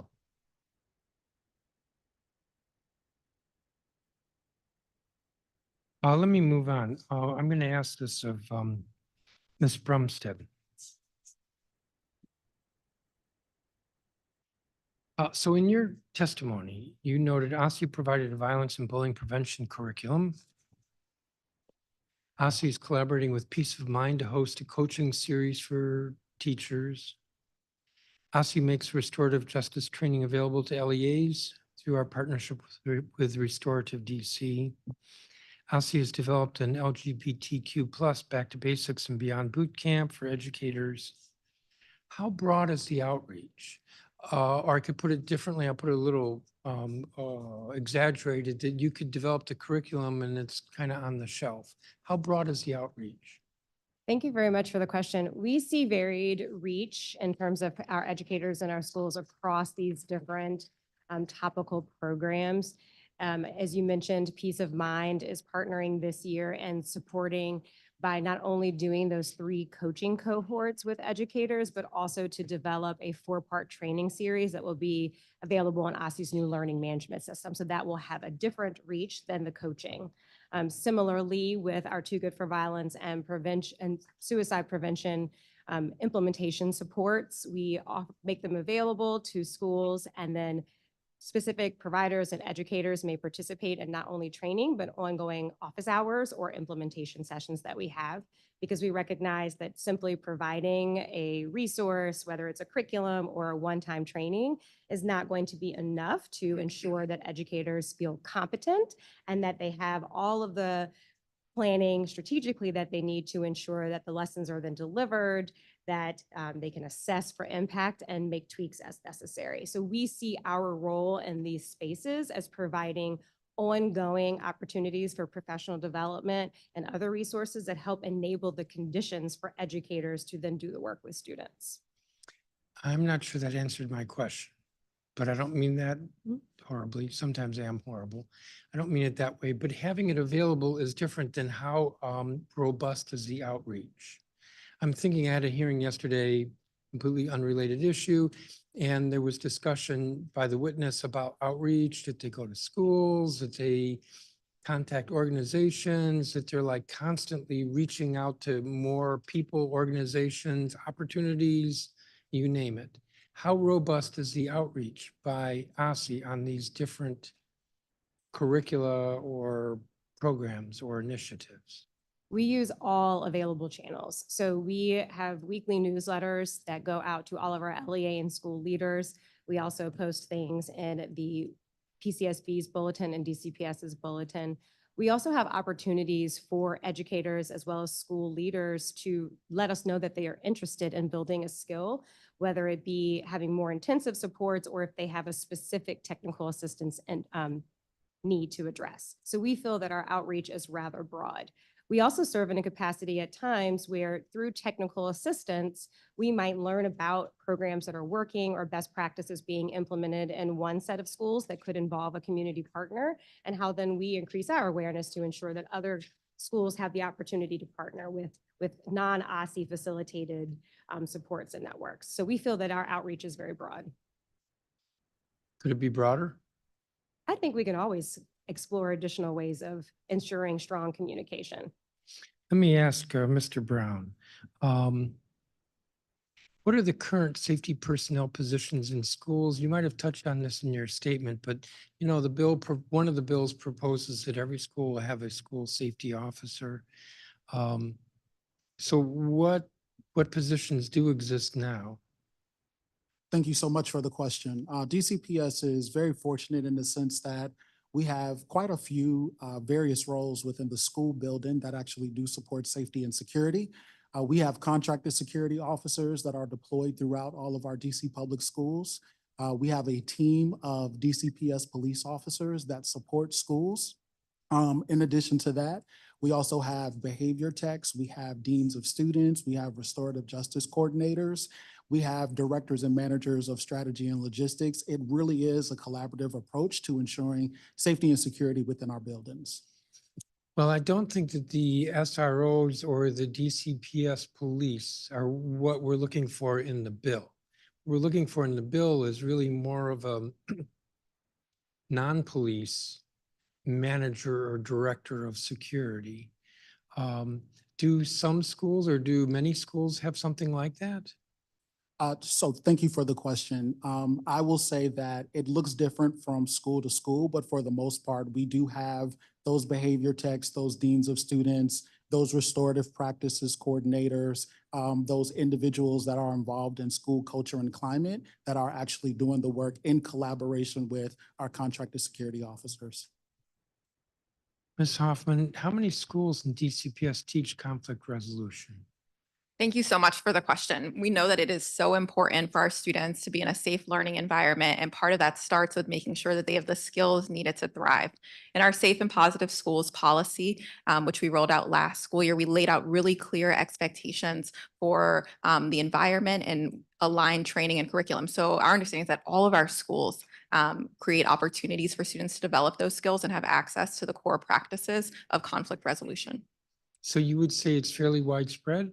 Yes, I would say that all of our schools, and this is training we prioritize with students. And I think this is a really important point to lean into, which is that we think our teachers play a crucial foundational role in ensuring that students have strong and safe learning environments, and that the skills that we heard young people talking about today, being able to engage their peers, being able to name emotions, that's what's at the heart of our Safe and Positive Schools bill and the resources that we've developed since then. As it relates to specific conflict resolution curriculum, our schools use various different curriculum and have taken their own approach based off of their needs. I'm trying to remember, was it your testimony? There were something like 2,300 teachers who got some training? Yes, we were really excited to be able to provide 2,300 teachers with restorative practices training. Also, I want to note a couple of things too, which is that we didn't just rely on that training. Every summer we pull together all of our behavior staff, of which there are over 300, and provide them with intensive training. They're then able to go into their schools and really think about, based on what their school community needs, what are the elements of those training resources and supports that are most necessary. We also have a central services team that, based on data and identified needs, is able to push into schools to provide additional training and support. And for any new staff on the behavior side that come in, we offer biweekly trainings as well. Would this training be one and done, or do you plan to repeat it? Yes, we repeat we provide ongoing training, and we also refine our trainings based on what we're learning and seeing in the data. In addition to the training for those staff members, our school mental health team, which is another critical component that we heard people talk about, also have responsive training. So we repeat trainings that we believe are foundational to our work, and we also think about what are the needs that we're seeing in communities and offer new trainings relevant to that. Deputy Mayor Kine, is the executive considering additional mental health supports for students and staff? I think we're always looking at ways that we can support our students' mental health needs. So yes, we are considering ways to bolster our supports for students and staff. Now, you're the Deputy Mayor for Education. You're not the Deputy Mayor for Health. Department of Behavioral Health, I think, is where we've put the money for school-based mental health. Am I correct? In part, we put it there, but also through the UPSFF, schools do fund psychologists, social workers, and others Sure. that work on mental health. But- But the actual mental health clinicians are funded at DBH and staffed through the community-based organizations that they fund. And I assume that you pay some attention to that. Yes. And my impression is that there are vacancies there. Can you say more about that? Yes, there are vacancies there currently. I think at last count, we had full coverage that we wanted in about 67% of our schools. That's both DCPS and charter. DCPS and charter schools. In addition to that, DBH is now rolling out some pilots to address some of the gaps that we've seen in the system. So for example, they're funding some schools directly so that schools can hire their own mental health clinicians if they choose to do that. That's on the charter side. They're also piloting a program where in part schools can get access to mental health supports in a telehealth posture, which they think will actually support the community-based organizations they're working with. So, and by the way, they've done a lot on the staffing side to provide additional stipends and bonuses to try to bolster the workforce. So if we're about 66% of the schools, maybe you said 67. Do you think this year, this school year, we'll get that number higher? I believe we will. I feel my colleague from OSSI, who helps to oversee this work in schools, leaning in, so. I will Yeah, she's defer been for a on her moment. microphone, a rare experience for us when the executives testify. Yes, this is what happens when you have a career school social worker at the table who's been passionate and involved in this work since I was working in the charter schools. One thing OSSI is incredibly proud of is in partnership with DCPS and the Department of Behavioral Health, we were able to win a 5-year, $9 million award from the Department of Education. Our DC program is now titled Advancing the Recruitment and Retention of Our Workforce, or ARROW. We are finalizing many infrastructure components necessary, but the focus of this additional work is to both recognize the tremendous investments and continue to invest in professional development, targeted resources and training that our providers need to feel like they can confidently use all of their competencies with students every day, as well as looking at how we continue to build our workforce. We are looking at building our workforce through partnerships with universities to create more interest and awareness of school behavioral health as a specialty field, as well as looking at partnerships with undergraduates and even going back to our high school students, building off the incredible investments of DCPS's Youth Mental Health Ambassador Program to expand that to public charter high schools, to continue to provide more mental health education for our young people, but also foster young people who say, hey, this is so important to all of us. I might want to have a career in this, and I might want to stay in DC and one day be a school behavioral health provider. So this grant, 9 million over 5 years, is this for professional development or to hire? This is OSSI would be, this would be through OSSI. Correct. But So PD or hiring or what? So the funds do not support salaries. We recognize that those type of grant programs are not sustainable when you have a funding cliff.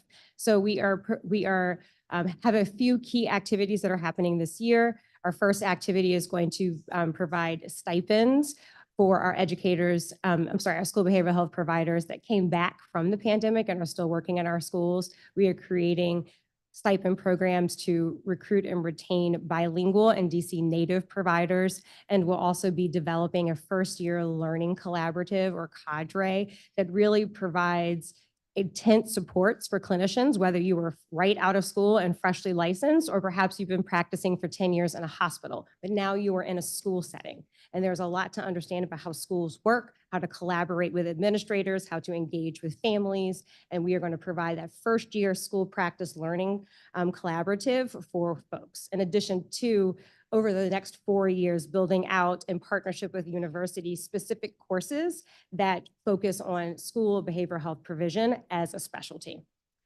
Would you provide the committee with a summary?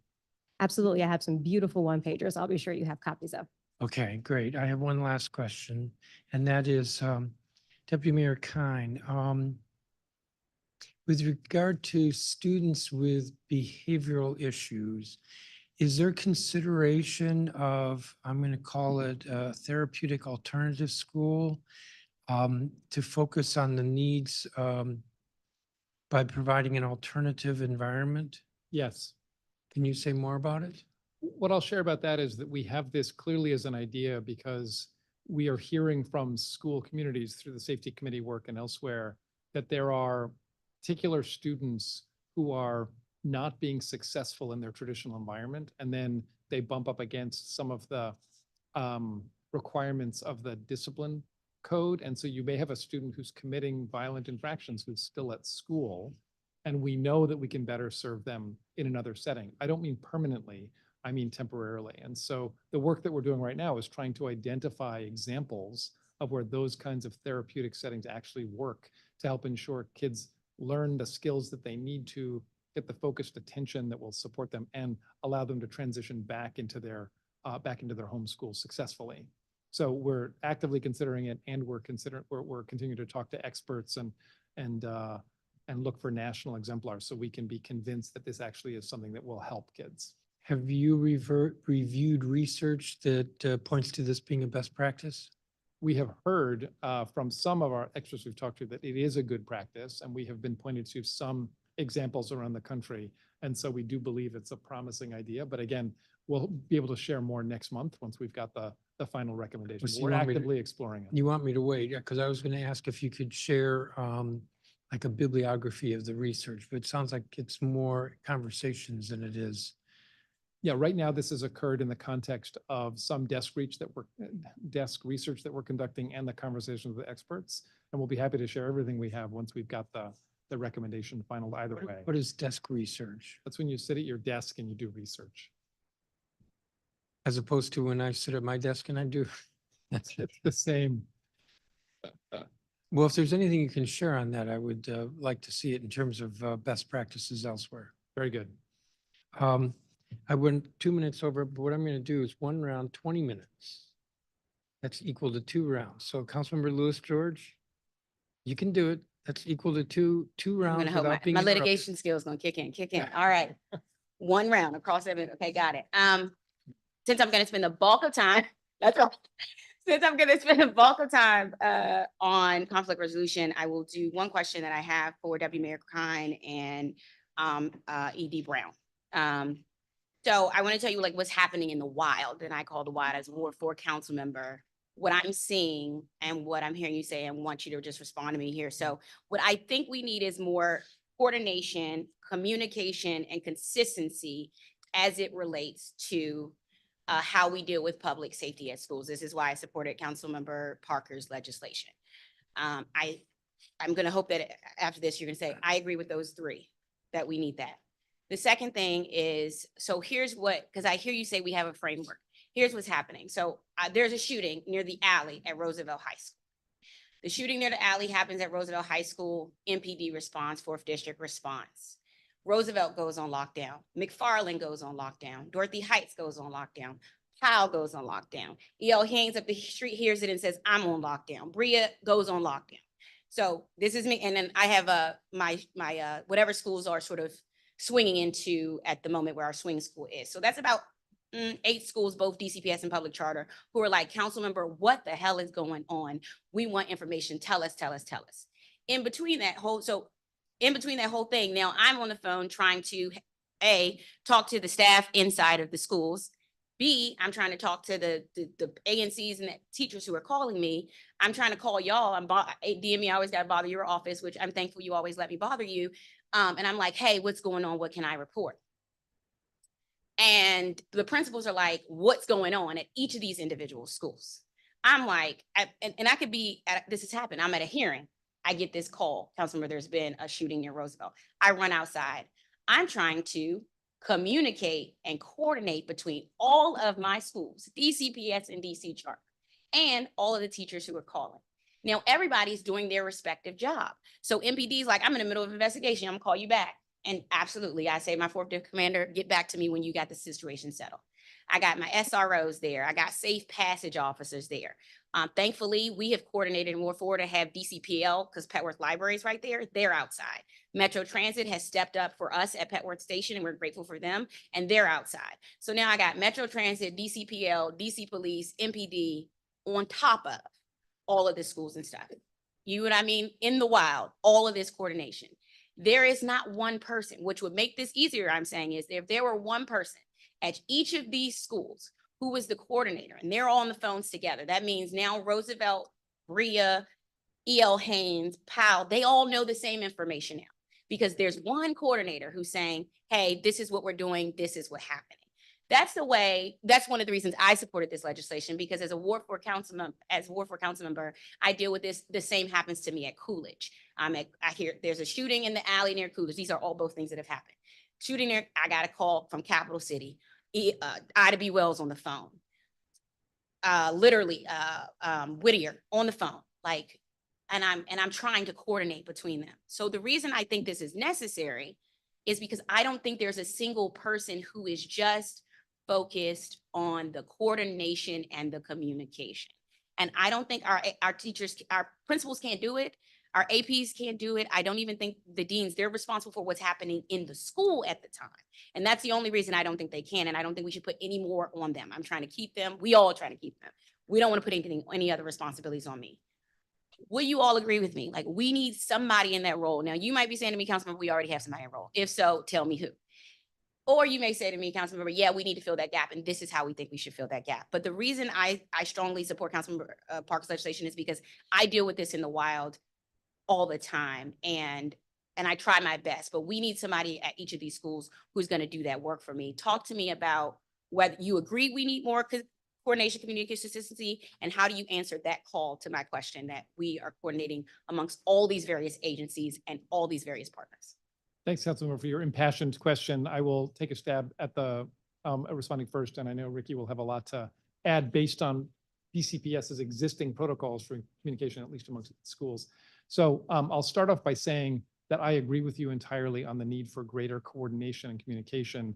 This is something we have heard for the last 3 or 4 years as we have focused on standing up safe passage, safe blocks, and as my office has leaned more heavily into school safety. And in fact, we went through a process, and I have it here, of developing 7 or 8 different kinds of communication, standardizing communication protocols among these various agencies, including neighborhood text chains with all the relevant people on it. We've got a 1 o'clock safety call every day that you'll be familiar with, 6 p.m. violent incident response calls that we sometimes have to do. And we've integrated more fulsomely now that safe passages at Public Safety and Justice, all of the coordinators and the ambassadors. I forgot to add safe passage. In this communication. Now, what we have discovered is that often schools are not playing their part in participating in this communication.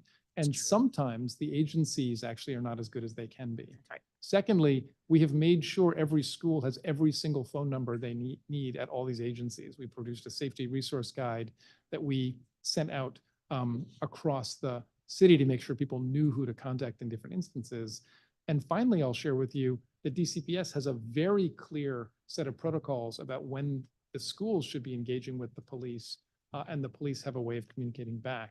That said, we got to strengthen it. One of the core recommendations, I hope you heard in my testimony coming out of the committee work, is what are the ways in which we can do that, not just among the agencies, but also with families. Lastly, I'll share with you, and this is be a friendly disagreement, given that I know we both want to resolve this. I don't think it has to be a new role.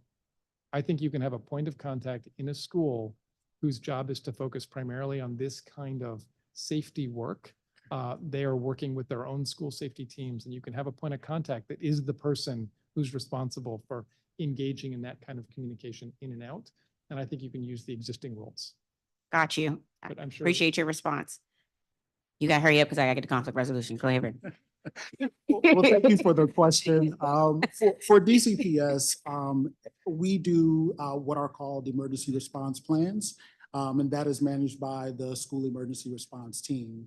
And within each emergency response team, there is an incident commander who does take the lead on managing the incident from beginning to end to ensure that we are keeping students and staff safe within the building and also navigating all of the many things that are happening during that time.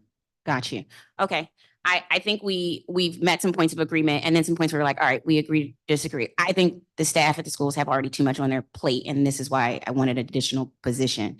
But I hear what you're saying. You think that exists within, that's a disagreement, but something we can agree and say, all right, we think a different perspective here. I think we all agree about communication and coordination and the consistency there. So we're on the same page there.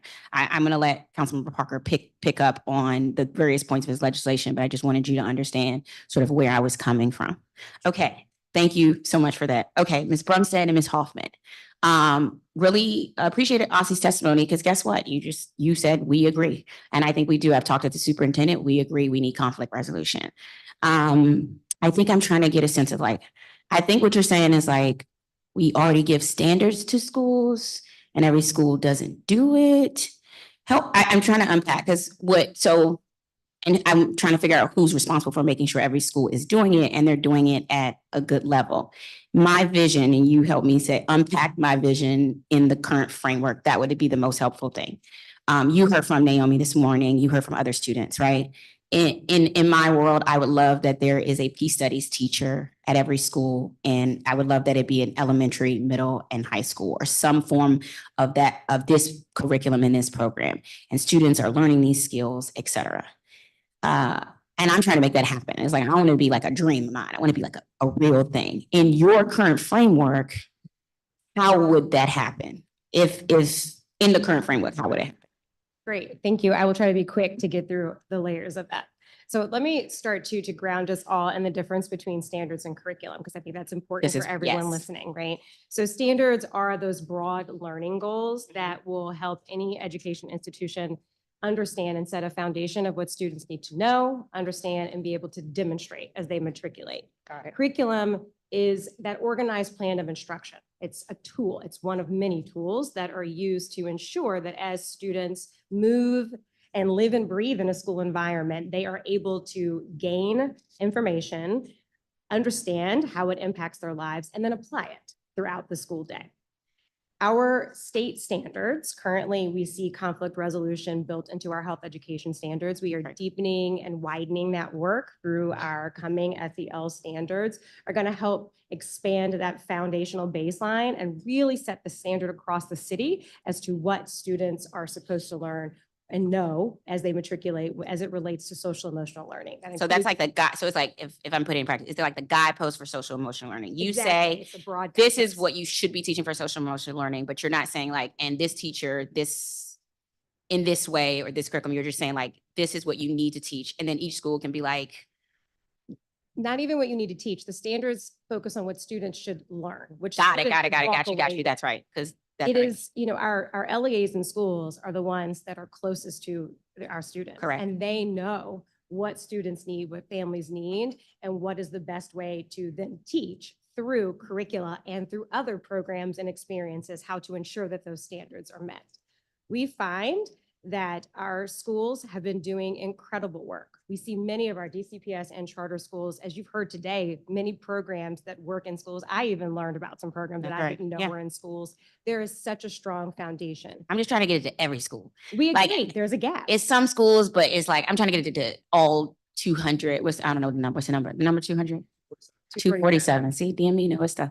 247. I'm trying to get it to all 247. And I don't want that, Ward 4 and 3 schools have something that every other school in the city doesn't have. 100%. Gotcha. And that is our goal too. And in our role as a state education agency, we work daily to enable those conditions for our educators and school leaders so that they can drive that work. That involves making sure that we have ongoing high quality professional development and that professional development is responsive to the trends that we see from our students and that are elevated by our educators. We also have expanded, particularly through the pandemic, across our divisions, the technical assistance that we provide to schools. Yeah, I want to say, I was impressed by the technical assistance that both offices are providing. And I think this is important. Let me ask you. Councilmember, can I just say? Yeah. Very, very briefly, I'll just interject and say, we did a landscape scan of social emotional learning practices Yeah. across the district, which we published. We didn't visit a school that wasn't doing conflict resolution in some way, shape, or form. And so one thing I think I would encourage us all to do is figure out, if we do think there's a gap, what it actually is. Because I That's what I'm suspect, so for trying to, example. this is what I'm trying to achieve here. We're on the all same page of like, All the DCS schools actually do it. how do I get the way, shape, and form to be the most effective way, shape, and form for every school? I think that's really what I'm trying to figure out. And you're the expert. I'm really asking, like, if I want, and so in my mind, because every school doesn't have it, by making it mandatory, that's my way of saying, all right, some people don't agree in compulsory things. I'm like, all right, I make it mandatory, then that means every school has to have it, right? And that's sort of my way of trying to push every school towards it. And then I'm saying, I sort of think there is a way, shape, and form that is the preferred way we do this. But I want to hear your opinion on this. Is because I think teachers got too much going on in a very real way. And I don't mean it. I mean, educators have to teach. We got impact. They got to worry about making their impact standards. They got to, this is not that moment, just saying they have impact. I'm saying they also have, they got to teach for the test, whatever test that the students are teaching. And then they just have other curriculum. And it's not their fault that it becomes sort of a side thing. It's not their fault. They just have so much they have to focus on that I don't know that they can just we can just put it in their thing and they say, we're going to teach it. I do think what you're doing to help them do those practices themselves as teachers is going to naturally translate better for students. But I kind of wanted to be more intentional, like what we heard earlier today. How do we do that? We believe that the SEL standards are going to be a great starting point for that intentionality, providing a common language, and then all of the implementation resources that we will be able to provide, many of which we're already doing, but we will be able to more tightly align them to those SEL standards, will be a great starting place. You know, curriculum in of itself is one tool for how a student can demonstrate achievement to standards throughout their school experience. And we know that being in a classroom is one way where we see social emotional learning, specifically conflict resolution. We also see it in high school advisories and carpet time for morning meetings in elementary schools. We see it in before and after care. We see it in cafeterias. Our food service workers are understanding about how to make food exciting and understand how to engage with young people when they see them not eating the food and creating an opportunity there. Through the incredible work of our behavioral health service provision and how we have behavioral health providers through the expansion and through the incredible resources of the mayor are providing more providers in buildings and creating that multi-tiered system of supports. 10 years ago, everybody said, oh, we can only provide mental health services to students with disabilities that have it on their IEP. Now we have providers that are available to any student in need who are also delivering universal school-wide curriculum. And I think those gaps are still there. We see those gaps in our own data that we collect from the school health profile surveys. We see them trending, but we see that there are gaps. We want to continue to use this data as well as our youth risk behavior survey data. And then in the coming years, our school climate survey tool to help us really target those areas, coupled with the ongoing implementation, elevating of best practices through community of practices where we hear the things that are working and we say, hey, can you come talk to this other group of 10 educators? How do we expand the champions? How do we keep that work moving? That is the right space for us. That a one size fits all curriculum that's top down forced creates a level of bureaucracy and takes away from the incredible work that so many of our schools have already built through partnerships, through their own creations, and might set us off track. Okay, so I think this is, okay, now, thank you, you're amazing. I love when we got, people and they know what they're doing, they know their stuff. This is great. So I think that's where our contention is. I'm in the space where I think we need to sort of, because of the urgency in the city, right? Like I remember we read a story about another kid who stabbed another kid over an argument about sweet and sour sauce. This literally happened, and it was a CVS on 14th Street. I know you guys saw the story. So now we have one child who's gone forever, and then another child who is in our criminal justice system. And I kept thinking, fighting over sweet and sour sauce. Can you all imagine just if those students started at the age, at a young age, learning these skills, how much we could maybe, right? There's always a maybe there, but I think we could have changed the way they approached a fight over sweet and sour sauce that didn't end in death. So I think for me, I think the urgency of the moment calls for us to make it mandatory and then to sort of make the way, shape, and form uniform in how it's implemented, at least in that regard. And so, honestly, what I was looking for you all, and maybe you don't have to do the curriculum, is if we have a program like we have at Lafayette, and they want to be at another school and other schools, like OSSI would just have a list of programs that schools could. That OSSI says this, we've read their curriculum, it is up to standard and would be effective at this school. And for students, I really want just OSSI to just say, just to do that, to be the stamp to that. And then what I would want is for DCPS and for DC public charter schools to then either choose one of these programs, and or you have a teacher who's trained in the curriculum that you all put forward. I forget what the name of that one was, and do it. But I'm just trying to make it like so that it's not passive, it's intentional. I so appreciate that, and I appreciate that intentionality, and we would be more than happy to continue these discussions to try to improve the bill and to think about that. I do continue to believe that our standards and existing guidance are a good start. We do some of what you mentioned. We already do that work. We have lots of entities, particularly some of our smaller community-based organizations, Mhm. as they are beginning to partner with schools, they will ask us to look at their curriculum and to help sort of vet that it meets these standards. Right. And I think we are more than happy to continue to discuss opportunities to continue to strengthen communication of that and making sure that that information is widely accessible to schools. Got it. And DCPS, I'm essentially saying the same thing I would just like each DCPS school to choose a program or that's already existing or use whatever OSSI's little main standard is going to be. Not little, sorry, that I didn't mean it the way. The standard that they created. And I know I just don't think right now we have it happening at every elementary school, every middle school, and every high school. And I just think the moment calls for this sort of compulsory, mandatory part of it. And yeah, because I'm not disagreeing with you. I know there are some schools who already do it. I'm just trying to make it so that every school does it so we don't have gaps like between inequality gaps that naturally exist in our city. And, we say this phrase forever. Every zip code should have the same access to everything. And we don't want any child sort of in a certain zip code not having it. So, all right. Thank you. I appreciate that. And my time is up. Councilman Parker, take it away. Councilmember Parker. Thank you. Assistant Superintendent Brumstead, I'm going to start with you first about the social and emotional learning standards.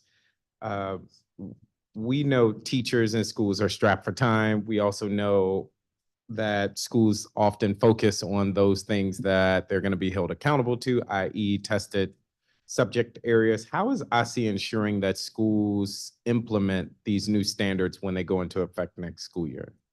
Great. Thank you so much for the question. So, again, these standards are designed to not only support our students, but to really support our educators and understanding how they can show up for students. We know that just designing standards and making them pretty and sound robust is not going to be enough to reach students. And so we, as we do with many programs and as we have done with former sets of standards that we have adopted, we take a tiered approach to roll out. That will include opportunities for continued professional development. Professional development might be topical and continuing to make clear connections to some of the trainings that we already offer and how, hey, if you come to this training, this is going to help you think about implementing this set of standards. We also do a lot of implementation support these days, or office hours, as I like to call, where we have educators that feel like they are competent enough, but might be experiencing challenges with how do I fit this into the schedule, or how do I use my space? How do I operationalize this with students day to day? We do that technical assistance, and also through a variety of community or practices, bring educators together where we have our champions that talk about the successes. For instance, for Too Good for Violence, our upcoming implementation session is not only facilitated by OSSI and DBH staff, but there's a DCPS practitioner who is about to test out how to deliver it in Spanish. And so she's going to come to the implementation session to get feedback on her plan, and then we'll be able to report back so that we can craft permanent resources to expand that. It takes time. It definitely takes time. I just dealing in reality, we know that for all of the effort and energy OSSI is putting into these standards, and I trust that they are going to be great.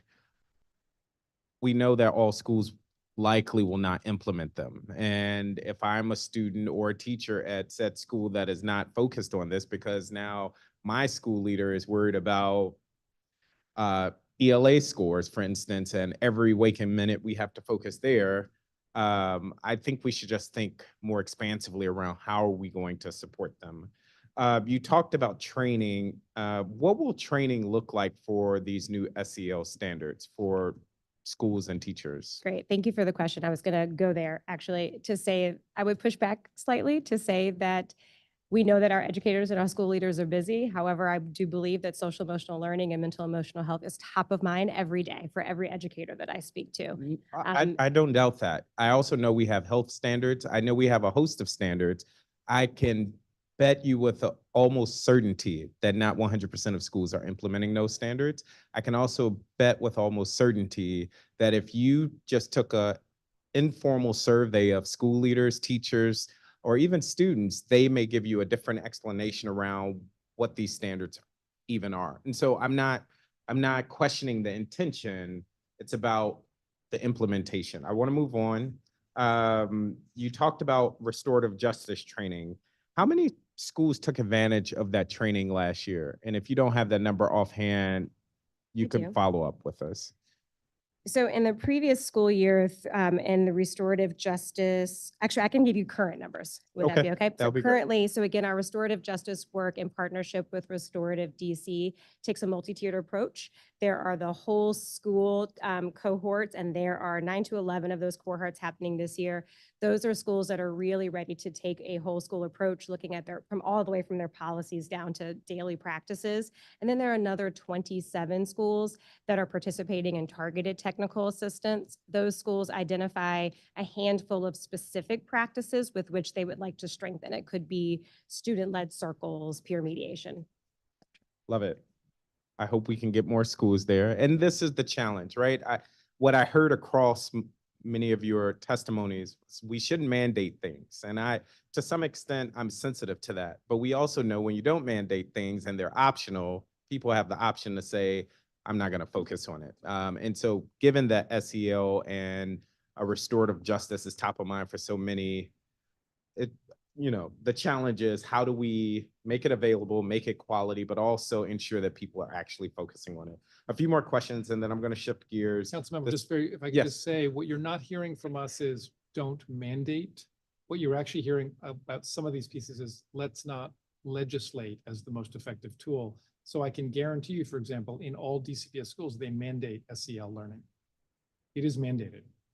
But all- that's different from it being legislated.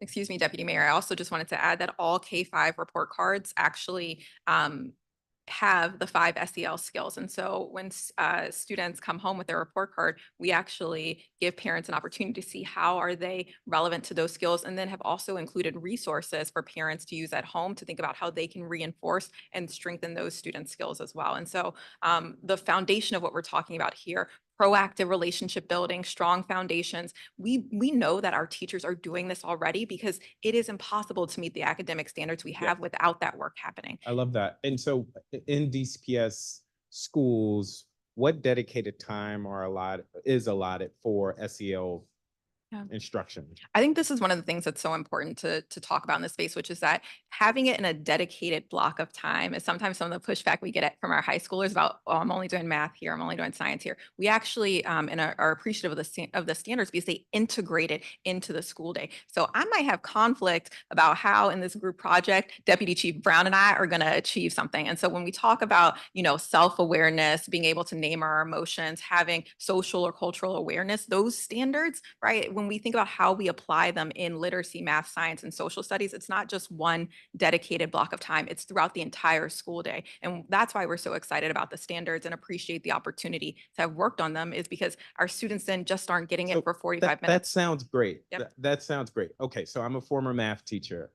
I also know there were mathematical practice standards. These are the how-tos to teach math, right? They've always been there. They're there now. If I go into a classroom, yes, they should be integrated.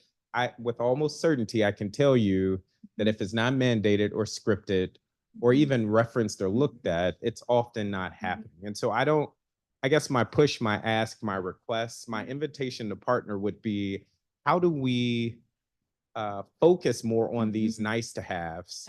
Because we know so much attention and energy is focused on the must haves, which often align with the tested areas. Assistant Superintendent Brumstead, I want to come back to you about the school climate survey. When is the survey expected to be completed and implemented? I know you all are working on it now. Yes, thank you. We are very excited to partner with Panorama Education. We've entered into a collaborative agreement with Panorama to provide the district tool for our school climate survey. We have been engaging with our LEA leaders and are focusing on finalizing the timeline for the first survey for later this year. We want to be mindful of where we are already once this collaborative agreement have entered. And we're very excited about it. We anticipate that in the next year, the first survey will have been administered. administered. We will be receiving from Panorama, along with our own staff, And that will, opportunities to provide operational support to LEAs to help ensure that our schools are administering them. Schools will be able to get their school level data back. In the first year, OSSI expects to provide some reporting on more state level findings, and then know that our LEAs will use year 2 and 3 to iterate, communicate more, increase, hopefully, especially their parent surveys. And then by year 3, we anticipate that we will be also reporting on school level trends. love it. That is a huge shift. And just to make sure I'm tracking, that will be every school in the district, charter and DCPS, that will implement that survey. Absolutely.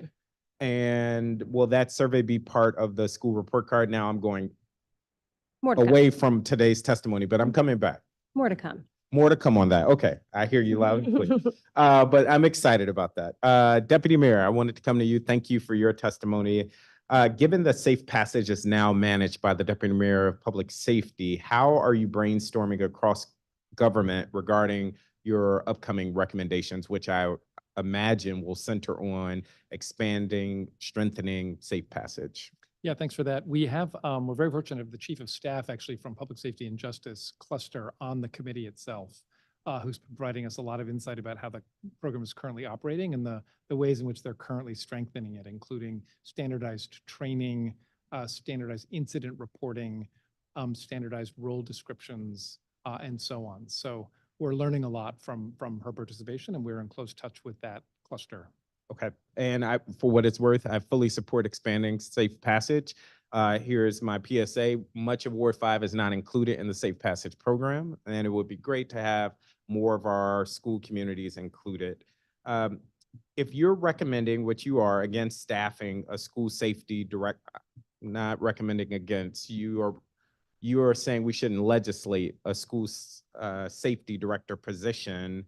Are you prepared to give guidance or best practices for staffing for school safety? And what I mean by that is we've heard from several school leaders today, and it seems like depending on the school, different individuals in the building are owning the school safety issue. Oftentimes it's falling on the principal. Some would say that's where it should be. Are we providing any guidance as a city to LEAs around how we should be approaching school safety? So what I'll share with you is we are absolutely looking at staffing, at safety staffing in schools. And that's one of the reasons that we are today sharing a perspective that we don't think we need to have a new role whose job we don't yet know. In the legislation, clearly it says assign the role and then also determine what the job description is. I think what we are learning, and this is through data we've gotten from DCPS in particular, is there are actually lots of people focused on safety in the buildings. I mean, I'll share with you, DCPS has 366 security guards. Every high school has at least 8. There are 23 school police, 36 SROs, as you know. 80% of schools have at least one additional full-time person devoted to safety. More than half have 2 or more. You've got a third of high schools with 5 or more behavioral techs.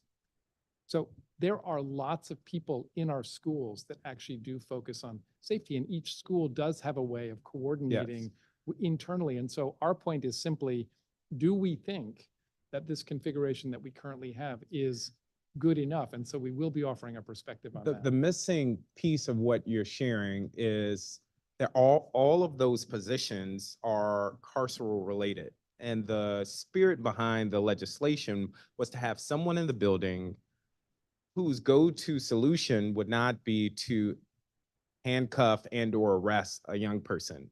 And so you mentioned security guards, police officers. They have a very specific role when they are assigned to a situation. And we've talked at length about restorative justice and SEL. It would be great to have a staff person who had a directive that was their go-to. This position was also meant to coordinate across a school safety team. We know many of our schools don't have the teams because they don't have the luxury. We heard from the executive director of Social Justice School earlier today, where he said, you may be the teacher, you may be the principal, you may be the security personnel at one point because they are at a single site, small charter school. I guess what I'm getting at is, while I am sensitive to and appreciate that we may not need to legislate the school safety position, there does seem a lack of focus and or attention to the very things that you all are suggesting we're focusing on, that being SEL, restorative justice in the school building. Who owns that? So I would share in response, I would encourage us not to think of this world in the binary way that you've described it, which is carceral versus not. So for example, of all the roles I mentioned to you, only one actually has the authority to handcuff and arrest, and that's the SROs. I was at a school today and I asked the principal, DCPS Elementary School, and I asked the principal, what do you need in terms of safety? And she said, I don't need anything. The only thing I need is I need my SRO back, because that was my liaison with the community. So even in that The point is not context- to debate whether or not so you've SROs are got- good or so- bad. So let me just come back to this non-carceral. Behavioral techs they're required to be trained in SEL practices. Some of the full-time safety staff are full-time restorative justice coordinators. You're talking about all of your mental health practitioners being part of these safety teams. And so I actually do think that, I'm not trying to claim it's perfect, but I am sharing that as we're doing our deep investigation of the staffing we have in our schools, we actually have a lot of people focused on conflict resolution, skill building, And the what safety and certainty security. do we have that that is also happening on the charter side?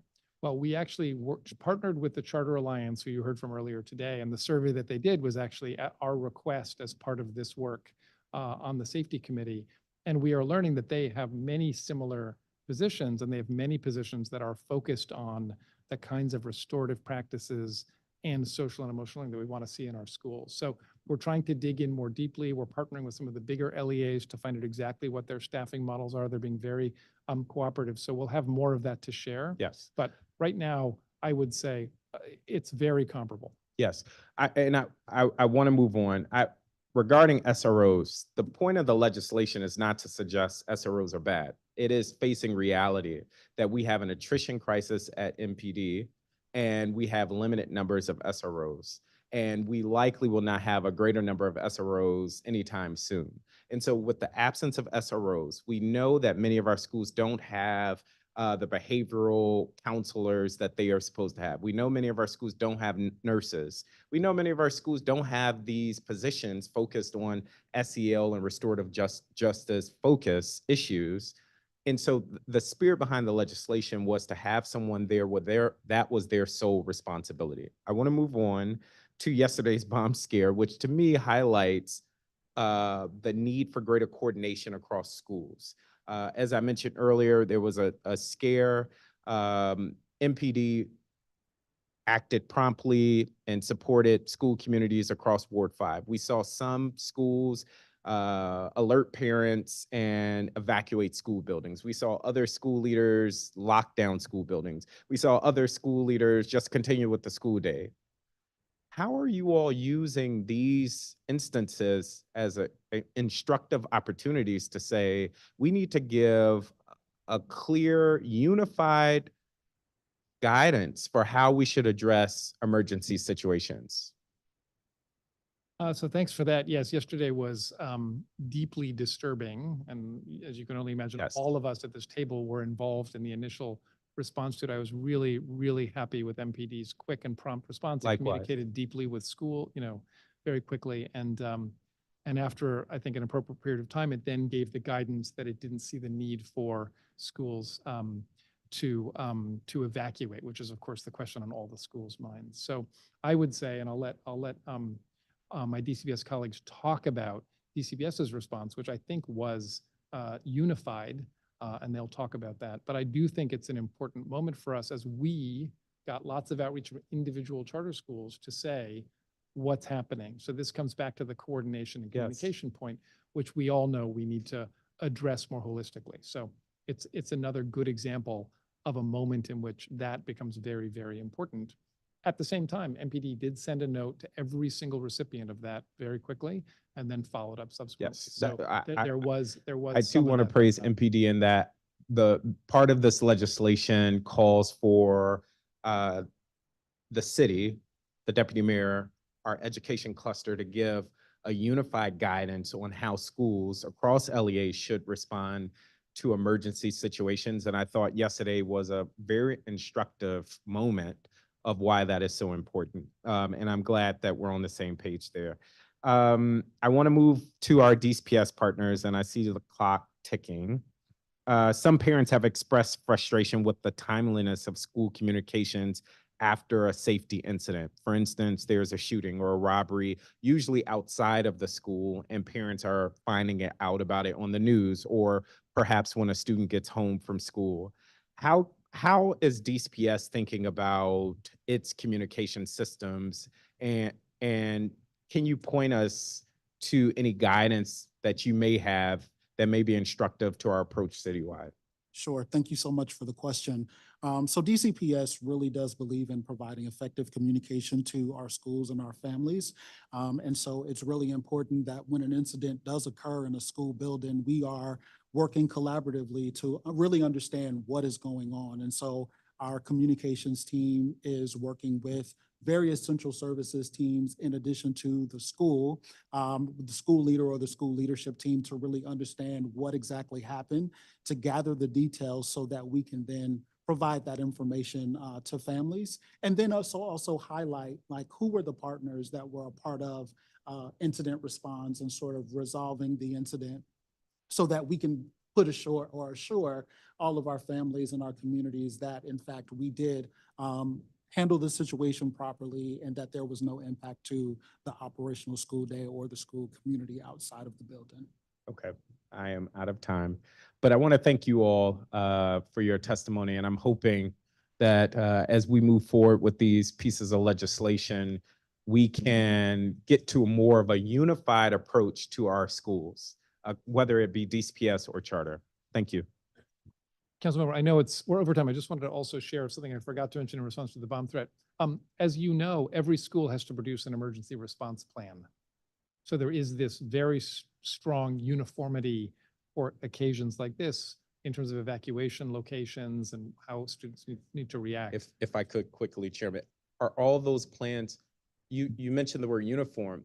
My challenge would be those plans aren't uniform and the response isn't uniform. And so when I have a parent saying, I have one kid at this charter which has evacuated and I'm racing across town to get them, and another kid in another DCPS school where school is still going on and they want to know what's going on. And it's not a criticism for schools. It is simply to say that we should have a uniform approach to emergency situations. And for too long, I think we've treated our bifurcated system, that being DCPS and charters, as you get to choose your own adventure. And there needs to be some more uniformity. So I don't know if you want to respond to that, but I would challenge the notion that we have a uniform school safety plan, because every school submits a plan. Every LEA submits one. Well, every LEA does for its schools, and every school has to have an emergency And response plan in 200 and place. something odd. That's right. And the plans themselves, which I have read through, are indeed uniform in what they're required to contain. And it is true that not every school evacuates to the same location, so those things are different. But it is also true that the LEAs have protocols in place for what they should respond to in terms of these sorts of emergency events, and then how they do it. I think every parent would agree with me, just like we can expect that regardless if you go to a charter or DCPS, my kid is going to graduate with X skills and knowledge. Regardless if you go to a DCPS or charter school, my kid, I should be able to expect a certain response in the instance of an emergency. So this may be coming off as more combative than I wanted to, but we just need more uniformity. And I think the chairman agrees with me. No, I Thank you. don't actually. And so for 2 days in a row, because you were at the hearing yesterday, I'm going to disagree with you, because there are different kinds of emergencies. So no, uniform is not the same. So if you're talking about a active shooter in a school, I would expect that every school would have a very similar, if not identical. But there are other kinds of emergencies. So like yesterday or 2 days ago, my understanding is that there was at least one school that closed because of the wind, which is an emergency. But I didn't think it was that bad a For wind. so- clarification, I mean a uniform approach across LEAs to one emergency incident. So for instance, the bomb scare yesterday, we should have seen a uniform approach across schools. Perhaps, but there are many different types of incidents that qualify as an emergency. A snowstorm. So should every school close because there's going to be an inch of snowfall? Maybe a school feels, particularly a neighborhood school, no, we'll wait till it's 3 inches. Should every school close when there's a shooting 3 blocks away? Maybe one school feels yes, but another school says, no, we'll just do a lockdown. I think depending upon the incident, you're going to have a different response. But for some incidents, like an active shooter in a school, you would expect that the response would be the same for every school. But if there is a shooting 3 block, respectfully, if there is a shooting 3 blocks away from a school, I think a fair uniform approach is that parents should hear from said school. Oh, yeah, but there's Well, more to a What response I'm than just offering- notifying What I'm you. offering is that that's not reality. Well, that gets to communication. And yes, I would agree that every school, this has always been a challenge with emergencies. Trust me, because I've done work over at the Council of Governments where you both are. And years ago, there was a lot of work done, particularly after 911, but the fact that communication sucks when it comes to public emergencies. And 911 is the classic case in point because the federal government closed everybody closed their offices in the military district, closed the bridges, in case you remember. And it was just gridlock in the city, which is the worst thing you want. Yes, since Councilmember Parker went over. Well, I got 20 one funding minutes, yes. question in. I just want to know, what's the setup for schools? We heard from a number of different charter schools and DC public schools who are utilizing programs within the city. Do you all sort of know how are the programs currently funded right now, or is it a mix? I heard somebody say they're using out-of-time school funding, and then I know some are using their operating funds. What is the current mechanism? At least DCPS, you can give me an example of schools who do have these programs. How do they usually fund them? Great question. We know that our schools value having these resources because it makes them more effective to teach. And our schools, like you said, use a variety of methods. Sometimes they're using the resources and lessons plans we've developed, in which case there's no cost to their budget. Other folks are using part of their local school budget to do that work. Got it. Okay. So it's just a mix between the two that are doing and how they're doing it. I guess I can't ask you, what would the cost be if we made this mandatory? Don't say you're going to give an exorbitant cost just because you don't want to implement it. I'm just asking, what do you foresee the cost being if we were to make it mandatory for every school to have a peace studies course within their schools? Or just do you think it would be exorbitant or able to be absolved? Give me a understanding. Absorbed, I meant. Absorbed. What did I say? Absolved. You're correct. And right now we see in both DCPS and charter schools, our schools are using a variety of sources, both local dollars that are allocated directly to our schools, as well as a variety of federal funds. I can't answer on the spot because again, there are differing needs, but I think we all get behind wanting to make sure that our schools are adequately invested in so that they can make the unique decisions that they need and have the correct curriculum and programs that meet their students' needs. Got it. There's a wide variety in pricing. I think you heard today some things an hour. Sometimes there's push-in groups and folks are embedded into the school. So there is a wide variety there, and we'd be happy to share and look into that. Okay. Awesome. Thank you. I'm going to be working with the chairman and his wonderful, amazing staff, education policy staff, try to mark this up in the right way with our little tiny disagreements.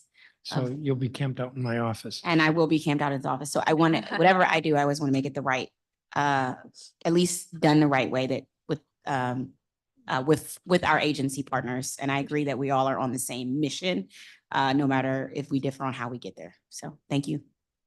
Thank you, Councilmember. Thank you, each of you, council members. Thank you, each of you from the executive for your testimony. That's going to conclude this hearing.